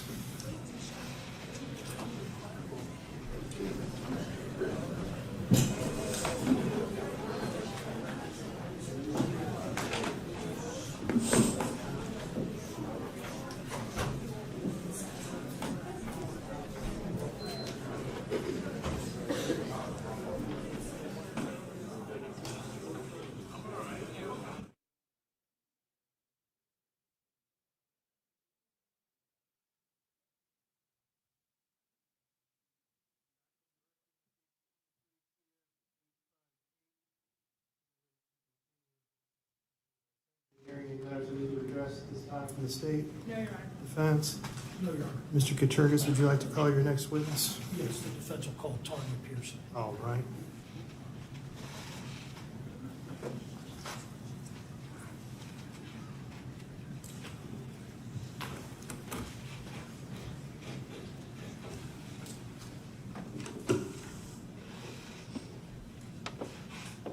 Good afternoon. Raise your right hand. Do you swear or affirm the testimony you're about to give will be the truth, the whole truth, and nothing but the truth, so help you God? I do. Go ahead and have a seat. Counsel, you're a witness. State your name for the record, please. Could you state your name for the record, please? I'm Tanya Pearson. And what is your relationship to Spencer Pearson? I'm his mom. I'm not going to go back over the testimony that your husband gave, but is it fair to say that your son suffered from social anxiety from a young age? Yes. And and the judge has already heard about that situation. So again, I don't want to rehash it, but did there come a time that you perceived that his condition worsened? Yes, in high school, I'd say 11th grade. And was there a precipitating event because of that that caused that? We noticed a difference after he'd been really sick with COVID. And I don't know, just the stress of getting older and being in high school and trying to succeed in school. Did that create more anxiety for him? I believe so. Now, before we get started in our questions, is there anything you would like to say? And if so, now's Yes. the time to say. I'd like to address the victims. For so long, I wanted to be able to speak to you all. Kennedy, thank you. You not only saved Madison's life, our mama, also my son. Thank you. Madison. I'm so sorry for what you've had to go through.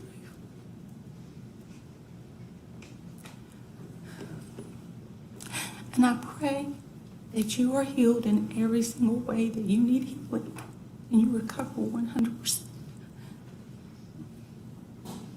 Finally, Jackie, from my mama's heart to yours, I thought of you, how you tried to save her. You're a good mom,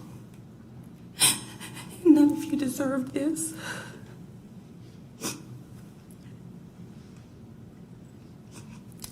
I pray God to give you each healing, complete healing. And we're sorry. So sorry. Would you like to take a moment to compose yourself?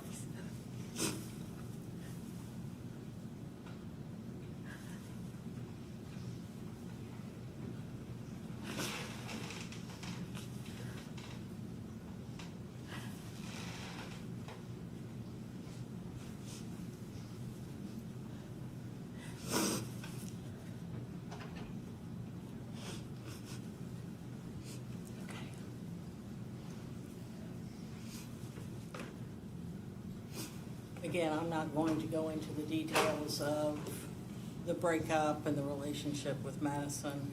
What I'd like to ask you about today is how your family responded to the knowledge that Spencer was deteriorating mentally.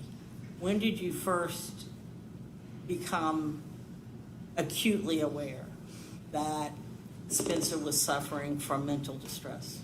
It was at the very end of March. We could see that the relationship was going downhill and that he was being very withdrawn and not eating.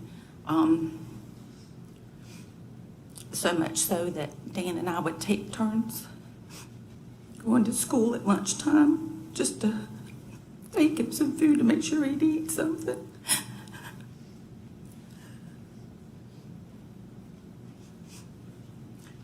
But we knew once the breakup happened, like most parents, you've got a broken heart and you're going to be okay. You know? You'll get through this. And did there come a time that you realized that Spencer was not just going to be able to get through this on his own? Yes, we started trying to get him into therapy. We went through our insurance and called numerous people. We were told there was a 3-month waiting period, sometimes a 6-month waiting period, or they weren't taking new patients. And we struggled to find health care, mental health care.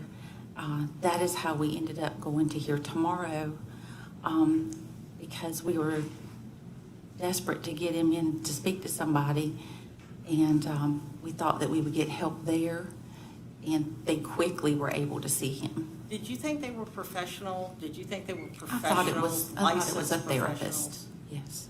And he goes to here tomorrow, and what happens after the first time he goes to here tomorrow? I believe he saw them on April 13th.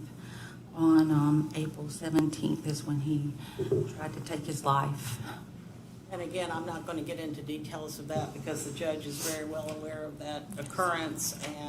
But needless to say that you sat in the courtroom and you heard your husband's testimony, and what you saw and experienced and saw with your son is what your husband testified to. Yes, it is. Now, after Spencer attempts to hang himself, he's taken to Baptist, correct? That's right. And he's kept there for a period of time. And then he's sent home. And he's sent home, and what was your understanding of what you were supposed to be doing to try to keep this young man on track? We were given discharge paperwork, and we were to call that Monday morning. He was discharged on a Saturday. We were to call Monday morning to get him in for outpatient services. And did you do that? Yes, ma'am. And what was the result of that? A lady on the other end of the line told me that she was sorry, but she did not have room for him as a patient. And I questioned and I said, I'm sorry, I don't understand. She said, there is no room for him. Is it true that Spencer left the hospital with medication? Yes. Is it also true that Spencer discontinued that medication? Yes. And had Spencer had difficulties swallowing pills before this event? Yes. Before this event, before he went into Baptist Health, he was unable to take a pill. And so how was his medicine administered? He had learned while in the hospital to take the pill. So that's the first time he learned how to take a pill is when he was in the hospital. Prior to that time, his medication was administered or liquid. Right. And Spencer comes home, and what does he tell you about the medication? He says that he was having pounding headaches with it, and he did not feel well on the medication.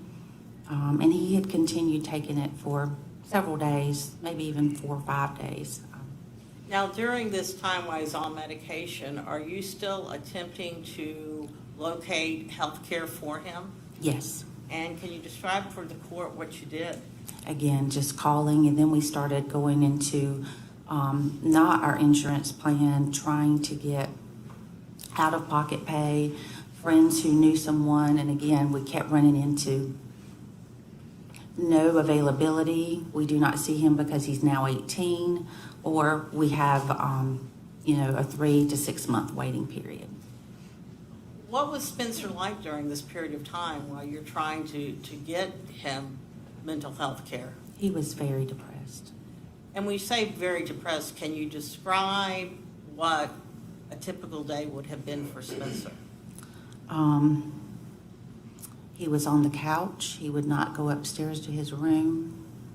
Did he ever go back to his room after he attempted suicide? Rarely, to grab some clothes. Did he ever sleep there again? No, he did not. Excuse me for interrupting. So you're continuing to make calls, and you're Yes. continuing to have no luck. Now, isn't it true that there was a follow-up visit with a psychiatrist at Baptist that was not attended? Correct. And what was the reason for that? It was for medication renewal, I suppose, or regulation to get more meds. So it was your understanding that this psychiatrist the purpose for this psychiatrist was for medication, not for therapy? Correct.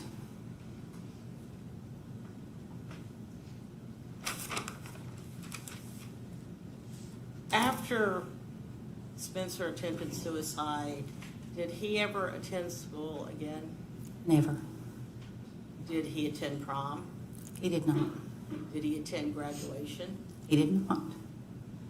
Did he have any friends over? He did not. Did he have any friends? No one checked on him.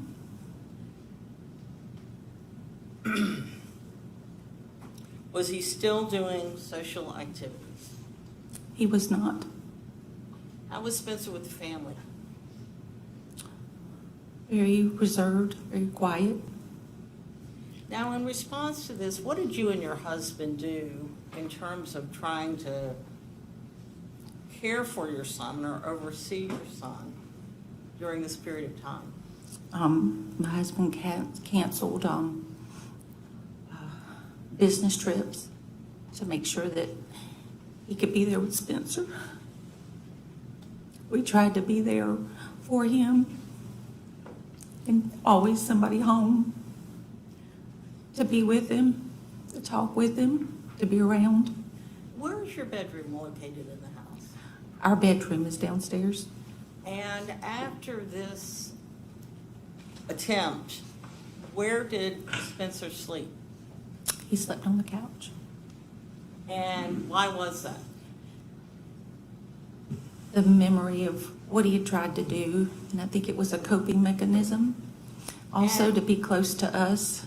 I Is feel that like one reason you wanted him on the couch? Absolutely. So that you could observe him? his dad would check on him. He wakes frequently, and we were so worried he would go in often during the night to check on him, and sometimes just lay down beside it. Now, at the time that this was happening, what was your concern about Spencer? We were concerned he was going to try to commit suicide. We've heard about Chubby's, and we've heard about it. Apparently, it's a fairly popular place in the neighborhood, and I believe Spencer and Madison went, but also your husband and Spencer went there quite frequently, did they not? They did. That was their place. They loved to go there and watch any sporting event and eat chicken wings together. That was frequented sometimes 3 times a week to watch a sporting event. On the day of this tragic incident,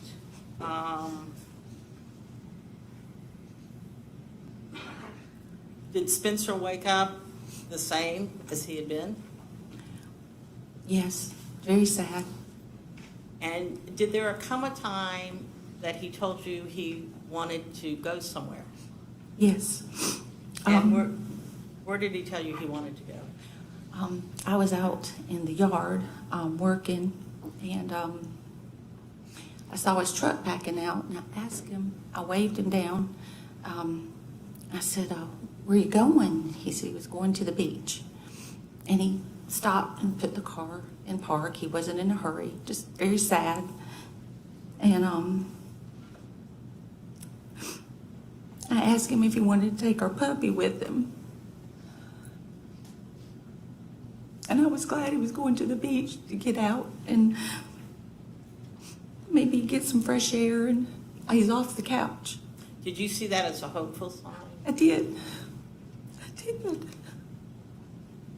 Did Spencer have his phone with him that day? He did not. And why did he not have that phone? We had taken it earlier in the week. Once Jackie had notified me about him making the fake accounts, we took it and it was in our possession. And you and Jackie had some communication during this period of time.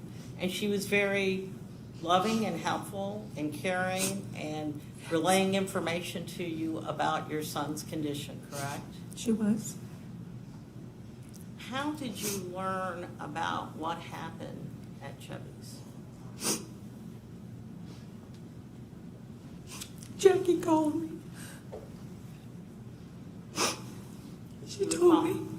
She told me what happened. And she told me to hurry and get there because she didn't know Spencer was going to make it. And did you in fact go there? We did. And when you went there, was Spencer there? And you were there when he was life flighted to Shands? We were. And you saw the events that occurred, or the aftermath of the events that occurred that day? The aftermath, yes. Do you know the extent of the injuries that your son committed on himself? Until very recently, no. The medical doctors would not talk to us. And was that because of his age? And because he did not have the ability to consent to the HIPAA regulations? So you were in the dark about what was occurring? We were. And have you now learned the extent of his injuries, his self-imposed injuries? I believe I have a grasp of that now. And would you, based on what you have now been told by the doctors, would you characterize these as a feigned attempt at suicide? Absolutely not.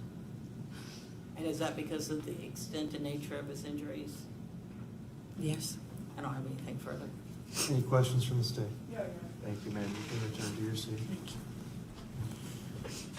Mr. Petragis, do you have any additional witnesses you'd like to call? No, Your Honor. All right. State.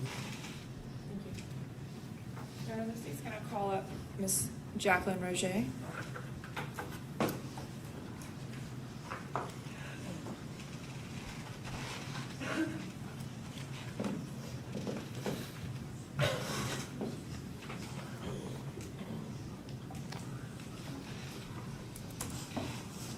Good afternoon. You raise your right hand. Do you swear or affirm the testimony you're about to give will be the truth, the whole truth, and nothing but the truth, so help you God? Yes. Step in your witness. Thank you. Just get this off. Is your podium? Oh, okay. Hold on. Crazy. Okay.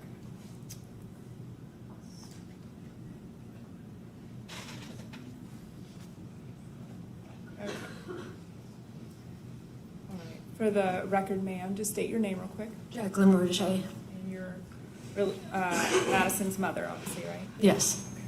Before you read your statement, I want you to inform the court of the injuries that you sustained that day. And then I'm going to display a few pictures. Okay. Go. One in my head, from here to here. One on my hand that cut both tendons of my thumb and broke my bone and cut the muscles away from my palm. And then a couple more small ones on my hand. And then one on my leg that's like 9 inches maybe on my thigh. Did you have to have hand surgery? I did. And did all of your wounds require stitches and sutures? They did. And I'm displaying on the screen 2 of your more severe injuries. Is this you shortly after the incident? Yes. I believe you still have a scar on your forehead, although they did a pretty good job in fixing that. Is that right? Thank you. And then is this your hand injury? Yes. And are those just photographs of your legs as well? My knees were like scraped really deep, and the tops of my feet were. You had shorts on that day, correct? Yes. Okay. From where you kind of were in the sidewalk area there? Yes. Near the grass? Okay. All right, Ms. Roger, if you have a statement, I know you want to read that. My name is Jacqueline Roger, and I am the extremely proud mother of Madison Schemitz. First, I'd like to thank you, Your Honor, for all your time with this case. I imagine your job to be extremely difficult. Looking at all these images and evidence I know is awful. My family truly appreciates you. Thank you, Kennedy, for saving my daughter's life. I cannot ever express how much you mean to me and my family. You are the epitome of what a man should be, and I'm grateful for your parents for raising such a superhuman. I love you all beyond measure. Thank you to our amazing first responders who then kept Madison alive. You guys are a family now, and we love you all so deeply. From that day and every day forward, you have all been incredible. To the Memorial Trauma Team and Neuro Team for being so amazing and taking care of my daughter like she was your own. That day at most times is a blur, and you all work together so diligently, and we owe you our lives, literally. My family and I are eternally grateful. Brooks Rehab Hospital, inpatient and outpatient. I'll never be able to express my gratitude enough. Madison has made tremendous gains with your help and support. Thank you to all of our friends and community for rallying around us and helping us through the worst time anyone can imagine, and you're still here rallying. I would never have survived that first week without my friends and my family, let alone the last year and a half. So thank you all, and for your continued support and prayers. Thank you to the State Attorney's Office of R.J. Larissa. So many of you have worked on this case to see it through, and I appreciate you guys so much. To the St. Johns County Sheriff's Office, you all are an amazing team of incredible people, and our community is so lucky to have you all protecting us. Without the support and love from you all, we wouldn't be where we are today. There's so many to name individually, from Sheriff Hardwick, his wife Kendall, Detective Haas, Deputy Stewart, the list goes on, believe me. But Lieutenant Harrigan stands out. You have been Madison's person. You're always there for her, which makes me feel so blessed. Thank you for being fabulous. I feel so much safer knowing that she has this team on her side. And I want to stress all of this so you, Spencer, know who Madison's people are, who has her back, and that you'll never get to her ever again. I cannot believe I ever loved you, and I worried about you, and I genuinely thought you were a good kid. What a fool I was, and I have to figure out how to get over that guilt that I have. You're evil, and that's that. You handed Madison a life sentence on June 3rd, 2023, and it only seems fitting that you get the same. While Madison has been very private with her recovery, I have to watch my daughter struggle every night and day because of you. Struggle to breathe because her lungs were collapsed because of you. Struggle to maintain her oxygen through two huge pneumothorax in her chest because of you. Struggle to sit up because of you. Struggle to brush her own teeth because of you. Then to struggle to gain mobility back after being stabbed in her spinal cord, causing paralysis because of you. Struggle every day to regain the independence she lost because of you. You have no idea how much pain you've caused my family, and you never will. You're a horrible person. I lost time with my children because of you, time I'll never get back.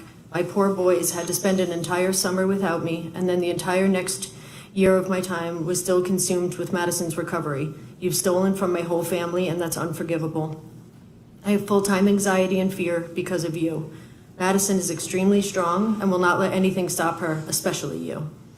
So she will still have a beautiful life that she will fight for, despite your efforts to take that away. The only thing that separates you from a cold-blooded murderer is that you were stopped by Kennedy. You don't deserve to breathe the same air as someone as amazing as Madison, and I hope you spend the rest of your life knowing that. I've watched everyone in my family struggle because of you. I used to be happy and social, and now I'm medicated just to leave my house. I used to see the good in everyone, and now I expect the worst and worry nonstop what could happen or what people's intentions are. I've watched all my children have terrible nightmares and struggle with their own PTSD. I haven't slept more than 4 hours in a year and a half. I wonder how you sleep every day, and I wonder how your parents sleep. This isn't fair, and I'm not as strong as Madison, and I'm not recovering quite as beautiful as she is. I shouldn't be in fear every day, every minute for my kids' lives. You did this. You don't deserve to ever be free to instill more fear on me or my children. I'm forever scarred because of you. We all are. I live in constant fear of dying and leaving Madison to worry about a day you're free and I'm not there to save her. That is not fair. None of this is. I spent her entire senior year sitting in my car in the senior lot just in case because of you. You're a monster. I pray for my family's peace, and I pray for you and your family to have the lives you deserve. Thank you, Your Honor. Anything else? State calls Robbie Cristetta.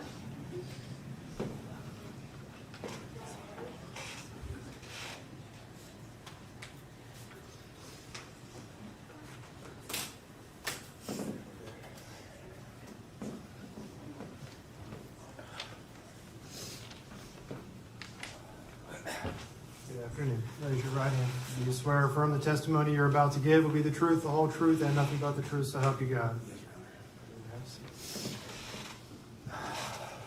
Can you hear me? Robbie, just for the record, can you say your name spelled out, last name for us, and the relationship to the family? Yeah, my name is Robert Crusetta, Cruceta, and I'm Madison's older brother, and Jackie is my mom. You have a letter you wrote today? Yes, ma'am. Okay, cool. Good morning, Your Honor. I appreciate the opportunity to speak today. Like I said, my name is Robert Crusetta, and I'm Madison's older brother. June 3rd, 2023 is the day my family and I's life changed forever. The phone call I received from my mother that day is an image I can't get out of my head, and the sound of her voice is something that plays in my head daily. That feeling of helplessness is a feeling I hope to never experience again. As an older brother and son, all I wanted to do was be there. I couldn't drive due to how distraught I was, so my friend drove me through the night to get to them that same day. Watching your mother and your sister fighting for their life is absolutely terrifying. But I don't think that is nearly as terrifying as what Madison had to endure months leading up to this incident. Being scared of someone she once trusted, being a new driver, and being followed by him in fear of her own safety in the town that she grew up in. This is what my little sister had to deal with due to the defendant's actions.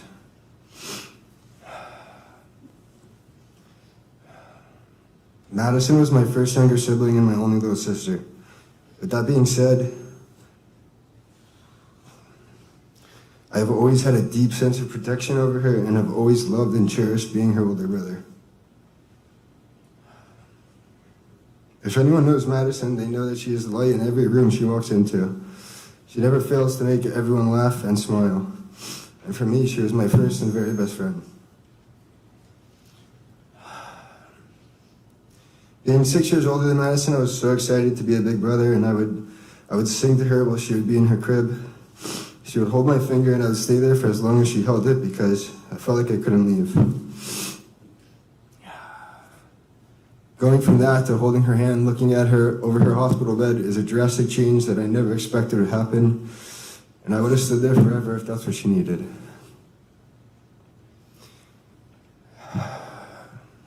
As I'm here today, I'm honored to say that I do not see my sister cry or get scared or let this incident change who she is as a person. I've watched Madison grow, educate, inspire, and even comfort those affected by what happened to her and my mother.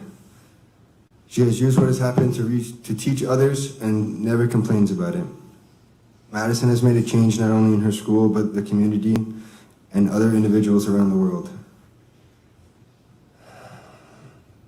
Madison is the definition of using a negative and turning it into a positive. I'm immensely and forever proud of the progress that she has made.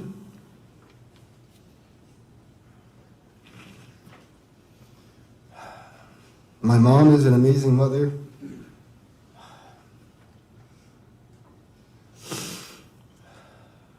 My mom is an amazing mother, aunt, sister, and friend. But most importantly, she is one of the greatest people you could ever meet. She goes above and beyond for everyone and makes every child feel like her own, and the love she gives definitely does not go unnoticed.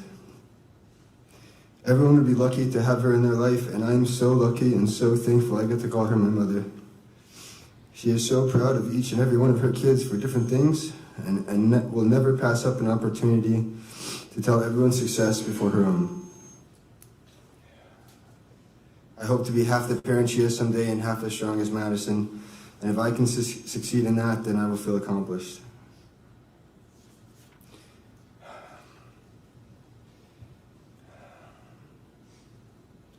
Spencer may have thought that he was taking my sister and my mother's life that day, but instead he only took his own freedom. And as her older brother,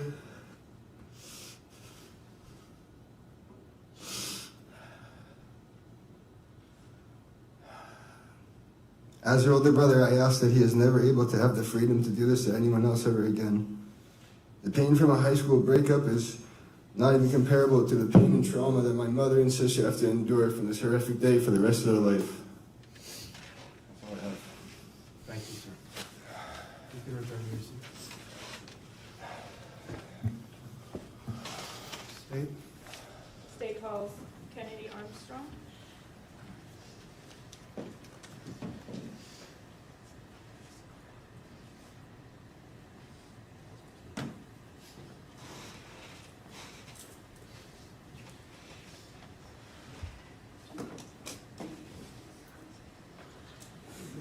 right hand. Do you swear or affirm the testimony you're about to give will be the truth, the whole truth, and nothing but the truth, so help you God?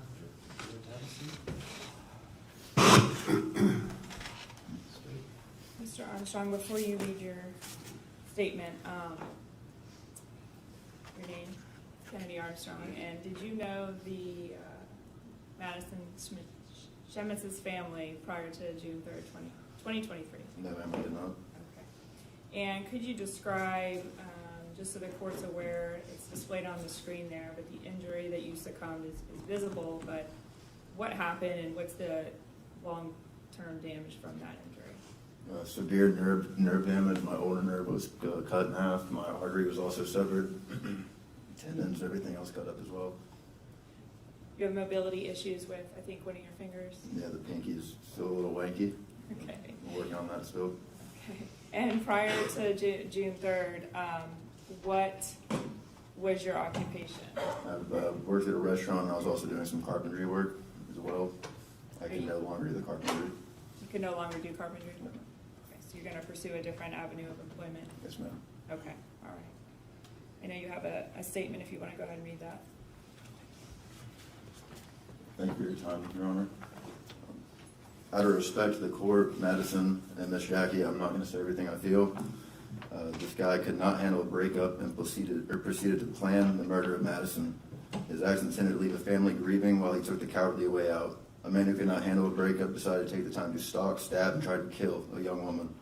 Doing so impacted many lives, families, friends, and those in our community. Laying the trauma in one unit at Shands on the night of June 3rd, 2023 left me with many thoughts. First being, are those women alive? Second being, why did this happen? Third, will my hand ever work again? I had my hand essentially cut in half, skin flapping, seeing your own bones, along with your own blood spewing from a severed artery was something most can't imagine.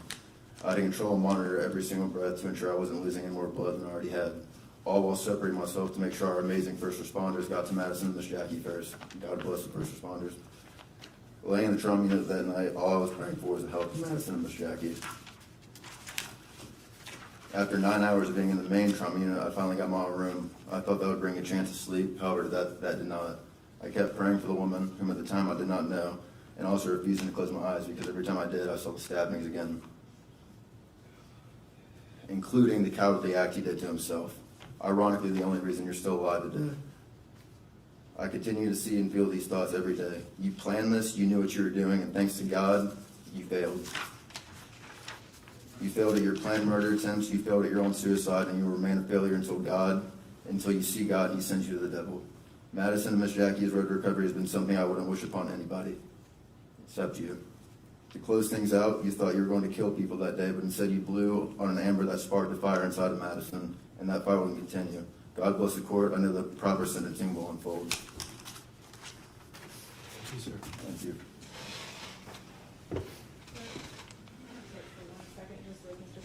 All right.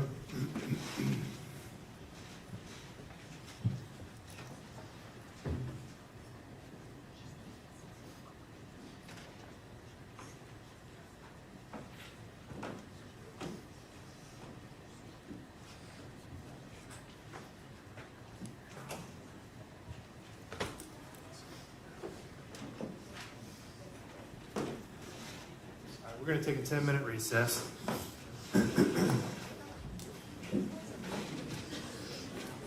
Court's in recess.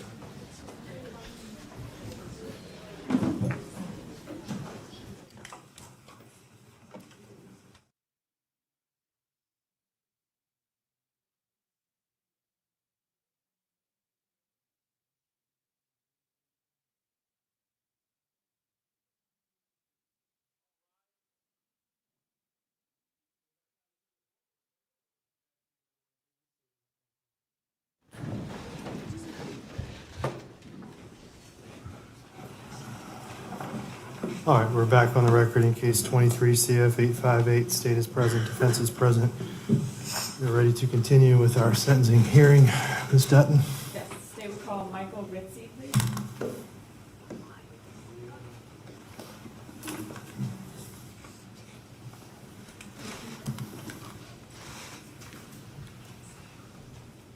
Good afternoon. If you'll raise your right hand. Do you swear or affirm the testimony you're about to give will be the truth, the whole truth, and nothing but the truth, so help you God? Yes, sir. Go ahead and have a seat. State. Honorable Judge, I'm speaking today on behalf of my family, specifically for my niece Madison and sister Jackie. Writing this statement has been extremely hard, recalling horrific events and trying to come up with words to express my own feelings and trying to understand how and why this happened has been very difficult. We are all aware of the barbaric attack that took place on June 3rd, 2023. This extremely cowardly and senseless ambush on a then 17-year-old girl has left her and our entire family hurting. Since this heinous attack, there's been an enormous amount of love and support from people near and far, and for good reason. Madison. Madison is a beautiful person. I believe she's a talented old soul for a now 18-year-old. Truth is, she has always been this way. I've adored her entire life, and I think the world of her. Among other things, she's a student athlete, mentally tough, she is strong, a team player, she is funny, kind, and a reliable friend. She is consistent, confident, she is a leader, a believer, and a survivor. She is an inspiration. She is a beacon of light, even in the darkest hours, and will continue to shine and empower others. She embodies everything you would want in your own child. Watching her navigate her recovery with such amazing grace and steadfast focus has been awe-inspiring to myself and so many other people. Her positive mindset, ability to relate to anyone, and the relationships she's made will serve her well for the future challenges life will undoubtedly present. I'm confident when I speak for a lot of people when I say we could not be any prouder of you and the resiliency, grit, and humility you have shown every single day. I believe adversity is opportunity. The adversity Madison faces every day couldn't be any higher. The opportunities she will create are endless. This tragic event not only affected and will continue to affect Madison and Jackie, but it also affects our entire family. The physical and mental trauma endured by many people, none more by Madison, will last a lifetime. The challenges and sacrifices that our entire family face are significant and long-lasting. The love they have for one another has been an absolute galvanizing force throughout this entire process. While Madison and Jackie are lucky to be alive, their lives will be forever different. Madison was a high school scholar athlete, poised with dreams to play at the next level, suddenly fighting for her life, and now has a new dream of figuring out a way to walk again. It's not fair. It's truly unbelievable to comprehend how quickly Madison's life has changed.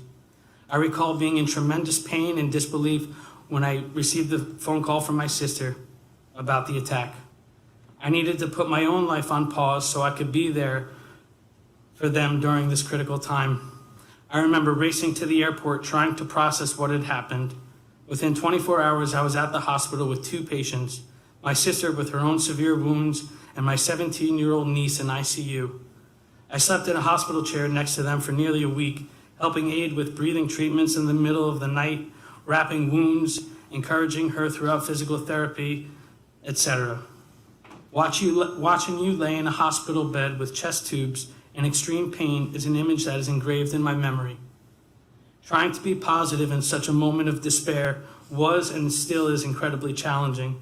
I felt hopeless, and all I could do was pray for them. Moments which seemed absolutely unfathomable. I am furious, devastated for her, for everything. I remember weeping to my wife over the phone and missing my own young children during this time of shock. My heart aches thinking of how this attack will affect Madison and her family today, tomorrow, and for the rest of their lives.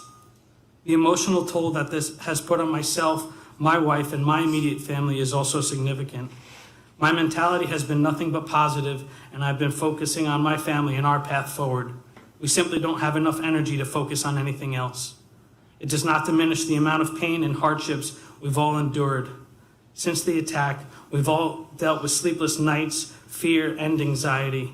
There were certainly strain, stress, and unforeseen challenges that we all endured as I relocated my family to Florida for the summer of 2023 so we could be there for one another and help in any way possible. Luckily, we have each other as family. There are many people who deserve recognition and praise for their roles in not only saving Madison and Jackie's lives, but also the care and rehabilitation she received in the critical days and months afterwards. Kennedy Armstrong, wow, you are a real-life hero, a lifesaver in every sense of the word. Thank you. Our entire family and I can't thank you enough for your instant, fearless actions. The amazing doctors and professionals at Jacksonville Memorial Hospital, the first responders and firemen, the police departments, and the tremendous community who has and continues to show tremendous support. We are Madison Strong. Thinking back at you and your mom's conditions days after this despicable failure of an evil plan, listening to the doctor's bone-chilling prognosis and to where you are now and everything you've accomplished along the way are a true testament to both of you. Jackie, what an amazing person you are. You are a warrior, a phenomenal mother, and a complete champion. One thing among many others that this whole unbelievable experience has taught me is that to never put any limitations on anything or anyone. I've watched Madison do things and defy what doctors and others said she wouldn't be able to do. Her story is just beginning, and I can't wait to watch it unfold. Madison faces and will continue to face challenges on a multitude of levels for the rest of her life most of us really can't comprehend. I know you will rise up and meet every challenge head-on and conquer it the only way you know how to do.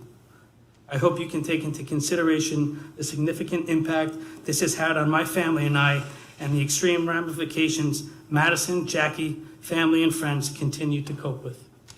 Thank you. Thank you, sir. Call Lieutenant George Harrigan. All right, Lieutenant Harrigan.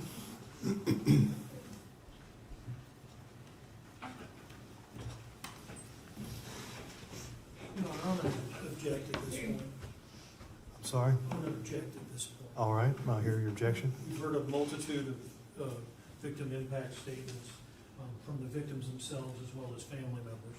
The state's now seeking to call what I understand to be the public information officer, or the person responsible for press releases for the sheriff's office to talk about a victim impact when he is not a victim. He's a member of the law enforcement community.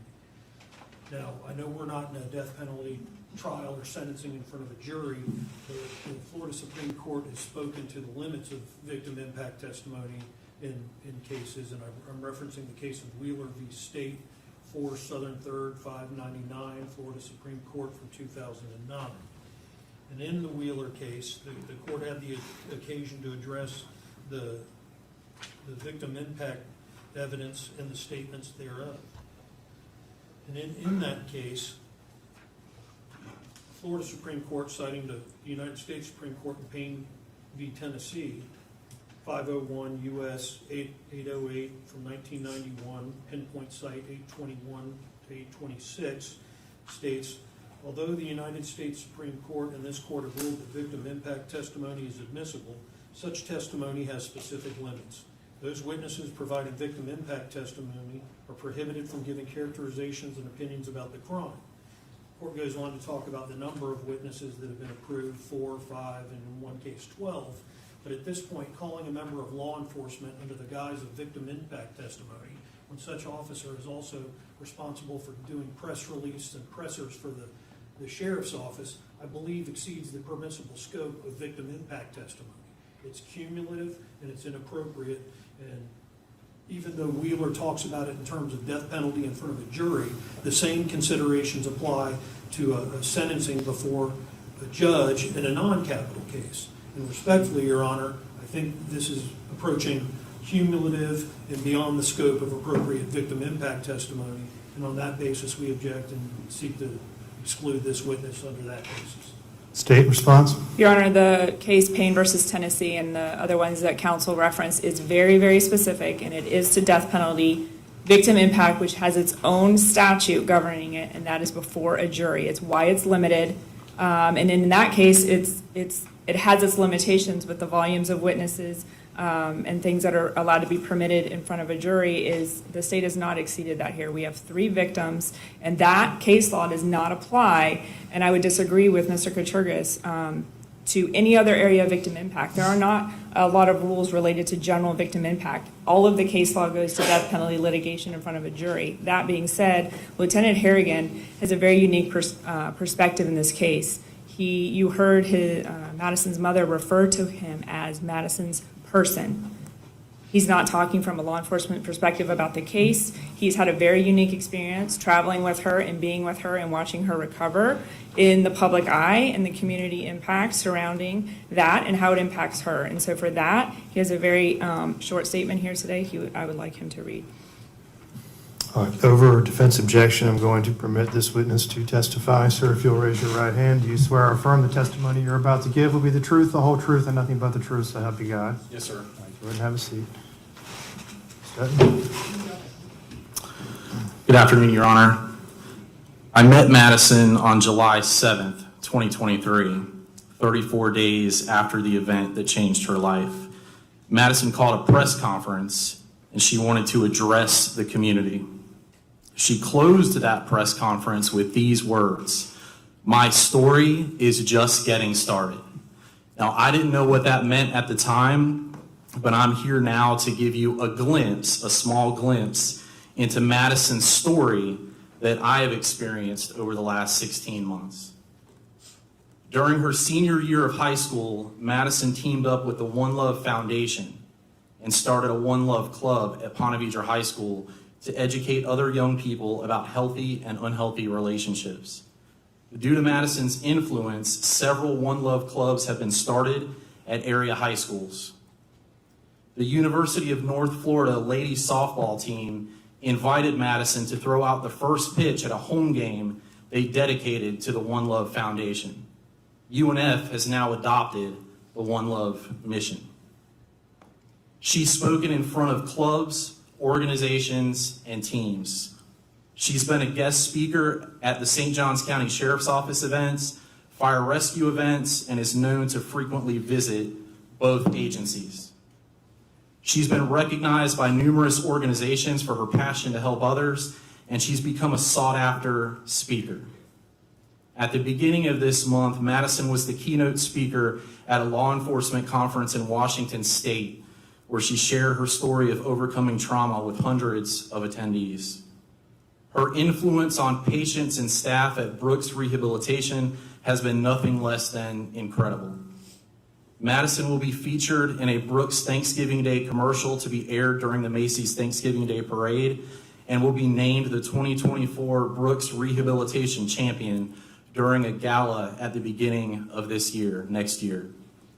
People from around the country have reached out to her, and she's been an inspiration to those who have experienced their own trauma. She should have entered her senior year playing softball and looking forward to an athletic scholarship, but instead she spent her senior year balancing intensive physical therapy, schoolwork, and fighting to walk again while learning to do life differently. One of the national news organizations in this case used the line to describe her as a star athlete. And it's easy for us to make the mistake of thinking that she was an athlete.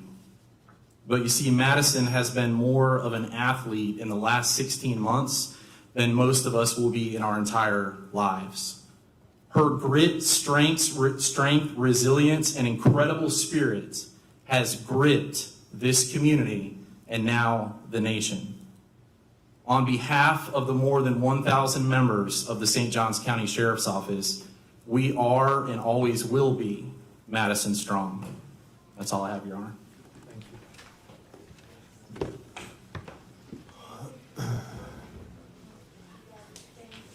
All right. May I approach the defense or You may. Who are you calling next? State's going to call Madison Schemitz. All right.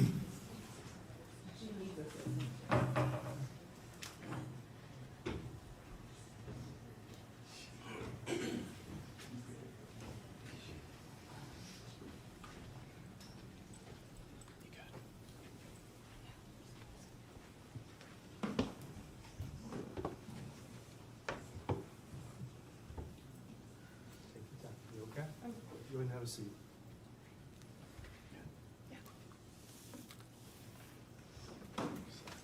If you'll raise your right hand. Do you swear or affirm the testimony you're about to give will be the truth, the whole truth, and nothing but the truth, so help you God? Yes, sir. Straight. Fix your mic a little bit, I know you're loud. State your name for the record first for me. Madison Schemitz. Okay, Madison. Before you speak today, did you provide a compilation video that outlines your recovery and essentially what you've been through the last year and a half? Yes, ma'am. Your Honor, I'm going to publish that at this time. Any objection? I've seen the video, so.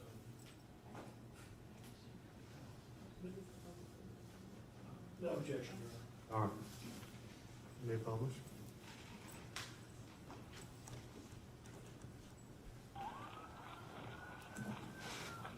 What's the address of your emergency? 48 days. Thank you for taking this matter so seriously and for working the incredibly difficult job you do. It is truly admirable and beyond appreciated.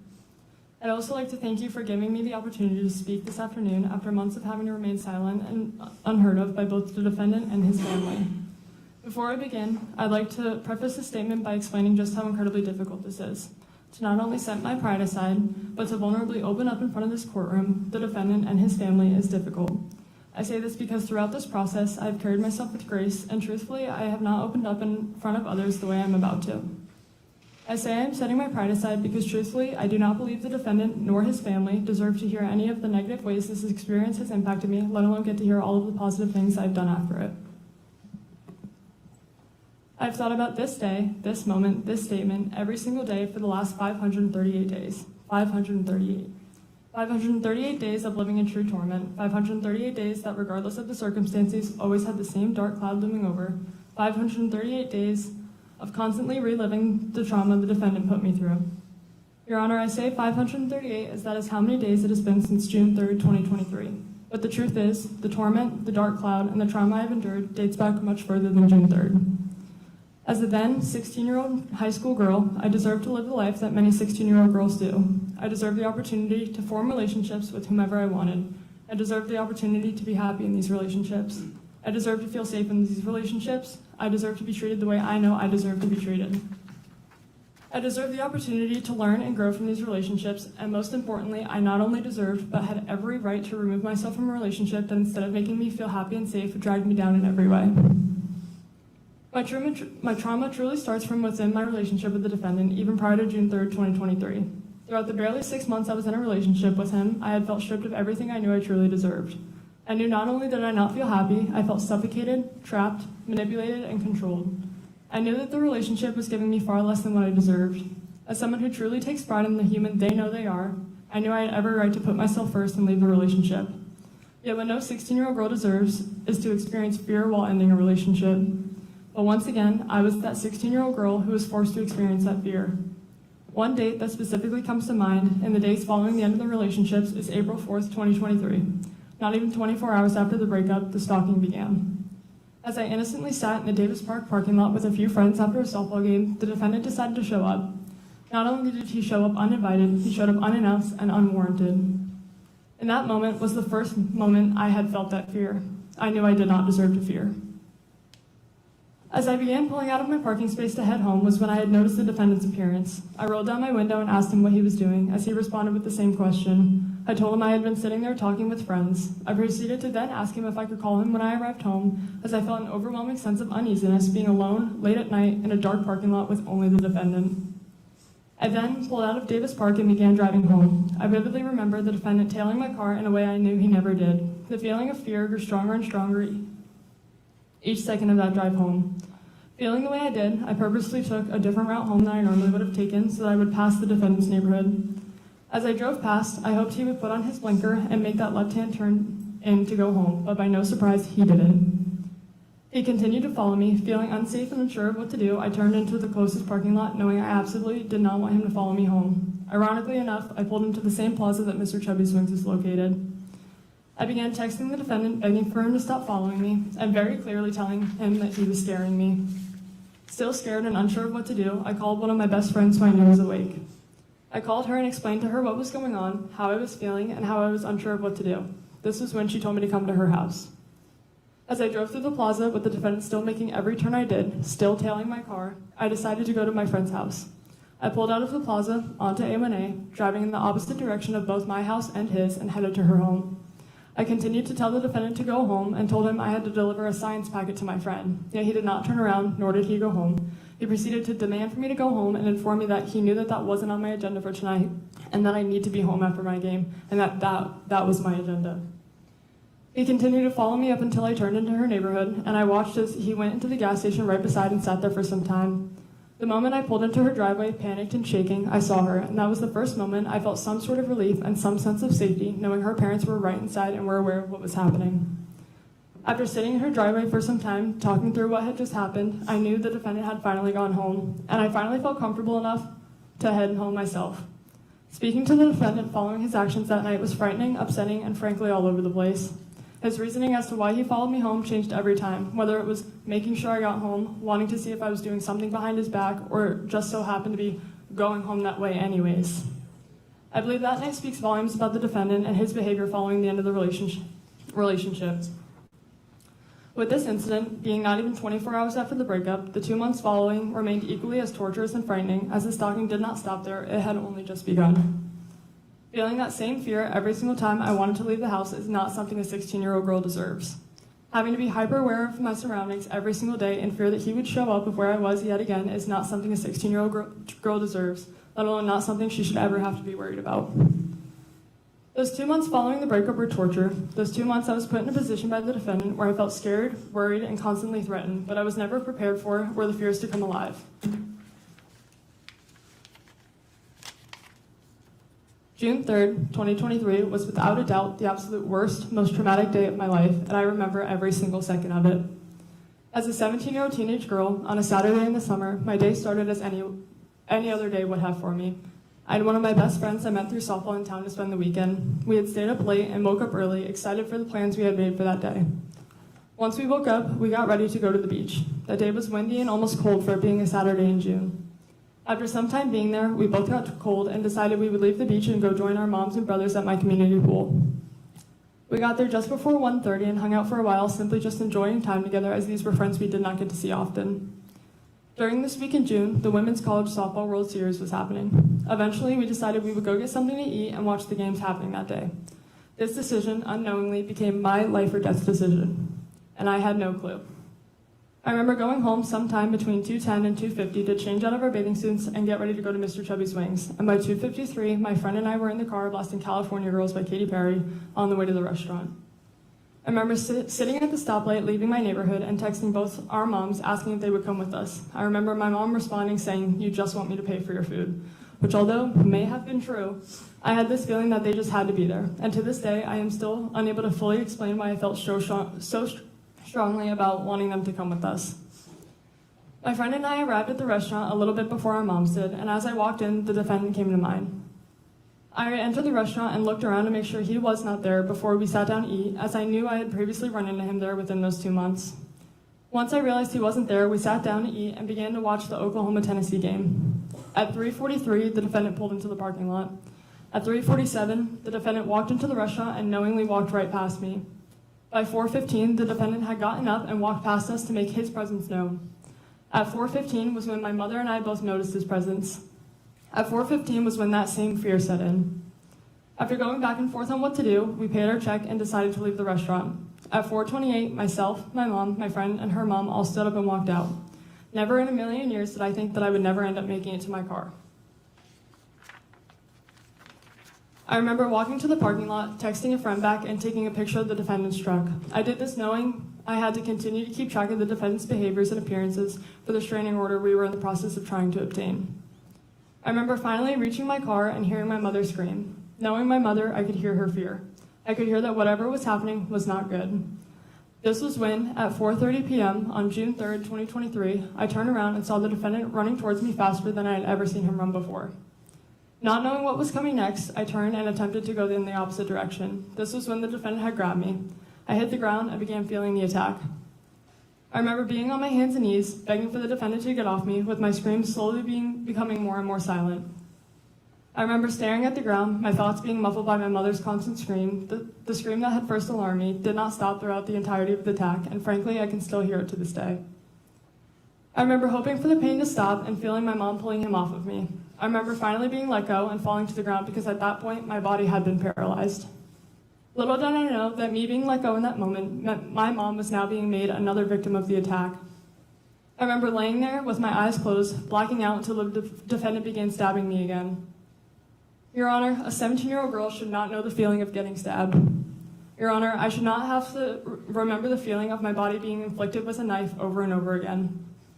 I remember feeling an impact against my mother, the defendant, and I, which was the moment Kennedy Armstrong had ultimately saved our lives. I remember finally opening my eyes but still being unable to see. I remember asking my mom to get off of me because she was now actively bleeding onto my face and into my eyes. I remember finally realizing I had been stabbed and that I could no longer feel my legs. I remember the moment I realized I was paralyzed. I remember struggling to breathe and formulate words. I remember telling my mom I could not feel my legs, to which she responded it was okay and everything would be okay.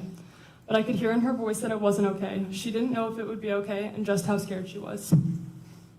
I remember her words to the defendant. I remember her calling the defendant's mom Tanya and her informing her on what her child had just done. I remember looking up and around and realizing that suddenly there was a crowd of people surrounding us. I remember looking up and to my left, to which I watched as the defendant just a few feet away pathetically slit his own throat. I remember making eye contact with the man in the crowd of people and begging him to make sure the defendant could not and would not get up, as I was scared the attack wasn't over. I remember his response ultimately assuring me that the defendant was no longer conscious or physically able to get up. I remember my mom still panicked and holding one of my 17 stab wounds closed. I remember numerous people trying to help keep me alive. I remember numerous people begging for me to stay awake. I remember that despite how chaotic, loud, and full of people the scene was, it was still so quiet. I remember feeling alone in my thoughts, unsure of what would come next, but knowing I just had to stay awake. I remember that despite every fear racing through my head, feeling calm through the chaos. I remember my friend's mom, Casey, on the phone with 911, saying how she knew that they were on the way, but still did not hear or see the lights and sirens. In this moment, those 4 minutes between the attack and the first responders showing up were the slowest 4 minutes of my life. Though in that moment I was terrified, I thought in my head that if I just stay awake until I hear those sirens, I would be okay. As soon as I heard those sirens, I felt some sense of relief, knowing help was there. I remember finally seeing them with my own eyes, my clothes being cut off and being lifted off my mom's lap and onto the stretcher when my vision had disappeared again. I remember finally being set down and groaning in pain, still unable to feel or move my legs, and my ability to breathe getting worse and worse. I remember looking up and recognizing a deputy I had met on the scene of a friend's car accident months prior. Once I saw her eyes, I had finally felt comfort. I remember telling her that I was so scared, and her words back were, "You don't have to be scared. I trust these people with my life, and you should too. You're going to get everything worked out. You're going to be okay, honey." These words, in this moment, coming from someone I remembered and trusted, whether she believed them or not, both reassured me and provided me the comfort I so badly needed. These words let me believe that I would be okay, that I would survive, and that I just had to trust what came next. I remember being taken from the sidewalk and into the ambulance. I remember laying there in the ambulance in so much pain, unable to breathe and still so scared. I remember answering all the questions asked, correcting the paramedics on their assumptions, and telling myself repeatedly that I had no choice but to fight to survive.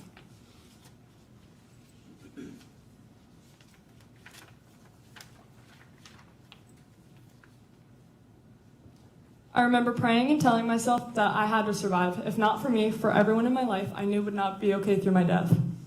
I remember begging God to live. I remember telling myself that I could not close my eyes, as I was terrified that if I did, I would never open them again. I remember listening to the paramedics talking amongst themselves about what to do, and waiting as the helicopter arrived. I remember hearing the helicopter arrive and being transferred from the ambulance to inside the helicopter. I remember the oxygen mask, the neck brace, and the headphones get put on me. I remember that because of the neck brace, the headphones didn't fully cover my ears. I remember the sounds from the helicopter. I remember the loud sounds from the helicopter, yet the world was still so silent. I remember my stretcher being tilted backwards to keep the blood in my head. I remember time moving so slowly. I remember being unable to speak or hear, but so badly needing to know what was happening. I remember limply waving my hand in the air to hopefully get a Lifeline medic's attention, and once I did, he removed one ear of my headphones. I asked him how much longer until we arrived at the hospital. I remember him telling me just a few more minutes and putting my headphones back on me. Just a few more minutes. Those few minutes were in slow motion. Those few minutes still full of so much fear. I remember finally landing and being taken inside Memorial Hospital's trauma bay. I remember laying there all alone with no familiar faces as the doctors and nurses fought to save my life. I remember being poked and prodded and just lying there wide awake listening. I remember holding a nurse's hand until she had to assist those around her. I remember somehow finding her hand yet again and just holding on to it.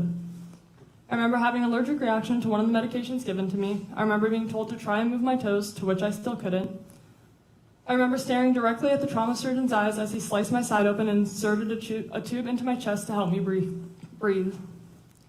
I remember not screaming nor making any noise, just simply staring and watching as the chaos unfolded around me. I remember finally my mom limping into my room covered in blood and kissing me on the forehead. I remember the feeling that gave me as the last time I had seen her, we were both bleeding out on a sidewalk.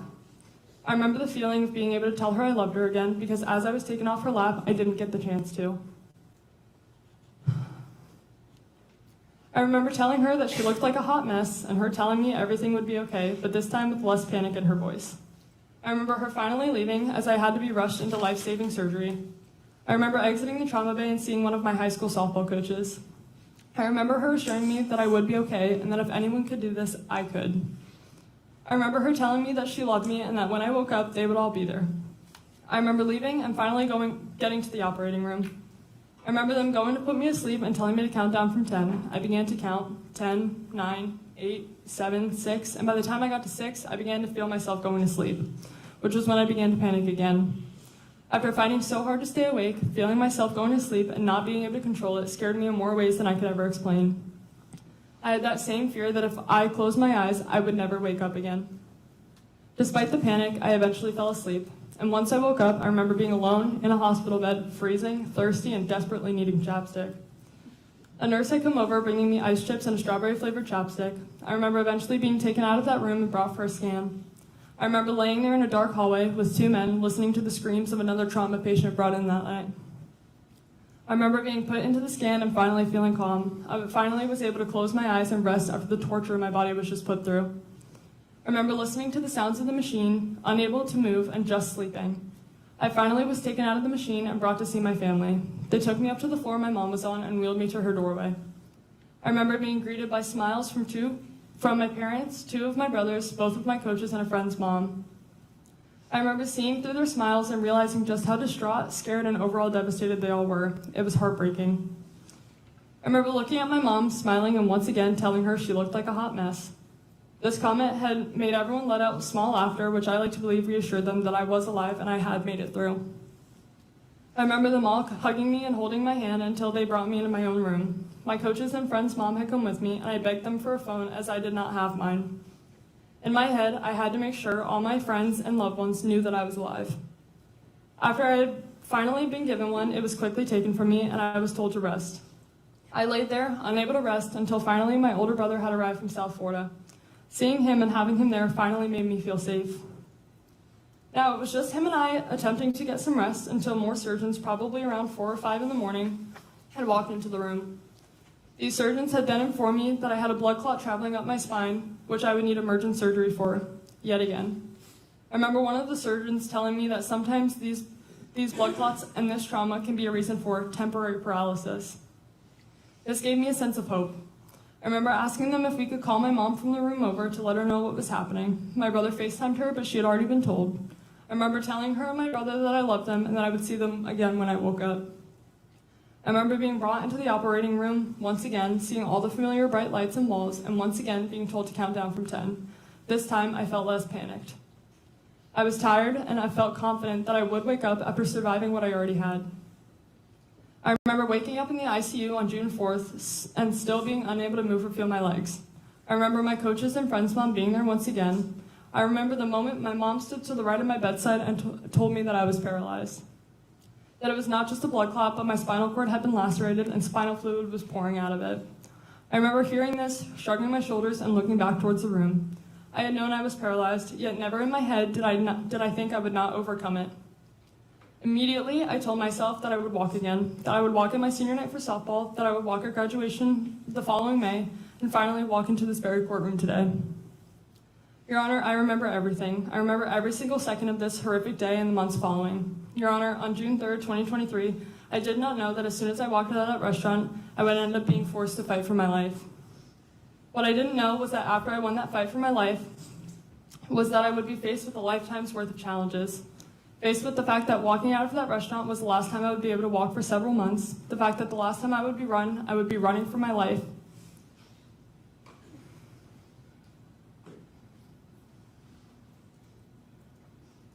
The fact that every single day following, I would have to continue to fight for my life, for normality, and to gain back every ounce of independence I once had. Your Honor, someone once told me that my independence was just my ego, but that has always remained far from true. Never once had anyone ever insulted the independence I had always been so proud of. Your Honor, the person who made that statement sits in front of me today. The same person who not only took away my independence for some time, but attempted to take my life. On June 3rd, 2023, the defendant attacked and stabbed me 17 times with the intent of killing me. On June 3rd, 2023, 538 days ago, I survived the attack and have continued to not only survive, but to live every single day I know I am so blessed to live. Your Honor, those months following the attack are still vivid. The mental and physical battles are still vivid and so real. In the days following the attack, I was still stuck in the ICU. I remember all the doctors, visitors, interviews, and so on.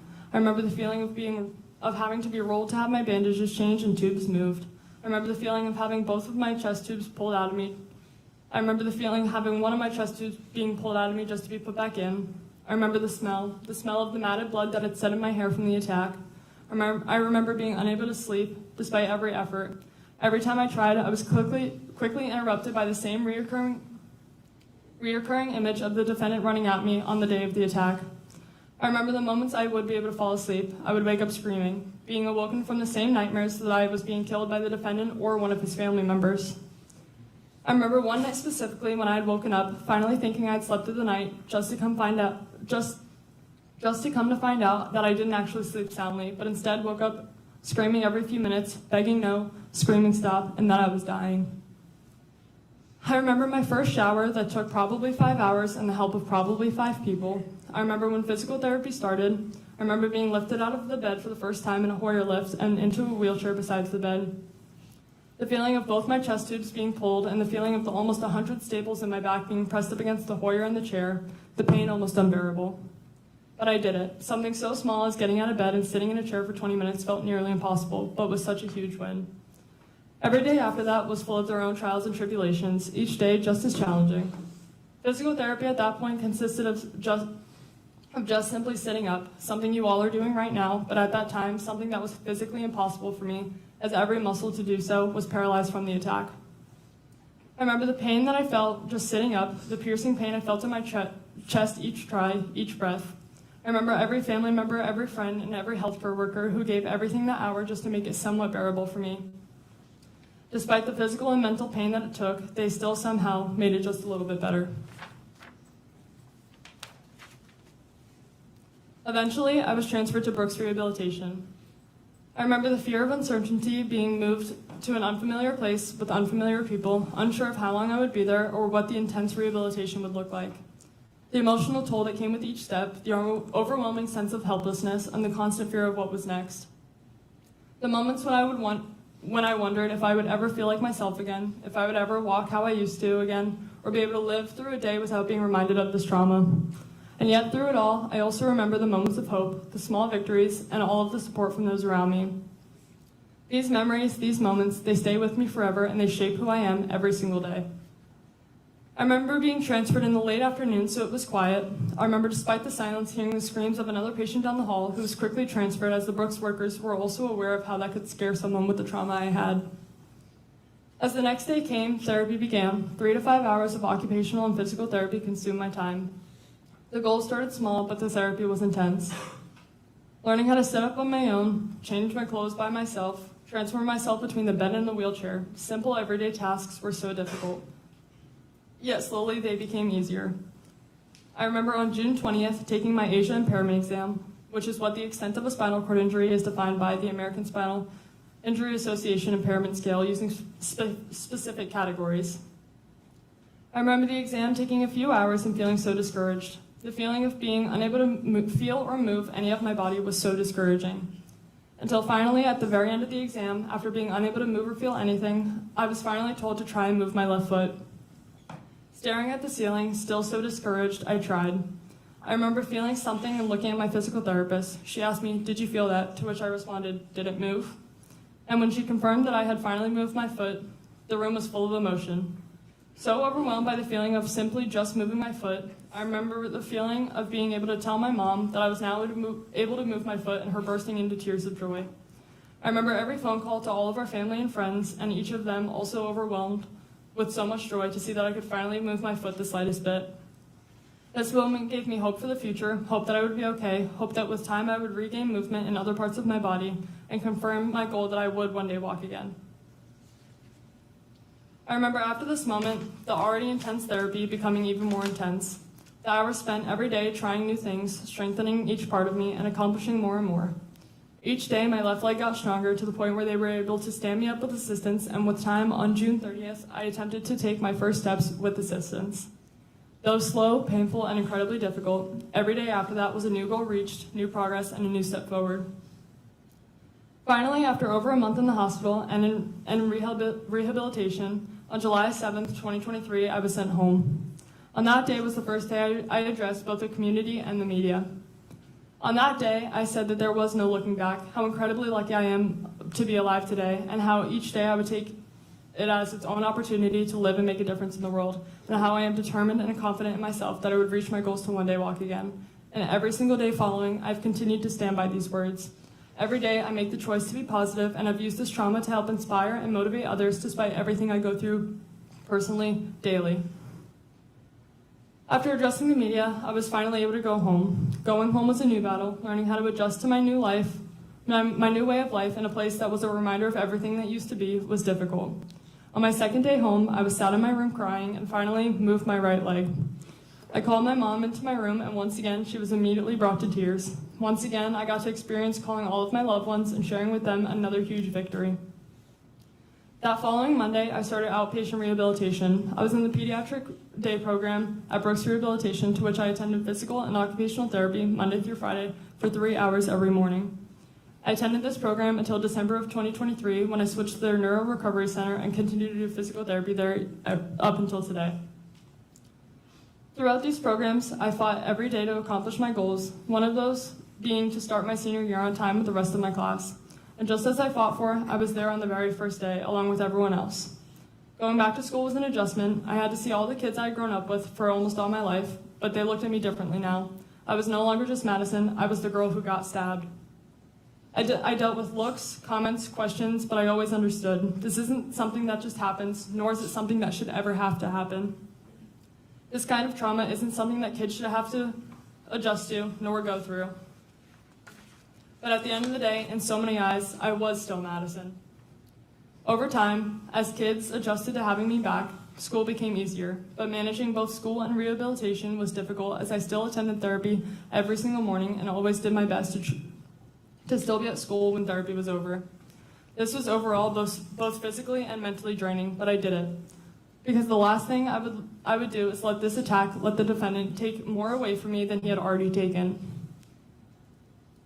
I attended as many school events as I could, and although they were rarely ever enjoyable for me after the attack, I still went, and I tried every day to live my life as I would before. Yet it wasn't as easy as I make it sound. I dealt with anxiety in public places and in large crowds, scared that if something were to happen, I would no longer be able to protect myself.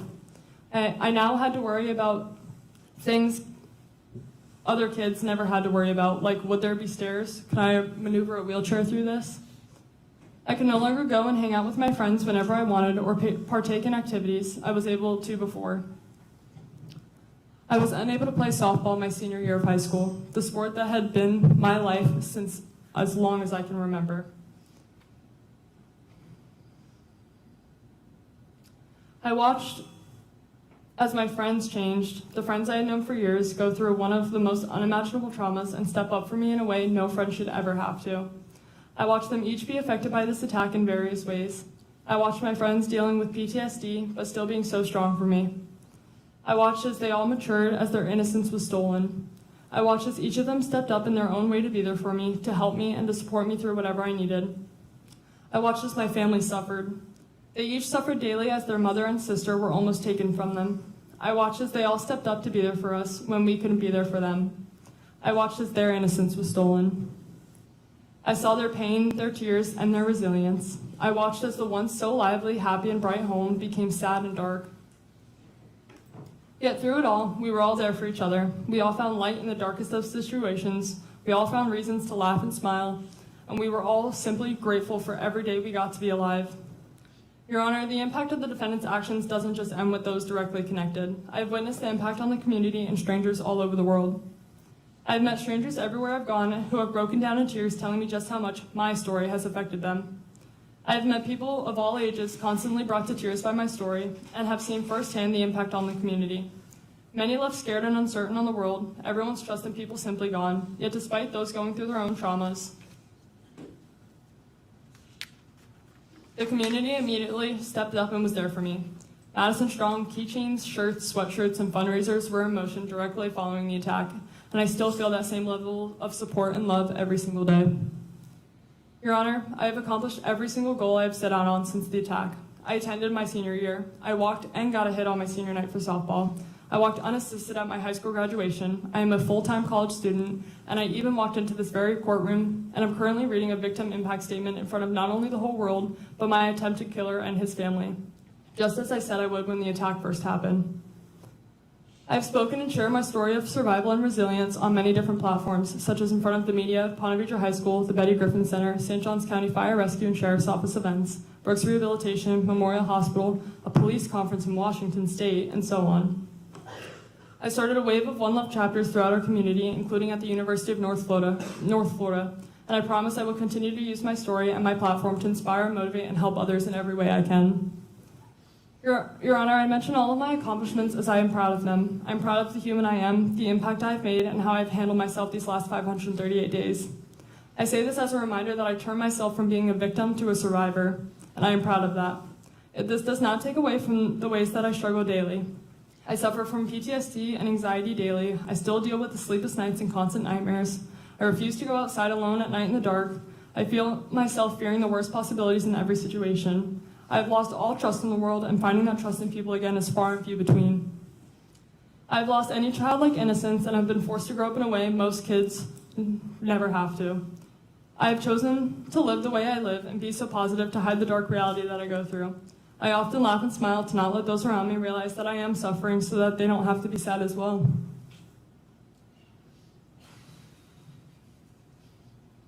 I deal with mental battles every day about my physical state and what my future may look like. My thoughts are often clouded by the what ifs and the why me questions, because why me? Why did something so horrific and life-changing have to happen to me? Why did someone so evil need to try and take everything away from me? Why did someone so evil try and end the life of someone who showed him so much kindness and patience? Why me? Your Honor, the defendant's decision on June 3rd, 2023 will haunt me for the rest of my life. My future physical and mental state still so uncertain, but always affected. The way I live, the way I love, forever changed. Yet I will always be a more kind, understanding, patient, loving, and overall better person than the defendant ever was. Your Honor, if it weren't for the brave and heroic acts of both my mother and Kennedy Armstrong on June 3rd, 2023, I would not be alive. My mother put her life on the line to save mine. The defendant so selfishly not only tried to take my life, but also tried to take my mother's. The most badass, selfless, and incredible woman and mom anyone would be so lucky to have in their lives. My mother has always and will always be my best friend. I am proud to be her daughter and thankful for her for her every single day. I've watched her struggle in more ways than I could explain in the last 538 days, yet she still always puts her kids before herself. Bleeding out and all, she was still there for me before even thinking of herself. She slept right by my side for over a month and was there through every single step of it all. Without her, I would not be here today, but without Kennedy Armstrong, neither of us would be here. A complete stranger so selflessly ran towards the screens, ran towards the danger, and saved both of our lives. Kennedy, you are truly one of the most brave and amazing human beings I have ever met. Despite your own trauma, your own physical injuries, and every way this attack negatively impacted your own life, you always remained so selfless. You always reminded us that you were here for whatever we needed and never wanted any praise or recognition, but you are the hero. You are the reason we are alive, and you are who reminds me every single day that good people do exist in the world. Words can never explain just how beyond thankful I am for you and your family. I thank both my mom and Kennedy for being my heroes that day. Two people who are so incredibly undeserving of the evil actions that the defendant showed on June 3rd, 2023. Your Honor, I could talk for hours on end about the way that the defendant has negatively impacted each of our lives, but I think after each of these impact statements, it is apparent, it is real, it is constant, and it is daily. Every day is a reminder of the trauma we all endured on June 3rd, 2023. Every day I'm affected by the physical and mental impacts of the defendant's actions, and every day is a reminder of just how cruel, monstrous, and evil the defendant truly is. There is no excuse for his actions. There will never be an excuse. On that day, the defendant chose to try and take my life. He chose to try and take my mother's life, and he chose to severely harm a good and innocent stranger. Your Honor, I can confidently say I am one of the least deserving human beings to have to go through what I have been forced to go through. Your Honor, this is something I will have to deal with for the rest of my life, something I should never have to deal with, and something the defendant should never have the opportunity to do again. Your Honor, on June 3rd, 2023, I was given my own life sentence by the defendant, and I plead with you that the defendant receives the same justified sentence and deserved punishment. Thank you.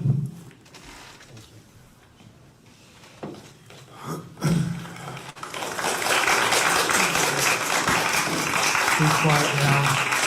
Ladies and gentlemen, please sit down. Please sit down.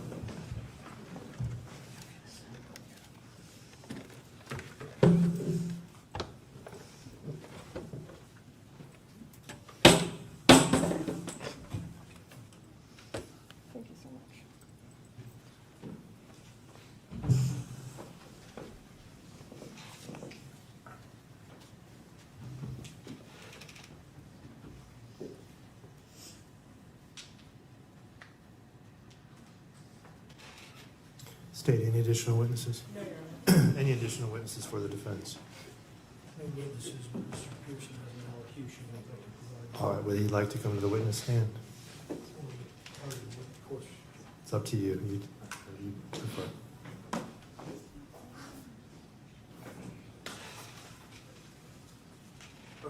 All right.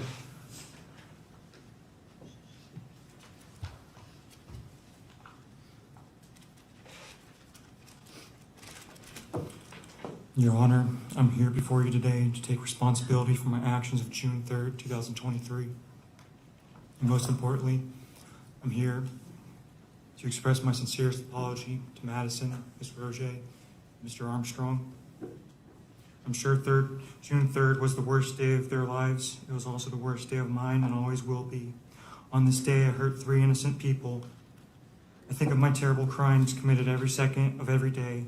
It's on my mind constantly, and this will never, ever change. I pray that Madison, Ms. Roger, and Mr. Armstrong make full recoveries. I can't begin to imagine what I've put them through and the negative effects I've had on everyone involved. I understand the anger and hatred they all have for me. I will never understand any negativity or ill will directed towards my family regarding this subject. They did not do this. I did. There are good people trying to do good in this world, not evil. My parents tried their absolute best to give me help with the limited knowledge and the limited time they had. They are completely devastated, and they want their son to get help more than anything. Your Honor, I try my best to live myself after what I've done, but I just don't know how. I need serious help, and I have for a long time. And I'm so sorry for what this has come to, and I'm so sorry for my actions. I ask for forgiveness, and I ask for mercy. I ask for the chance to get help so I can return to my family and do good in this world. Thank you for your time. That's all I have to say. Thank you, Mr. Pearson. Any additional witnesses for the defense? No, Your Honor. We'll move into argument. I will hear from the defense first. Mr. Couturier. Can I have one moment? Sure.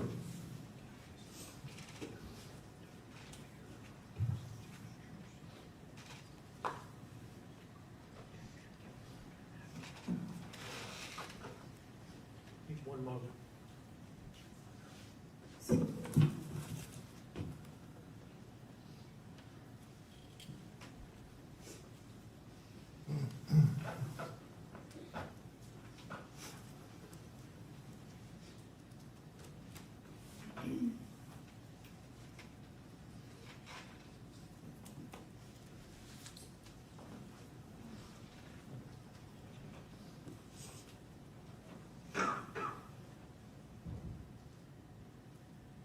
Which one do you want first? Booking?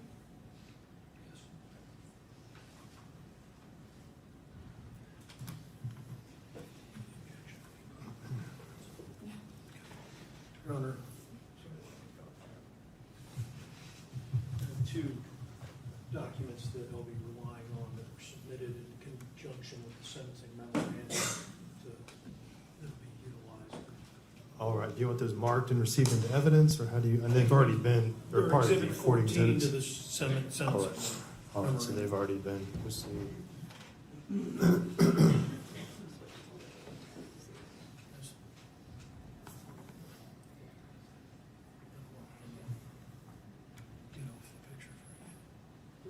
Yep.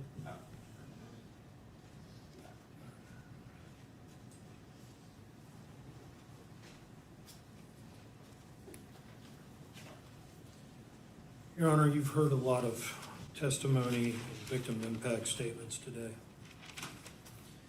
We're here because Mr.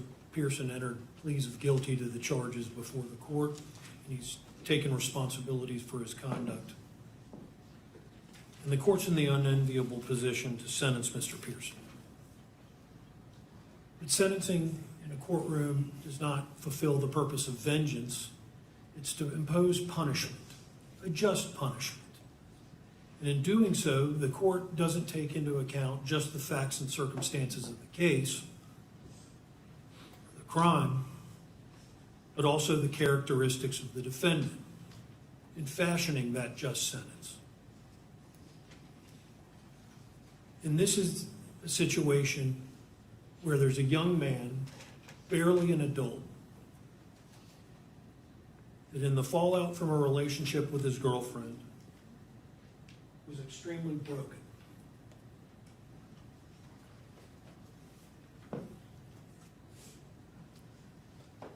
And it's tragic. It is absolutely tragic what happened.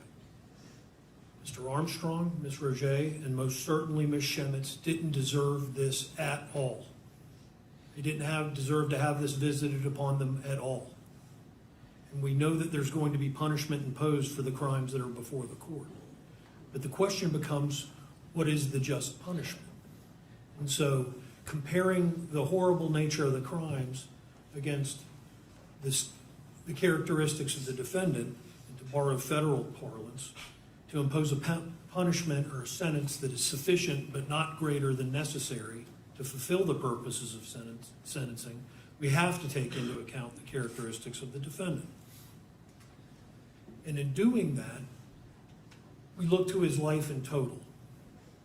And when we look at that life, but for the day of the events, he has lived a good and honorable life. This is a case with the media sitting here in our courtroom that's had press releases and media attention for the last year and a half. It's also a situation where many members of the community would treat Mr. Pearson like a pariah. But that's not necessarily the case here. I've been in cases of similar nature where no one will step forward, maybe even parents on behalf of their loved one. Not this case. In this case, not only Mr. Pearson's family members, but members of the community. 26 in total have submitted character letters on behalf of Mr. Pearson, in addition to the members of his family. And they all echo the same sentiments. You've heard from Mr. and Mrs. Pearson, Spencer's parents. And he has the rest of his family in attendance here today, as well as members of the community that are here to support him. And they've submitted letters to the court. His sister McKenna, who's a student at the University of Florida, writes that he was always exemplified his gentleness and his love for animals, especially dogs, and he is constantly looking out for our youngest brother, Rhett. Spencer has always had such a good heart, and he was so empathetic for people who would get picked on. She would often overhear parents complimenting Spencer's manners, politeness, and how good he was with younger kids. He was caring, intentional, and kind. His younger brother, Rhett.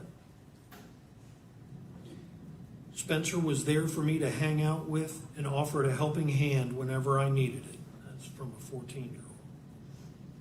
His older brother, Colby. Although externally Spencer may seem quiet and reserved, for those of us who know him more closely, he is one of the most kind-hearted people out there.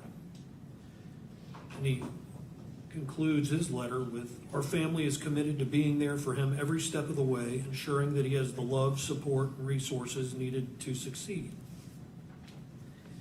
Those are his immediate family members, all. And there's myriad other letters from the rest of his family, extended and otherwise.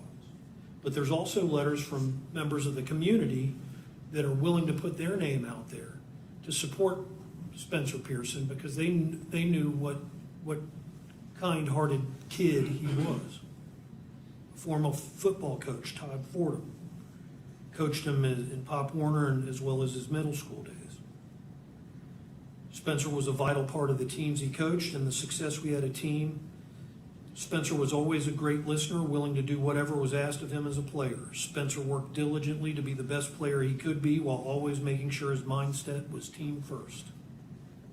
Another coach at his high school, Eric Hinkle. While as coach, Spencer was always shy, reserved, and respectful. I do not recall Spencer ever getting agitated, disrespectful, or aggressive towards his coaches or teammates, nor angry in any way during those years I coached him. And Mr. Coach Hinkle noted the change that Mr. and Mrs. Pearson testified to his junior and senior year.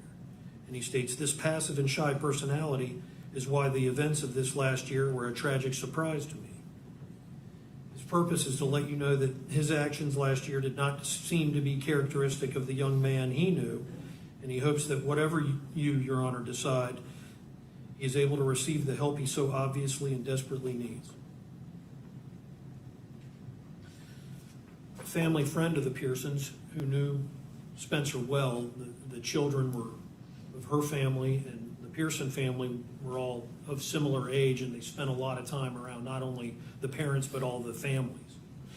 Sarah James states, "3 of our 4 children are the same ages as the Pearson children.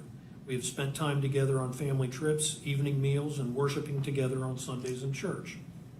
Spencer never demonstrated any aggressive behavior, and I observed him to be normal, kind young man. He was always welcome in our home." On one vignette, if you will, regarding the character of Spencer Pearson, last year during one of his daughters, during her freshman year, there was a Hope class at Ponte Vedra. Spencer's weightlifting class was often in the gymnasium during the same period as her child. He always made a point to come over and say hello to her daughter and ask her how she was. This brought her comfort because she did not have any of her close friends in that class, and having a familiar face brought her joy. Lastly, I'll reference, and there's numerous other letters, I'm not reading them all. The court has them and has read them. But another coach of Mr. Pearson, Jermaine Swafford, writes, "Throughout my time as his coach, I came to know Spencer as a well-mannered, respectful, and disciplined young man. He was never one to cause trouble or show disrespect towards his teammates, coaches, or anyone else around him." Coach Swafford fully acknowledges the seriousness of the situation Spencer is facing, but I also know the good young man that he is and the potential he has to grow and learn from this. I have always seen the Pearson family as kind and supportive, and I believe with the right guidance, Spencer can get back on the path to becoming a responsible and contributing member of society. That's the members of the community that know Spencer, and that's the Spencer he knew. not the movie, not the surveillance video from June 3rd, 2023. So when we see that video compared to the character that is known to be that of Spencer Pearson, the question is, how could this happen? This tragedy. These three innocent people that deserve nothing in the way that they were served that day. How did this come to pass where Mr. Pearson engaged in that conduct? You've heard a lot of testimony today. We know that he was a good kid in elementary school and as a young man, had social anxiety issues from a young age. But he's been described as peaceful, gentle, and kind, with the exception of the day's events. And over the course of time, that condition became progressively worse. It worsened in high school when we know that he started to decline in that regard in his junior year. And after the breakup, we know that his mental health certainly declined. And the Pearson family was desperate to get help for their son. So in doing so, they're reaching out to all avenues available to them. Licensed psychologists and practice groups weren't able to see him. And we've discussed the difficulty in accessing mental health care, particularly for youth and particularly on the backside of the COVID pandemic. And you've heard the testimony here that people could not take him. It was 3 to 6 months. And so they were desperately trying to get help for Mr. Pearson in any way they could. And they find this organization here tomorrow who could see him immediately. And when you look at the records that are contained in the sentencing memorandum from here tomorrow, there's a breakup in April. And at this point in time, Mr. Pearson's in an extremely depressive state. He didn't go to prom, he's not going to school, and is living on the couch, not eating, not doing well. The family's desperate and they're reaching out for help. So Spencer here tomorrow could see him immediately. So he goes on April 13, 2023.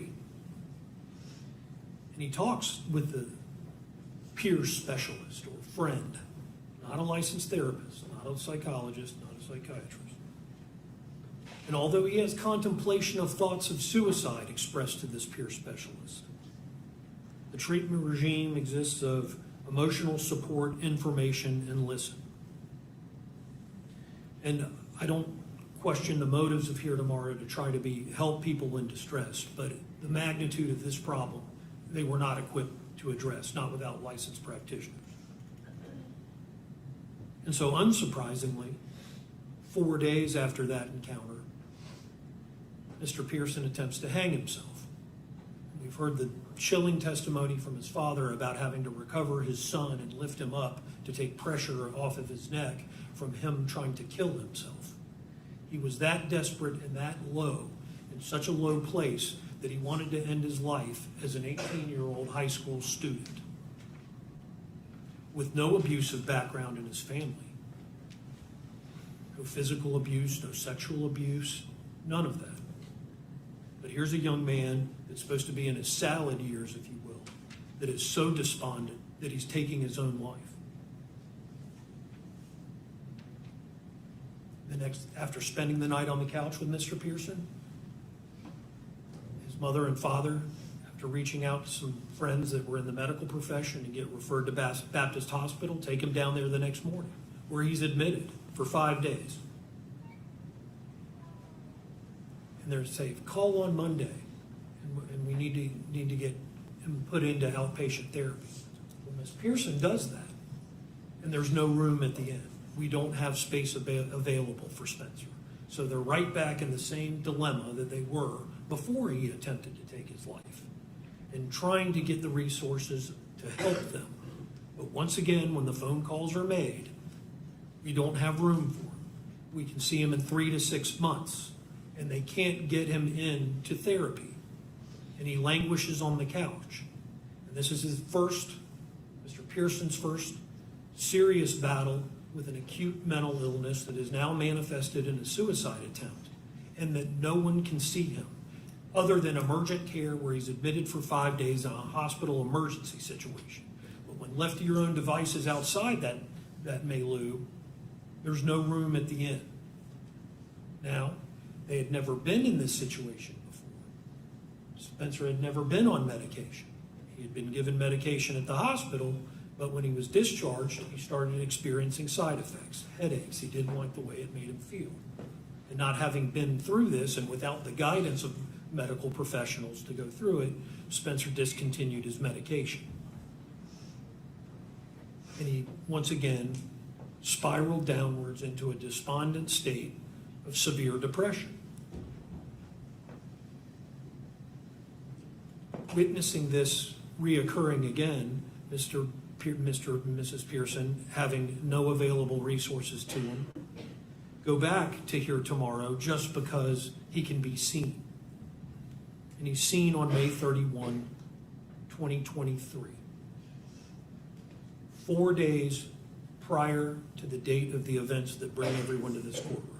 4 days. Spencer recounts to the peer specialist that he attempted to commit suicide. He had concrete plans. He had ideation. When you look at the progress note that was filed as, I believe, notice of filing number 8, the last one that was filed, it states his current status was now preparation. Before it was contemplation. Now it's preparation. And they know that there's been a prior attempt. The course of treatment that was ascribed to by that entity is to make a safety plan. But the safety plan is to be made the next week with a young man that Hal has preparing to commit suicide.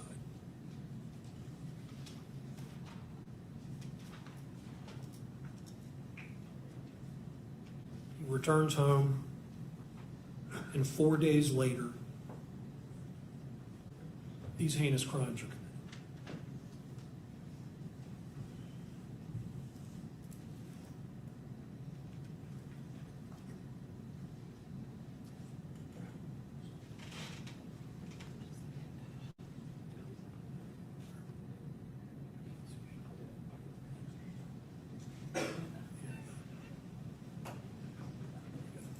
And so, in the course of the events, Mr. Pearson, after committing the horrible acts that numerous people have discussed here today, takes the blade and turns it on himself.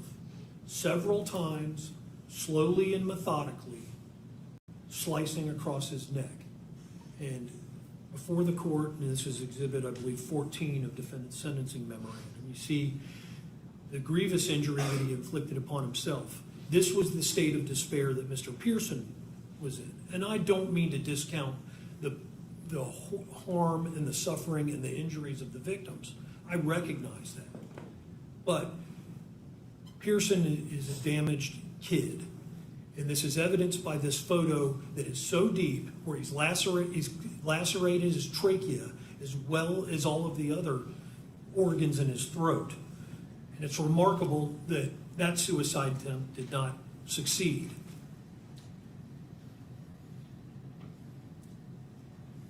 Because when the rescue responded, and you have the fire and rescue records before you, on the Glasgow coma scale that goes from 1 to 15, 15 being fully functional, 1 being near dead, he was a Glasgow coma scale of 3. He was not breathing and had barely had a pulse. They were able to intubate him and save his life.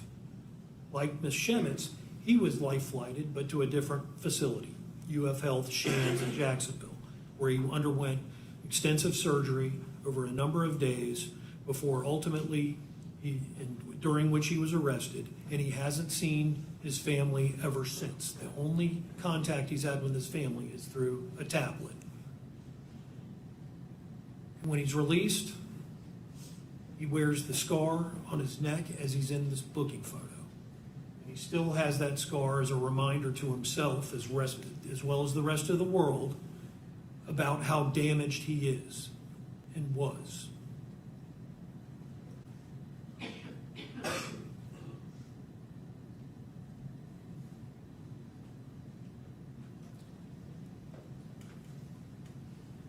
So how does that come to pass? Well, we know that Spencer played tackle football from age 6 to 18, 12 years, and you've seen a brief video clip of it. But before I get to that, we've got a young man, barely above the legal threshold for a juvenile.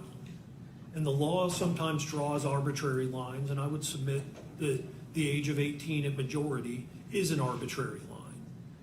As Dr. Rubino alluded to, we'll go give a young man a gun and send him to a foreign land and serve as cannon fodder for our military, but they can't drink a beer. We don't trust them to drink a beer or any liquor, but we can give you a gun and send you into battle. Is he an adult at 18? Well, the science regarding the brain suggests not. And this science has now been well established and litigated through courts from the bottom to all the way to the Supreme Court on numerous occasions. And through the science, which we heard from Dr. Kropp as well as briefly from Dr. Rubino, we know that the adolescent brain is not developed at age 18. Far from it. It's just starting to finish its pruning and myelination. And that continues in that process from shedding gray matter into white matter to get executive functioning. Doesn't happen till 24 or 25. 6 years removed at a minimum from where Spencer was on the day of the act in question. And why is that important? Because that controls the executive functioning or guides the executive functioning of a young man's brain. They lack impulse control. They act without regard of consequences. There's poor planning. They don't think of things of forethought. That's why they make good candidates for combat soldiers. And so we have this young man with an adolescent brain that isn't fully formed, that doesn't have the capacity to engage in the critical decision-making and judgment that's required to proceed through life, is a starting point. That's across the board for all youth.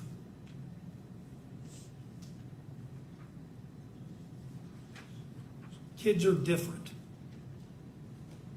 And although he may have been 18 and legally adult, he's a kid. He's a kid as he sits here today.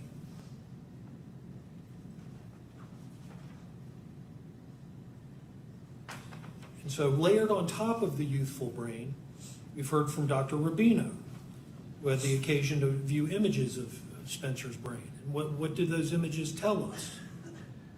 That this kid has been the subject of repetitive head injuries for 12 years.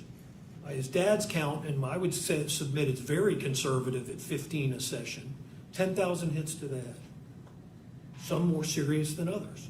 In that video, we saw a 300-pound plus kid smash his head, buckle him, and I would submit he was concussed at that point, and then pancake him. Because of the nature of the game, Spencer gets up, has head-to-head contact of significant force with the quarterback. 2 concussive events in one play. Not to mention the myriad other events. We know he was out in concussion protocol at least twice once that developed, but they didn't have it in middle school. They didn't have it in Pop Warner. Hopefully, the kids aren't getting injured. But when Dr. Rubino looks at Spencer Pearson's brain, we know there's a lesion on the right frontal cortex that's in an area that's inconsistent with any vascular source, not to mention that he's 20. He hasn't had time to develop those problems. There's no indicia from health records or otherwise that he has any vascular problems. But he's got a lesion on the front part of the brain. He's got the cavum septum pellucidum, the separation of the 2 hemispheres of the brain and the membrane that with a 20-year-old kid with no other explanation who's played 10 years of tackle football, the only explanation is head trauma. We know about the cingulate gyrus being impaired. And why is that important? Because that is part of a brain and a human's limbic system. And the limbic system, once again, controls emotional regulation, poor judgment, impulse control, all of the same issues that are inherent with an adolescent brain as a starting point are exacerbated for a young man with the injuries noted in his head. So when you combine the two, they compound that problem. And the lack of emotional regulation and impulse control and judgment is even worse. We also know that he's working on a significant neck injury, cervical stenosis of his spine. It's going to get progressively worse without medical intervention. And if it doesn't, it could result in him being paralyzed. And the irony of that is not lost on me. But as that is not an appropriate punishment to be doled out in a courtroom. But that's what he's looking at without treatment. And the court's been around a long time, as have I. And the court is aware of the medical treatment that's rendered in the Florida Department of Corrections. It's less than stellar. That problem will not be addressed.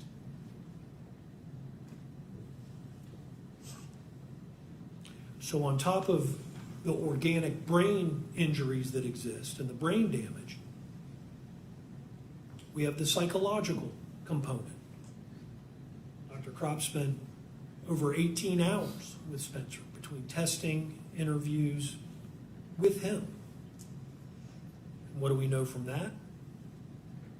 He suffers from major depressive disorder and social anxiety disorder that further impair his judgment, his impulse control, and the other matters that are just getting compounded and compounded and compounded on top of one another.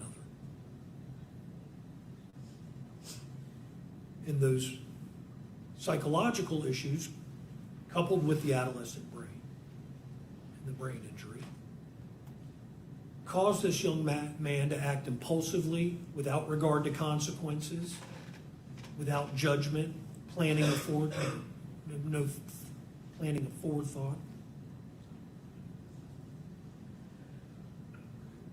And tragically, it resulted in 3 people unnecessarily being stabbed, significantly injured.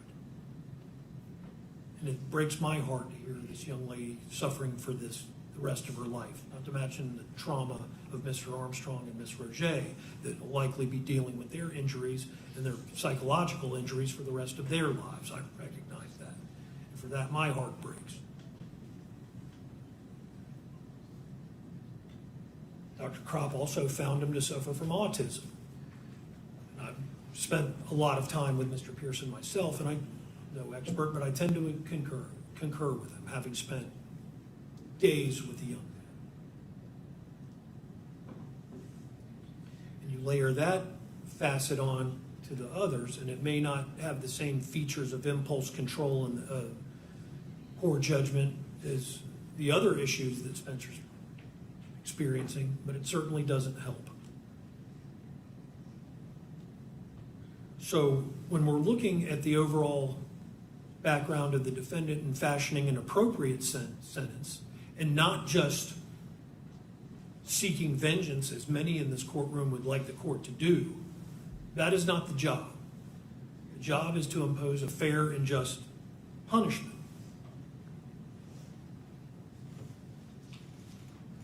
And I would submit to the court that even though the statutory max in this case is life, this case is wholly inappropriate for a life sentence.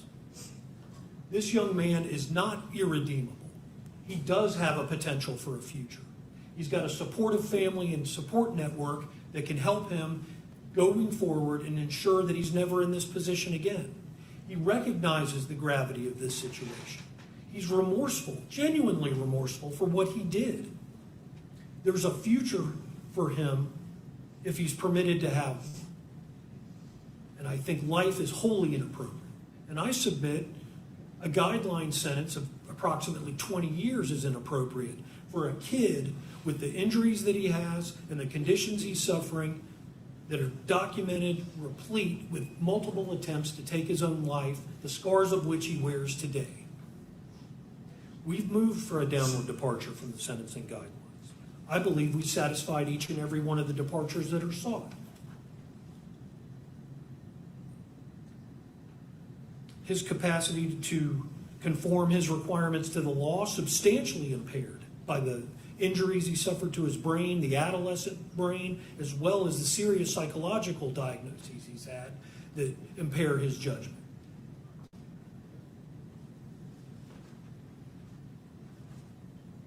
He certainly requires specialized treatment for a mental disorder, and it's unrelated to substance abuse or addiction. You've heard no testimony that he has any of that. It's absent entirely from his background, other than a high school kid that may have had some beers or seltzers on an occasion. But this kid's not an addict. He's not a boozer. His problems are mental health and mental health alone, except for the cervical neck stenosis or cervical spine stenosis, which is a physical disability under the departure. And we know he's amenable to treatment. He's been on medication ever since he's been in the jail. We know he can reject that if he so chose, but he's now recognized that he needs help, and part of that help is medication. But there's other facets of treatment that would benefit Spencer, for which he is amenable. Therapy. Dr. Kropp recommended therapy 2 times a week individually and group throughout to help him overcome a social anxiety disorder. And he wants the help. He just asked you for it. His family's been screaming for it. And so he meets the basis for a departure for specialized treatment for which he's amenable. We've also sought one for the crime being committed in an unsophisticated manner, an isolated incident for which he shows remorse. As tragic as what we've seen here today was, it was unsophisticated. There was no, this wasn't a white collar fraud case. This isn't multiple drug deals. This isn't trafficking. This isn't the normal grist for the mill that the courts encounter and defense counsel deal with. This was a instantaneous attack. So it was unsophisticated. It was isolated. He has absolutely no criminal history. Never been in trouble with the law prior to this. Never been violent to anyone prior to this. And he's shown remorse. And lastly, we're seeking a departure on the basis that the defendant was too young to appreciate the consequences of the offense. And in doing that, age alone doesn't cut it. I'm aware of that. But emotional immaturity coupled with chronological age, and this isn't somebody that's 20, 22. We're talking about a kid 9 months removed from his 18th birthday. So, and Dr. Kropp testified that due to his psychological conditions, as well as the adolescent brain, he is emotionally immature. And so we've met the grounds for that departure as well. Now, I know the court, in whether to grant a downward departure, it's a 2-step process. One, the court has to determine whether the defense has met the burden of production by a preponderance of evidence to satisfy the grounds for the departure. And I submit to the court we absolutely have. But the second one is discretionary. The court has to decide whether it thinks departing will provide for a sentence that is appropriate. It's a discretionary act by the court. And I'm imploring the court to exercise that discretion because this kid is damaged. This isn't an incorrigible criminal. This is a broken kid that is not irredeemable. He has a chance in the future if he's offered the opportunity. He's willing to accept the help, and he's been doing it ever since he's been incarcerated. He has a support group that will help him stand up in support to help him get that help. And I'm firmly committed that if Spencer is released, and there's, in addition to incarceration, there's other facets of punishment that can be imposed. The court can put him on supervision. He can be on community control for up to 2 years. He can be on probation with a court order requirement to maintain treatment and have treatment providers report to probation to ensure that he's following through, not to mention the people that want to give him help and his own desire to get help. There's ways to fashion that sentence. And further support for a mitigated sentence is the pre-sentence investigation itself, prepared by a member of the Department of Corrections, that in the recommendations doesn't make a recommendation as to the sentence. That is the unenviable task of this court, and I do not envy the role. But in the report, the representative of the Florida Department of Corrections is recommending to Your Honor that when he's incarcerated, that he go to a facility that he can get specialized treatment for his disorders. Now, I'm not aware of any such facility in the Department of Corrections, so I'm not sure that, as much as everybody wants to have that happen, that it's even available. It sounds good, but in practice, it doesn't exist. You get pills, and that's what you get. And so respectfully, for this kid that prior to this horrible event that we view today has lived an outstanding life. He goes to his neighbors to help protect a wife and daughter while the husband's out because they think there's a burglary. He's helping neighbors, elderly neighbors, not climb ladders so they can put lights up around their home. When an elderly gentleman got into a car accident out in the road in front of his neighborhood, Spencer rode out there and assisted the old man and made sure he was okay. This young man has empathy. He's not a sociopath. He does care for other people, as testified to by all of his family and community members that have stepped forward with support. He's not an incorrigible criminal sociopath. It's a kid that has a chance if he's offered the opportunity. And so respectfully, Your Honor, we're seeking this court to impose a sentence that's significant. He's 20 years old as we sit here today. I'm asking for the court to impose a sentence of 12 years. He doesn't have 2 years in time served yet. He'll be at 30. If the court imposes that sentence, he'll be 30 or so by the time he gets out. His salad years, the 20s, the best years of all of our lives, will be spent incarcerated in a gladiator camp.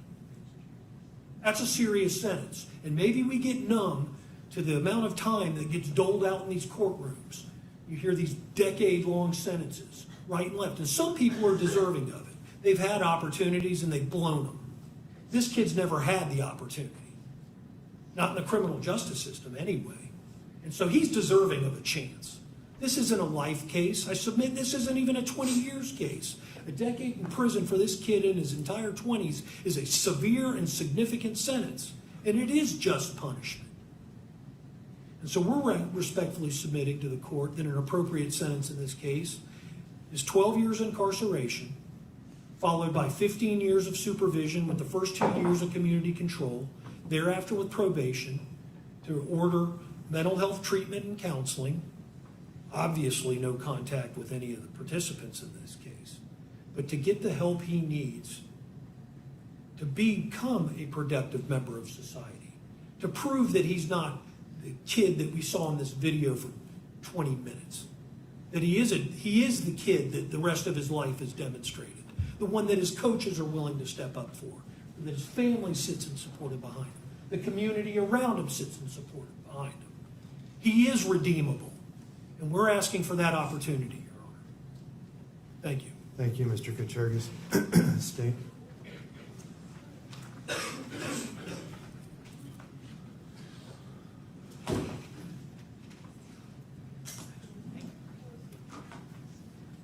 Your Honor, counsel started by describing the good character letters submitted on behalf of the defendant. We've heard the testimony today, and I have no doubt that a lot of that information is very, very true about the defendant and his growing up and him as a child and all of those things. But you also have to think about his characters and his characteristics that came out when he was in this new type of relationship. This isn't his mom, this isn't his dad, cousins, neighbors. This is that intimate dating relationship, that future romantic relationship that he may have. And what came out about Mr. Pearson that perhaps nobody had ever seen before was an individual willing to stalk, harass, scare, wanted Madison to feel his pain. That's why he sent the picture of him about to hang himself.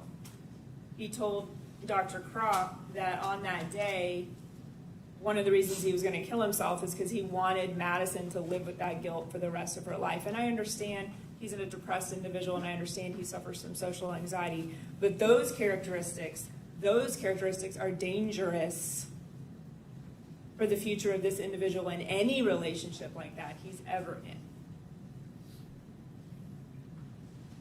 Now, the threatening message he sent just 6 days before on its face may not appear that threatening, but to Madison it was. You heard everything that had gone on, and he knew everything that he had done up to that moment.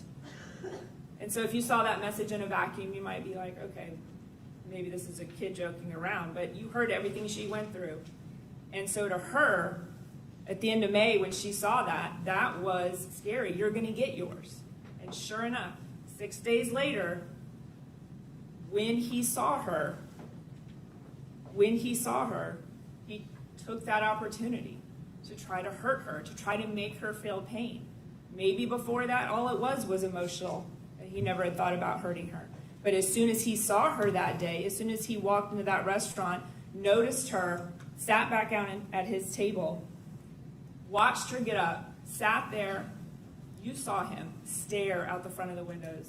He was waiting until they were done talking to that staff member. He was waiting for them to walk away. And he sat there and he cracked his knuckles and he rubbed his hands on his shorts where his knife and his sharpening block were. And even if you believe that he didn't know Madison was there until he pulled into that parking lot. Maybe he saw her car as he drove by A1A, maybe he didn't. But when he drove in that parking lot, it's very clear. There is no reason why he moves his truck unless he sees her vehicle and he wants to park next to it for the opportunity to see her in some fashion. It makes no sense otherwise, and it makes no sense that he doesn't recall why he did that when Dr. Kropp asked him.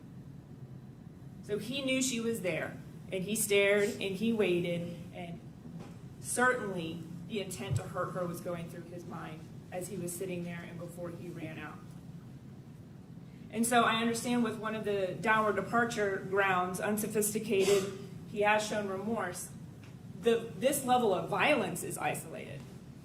But Your Honor knows, stalking, harassing, putting in fear only leads to violence. We all know in this courtroom that's what comes next.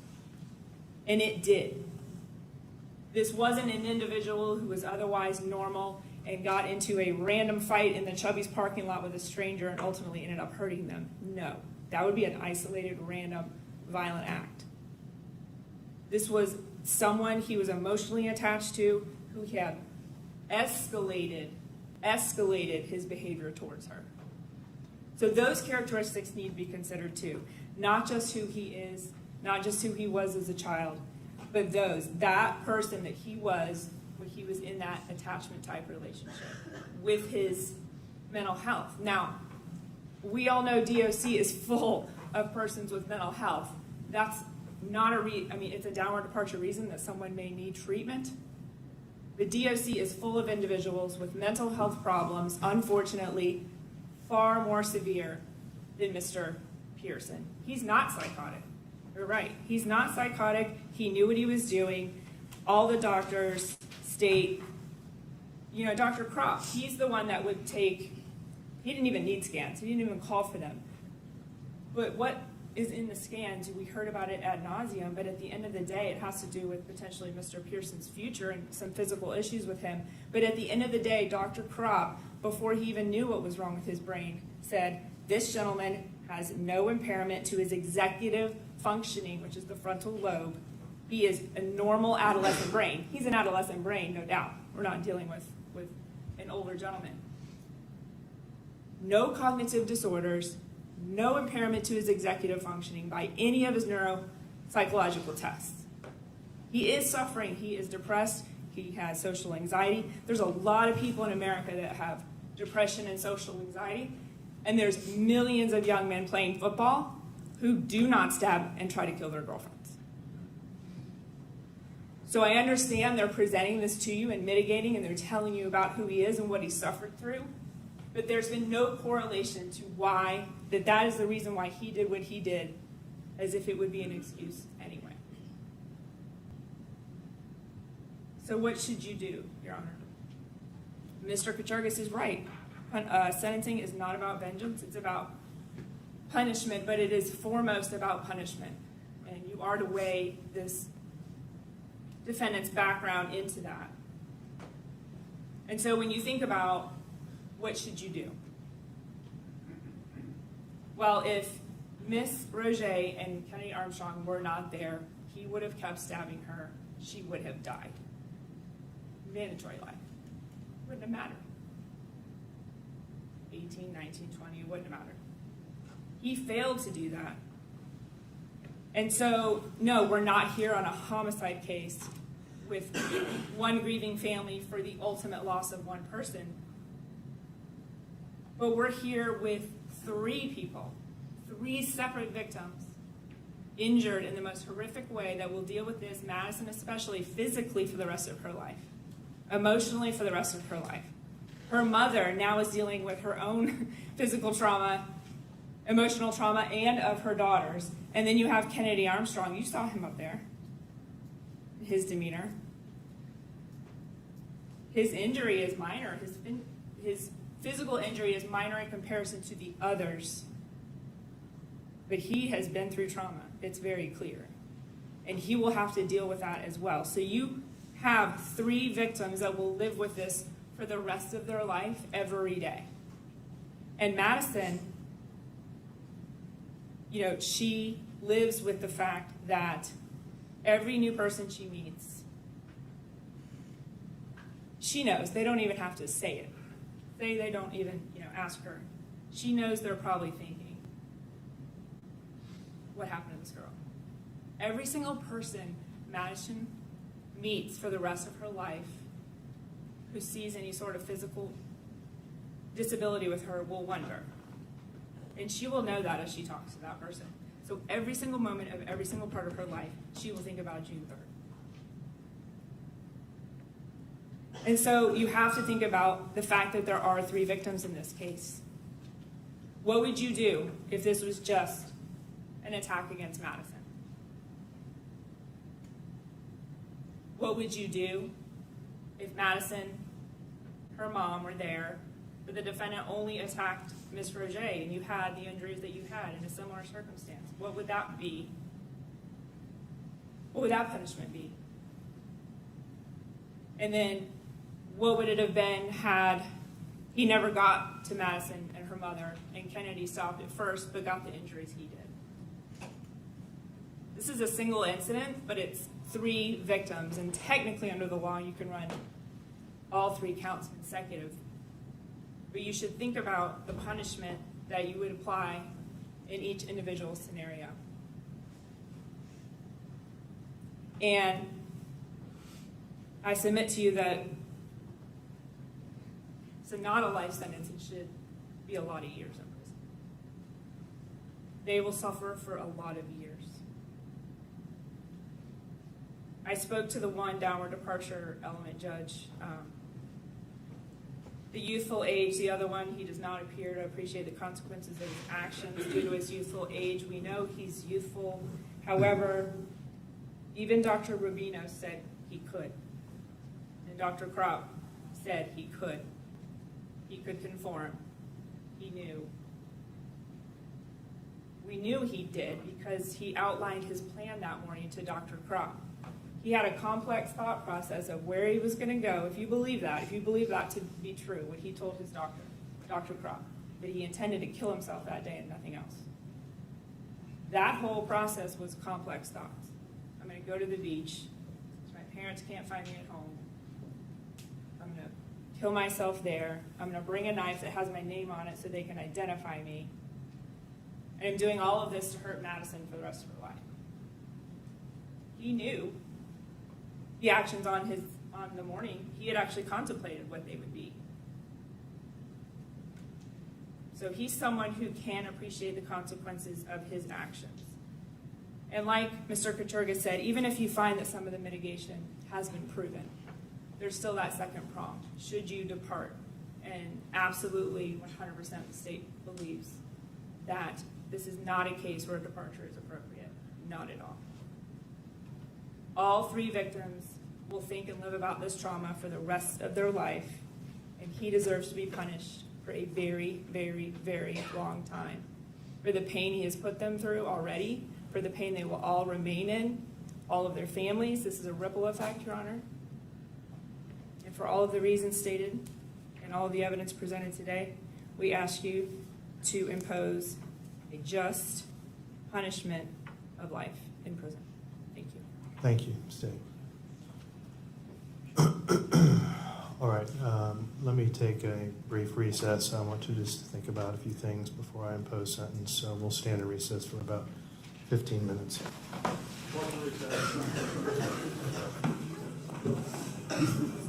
was me last time.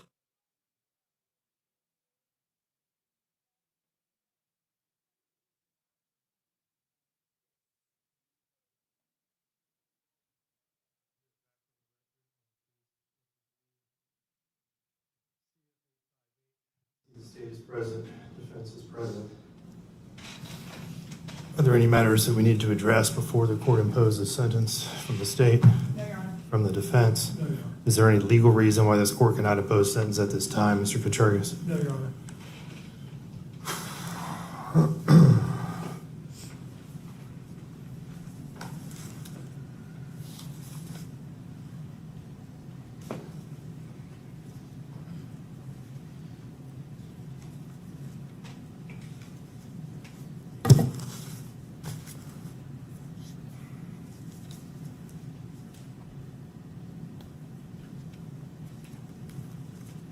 This court has given this case a tremendous amount of thought, not just today, but in the days and weeks leading up to this sentencing hearing.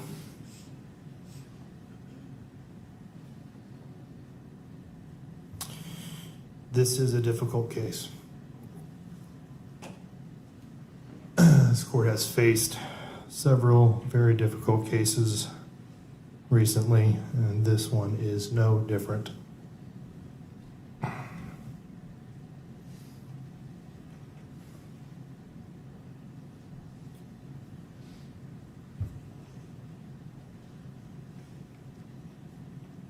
The defense in this case has filed a motion and requested for this court to depart below the guideline sentence.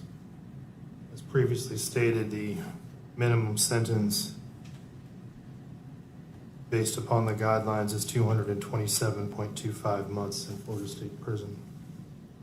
In analyzing the defense's motion and request for the court to downward depart, the defense has presented throughout the course of this sentencing hearing evidence and testimony that would meet the preponderance of the evidence that would permit this court to deviate and downward depart. The court does find that the defense has met its burden, showing the defendant's capacity to appreciate the criminal nature of the conduct, and that he does require some specialized treatment for a mental disorder that is unrelated to substance abuse or addiction or for physical disability, and the defendant is amenable to treatment.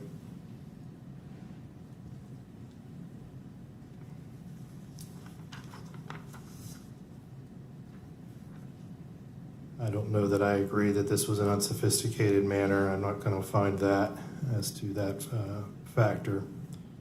And I do believe that the defendant is old enough to appreciate the consequences of the offense. So the only factor that the court does find that the defense has met is the fact that he does require some specialized treatment for a mental disorder that is unrelated to substance abuse or addiction or for physical disability. That does not, the analysis of downward departure does not stop at the defense's meeting the threshold and establishing by preponderance of the evidence that there are mitigating circumstances that would permit this court to deviate below that guideline sentence. The second prong of that analysis is whether or not the court should.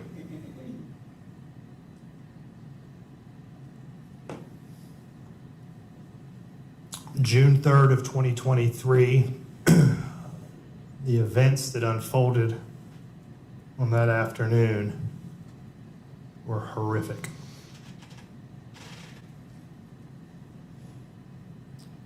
This defendant launched a vicious attack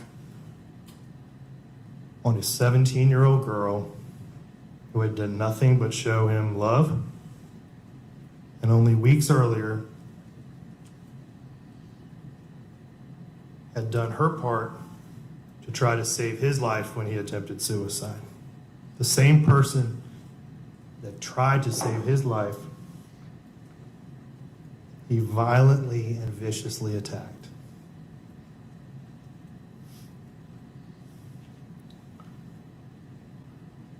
Many folks in this courtroom have declared Kennedy Armstrong a hero. This court has no quarrel with that assessment. Kennedy Armstrong is most certainly a hero. And but for his actions and the actions of Madison's mother,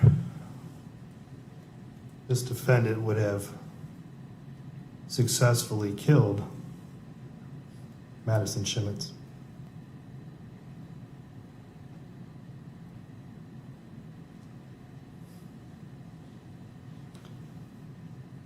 That crime, the crime that was described and shown here today, and the result of that crime, and the impact of this crime that it has had on all three of the victims in this case, leads this court to the conclusion that any deviation below the guidelines is inappropriate. So I'm declining and denying the defendant's motion for downward departure.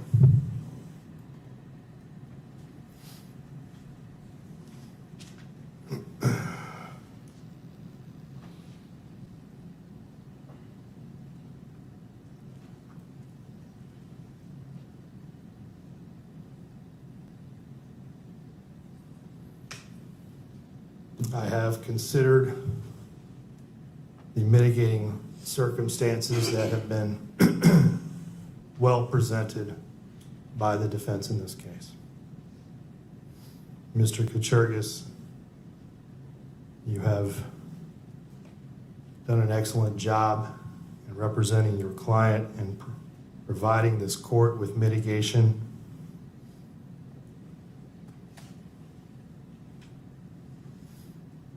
And this court has carefully thought and weighed and considered your client's age, his lack of any prior criminal history, the fact that he was suffering from a depressive, clearly a depressive state of mind when this happened,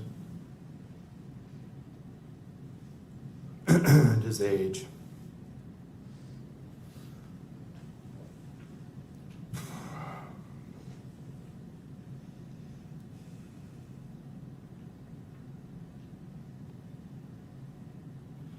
This court does not impose a sentence based on vengeance. As was mentioned, that courts are not here to sentence out of vengeance. This court has carefully thought about all of the mitigation in this case. But the crime that was committed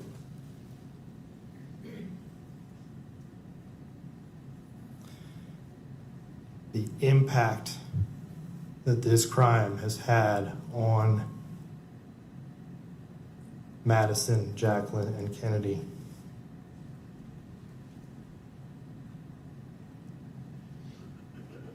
it just far outweighs any of the mitigation that this court has considered.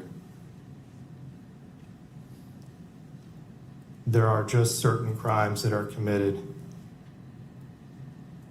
that merit the maximum possible sentence.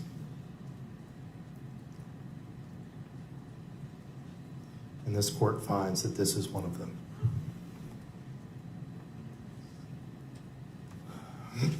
Spencer Pearson, you have entered a plea of guilty to 2 counts of attempted first-degree murder with a weapon.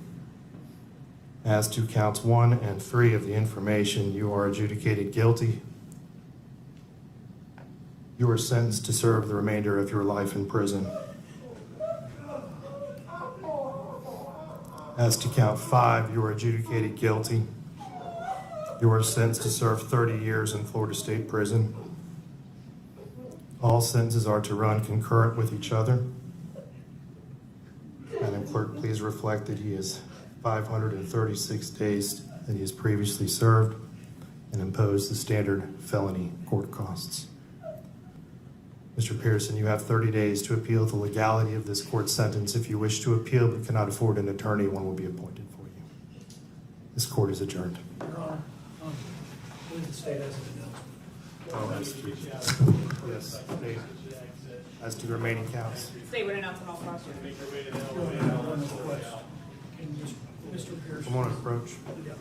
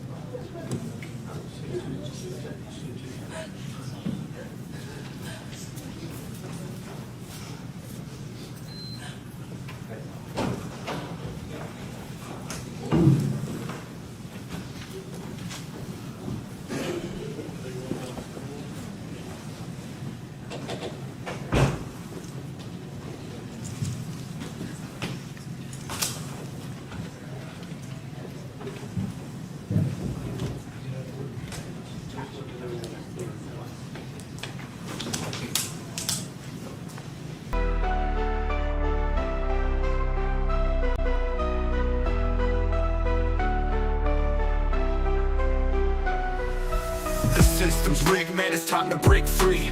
Eyes wide open, gotta see what I see. Standing on the front lines, fighting for the truth. Lift the veil of lies, it's time to be the proof. Take a stand, don't you back down.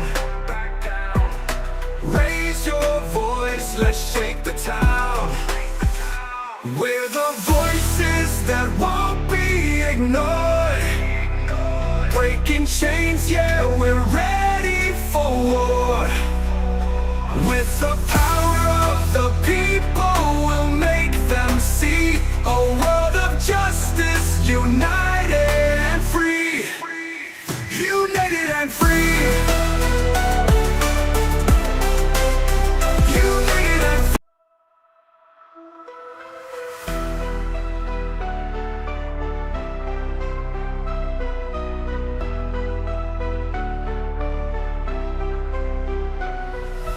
The system's rigged, man, it's time to break free.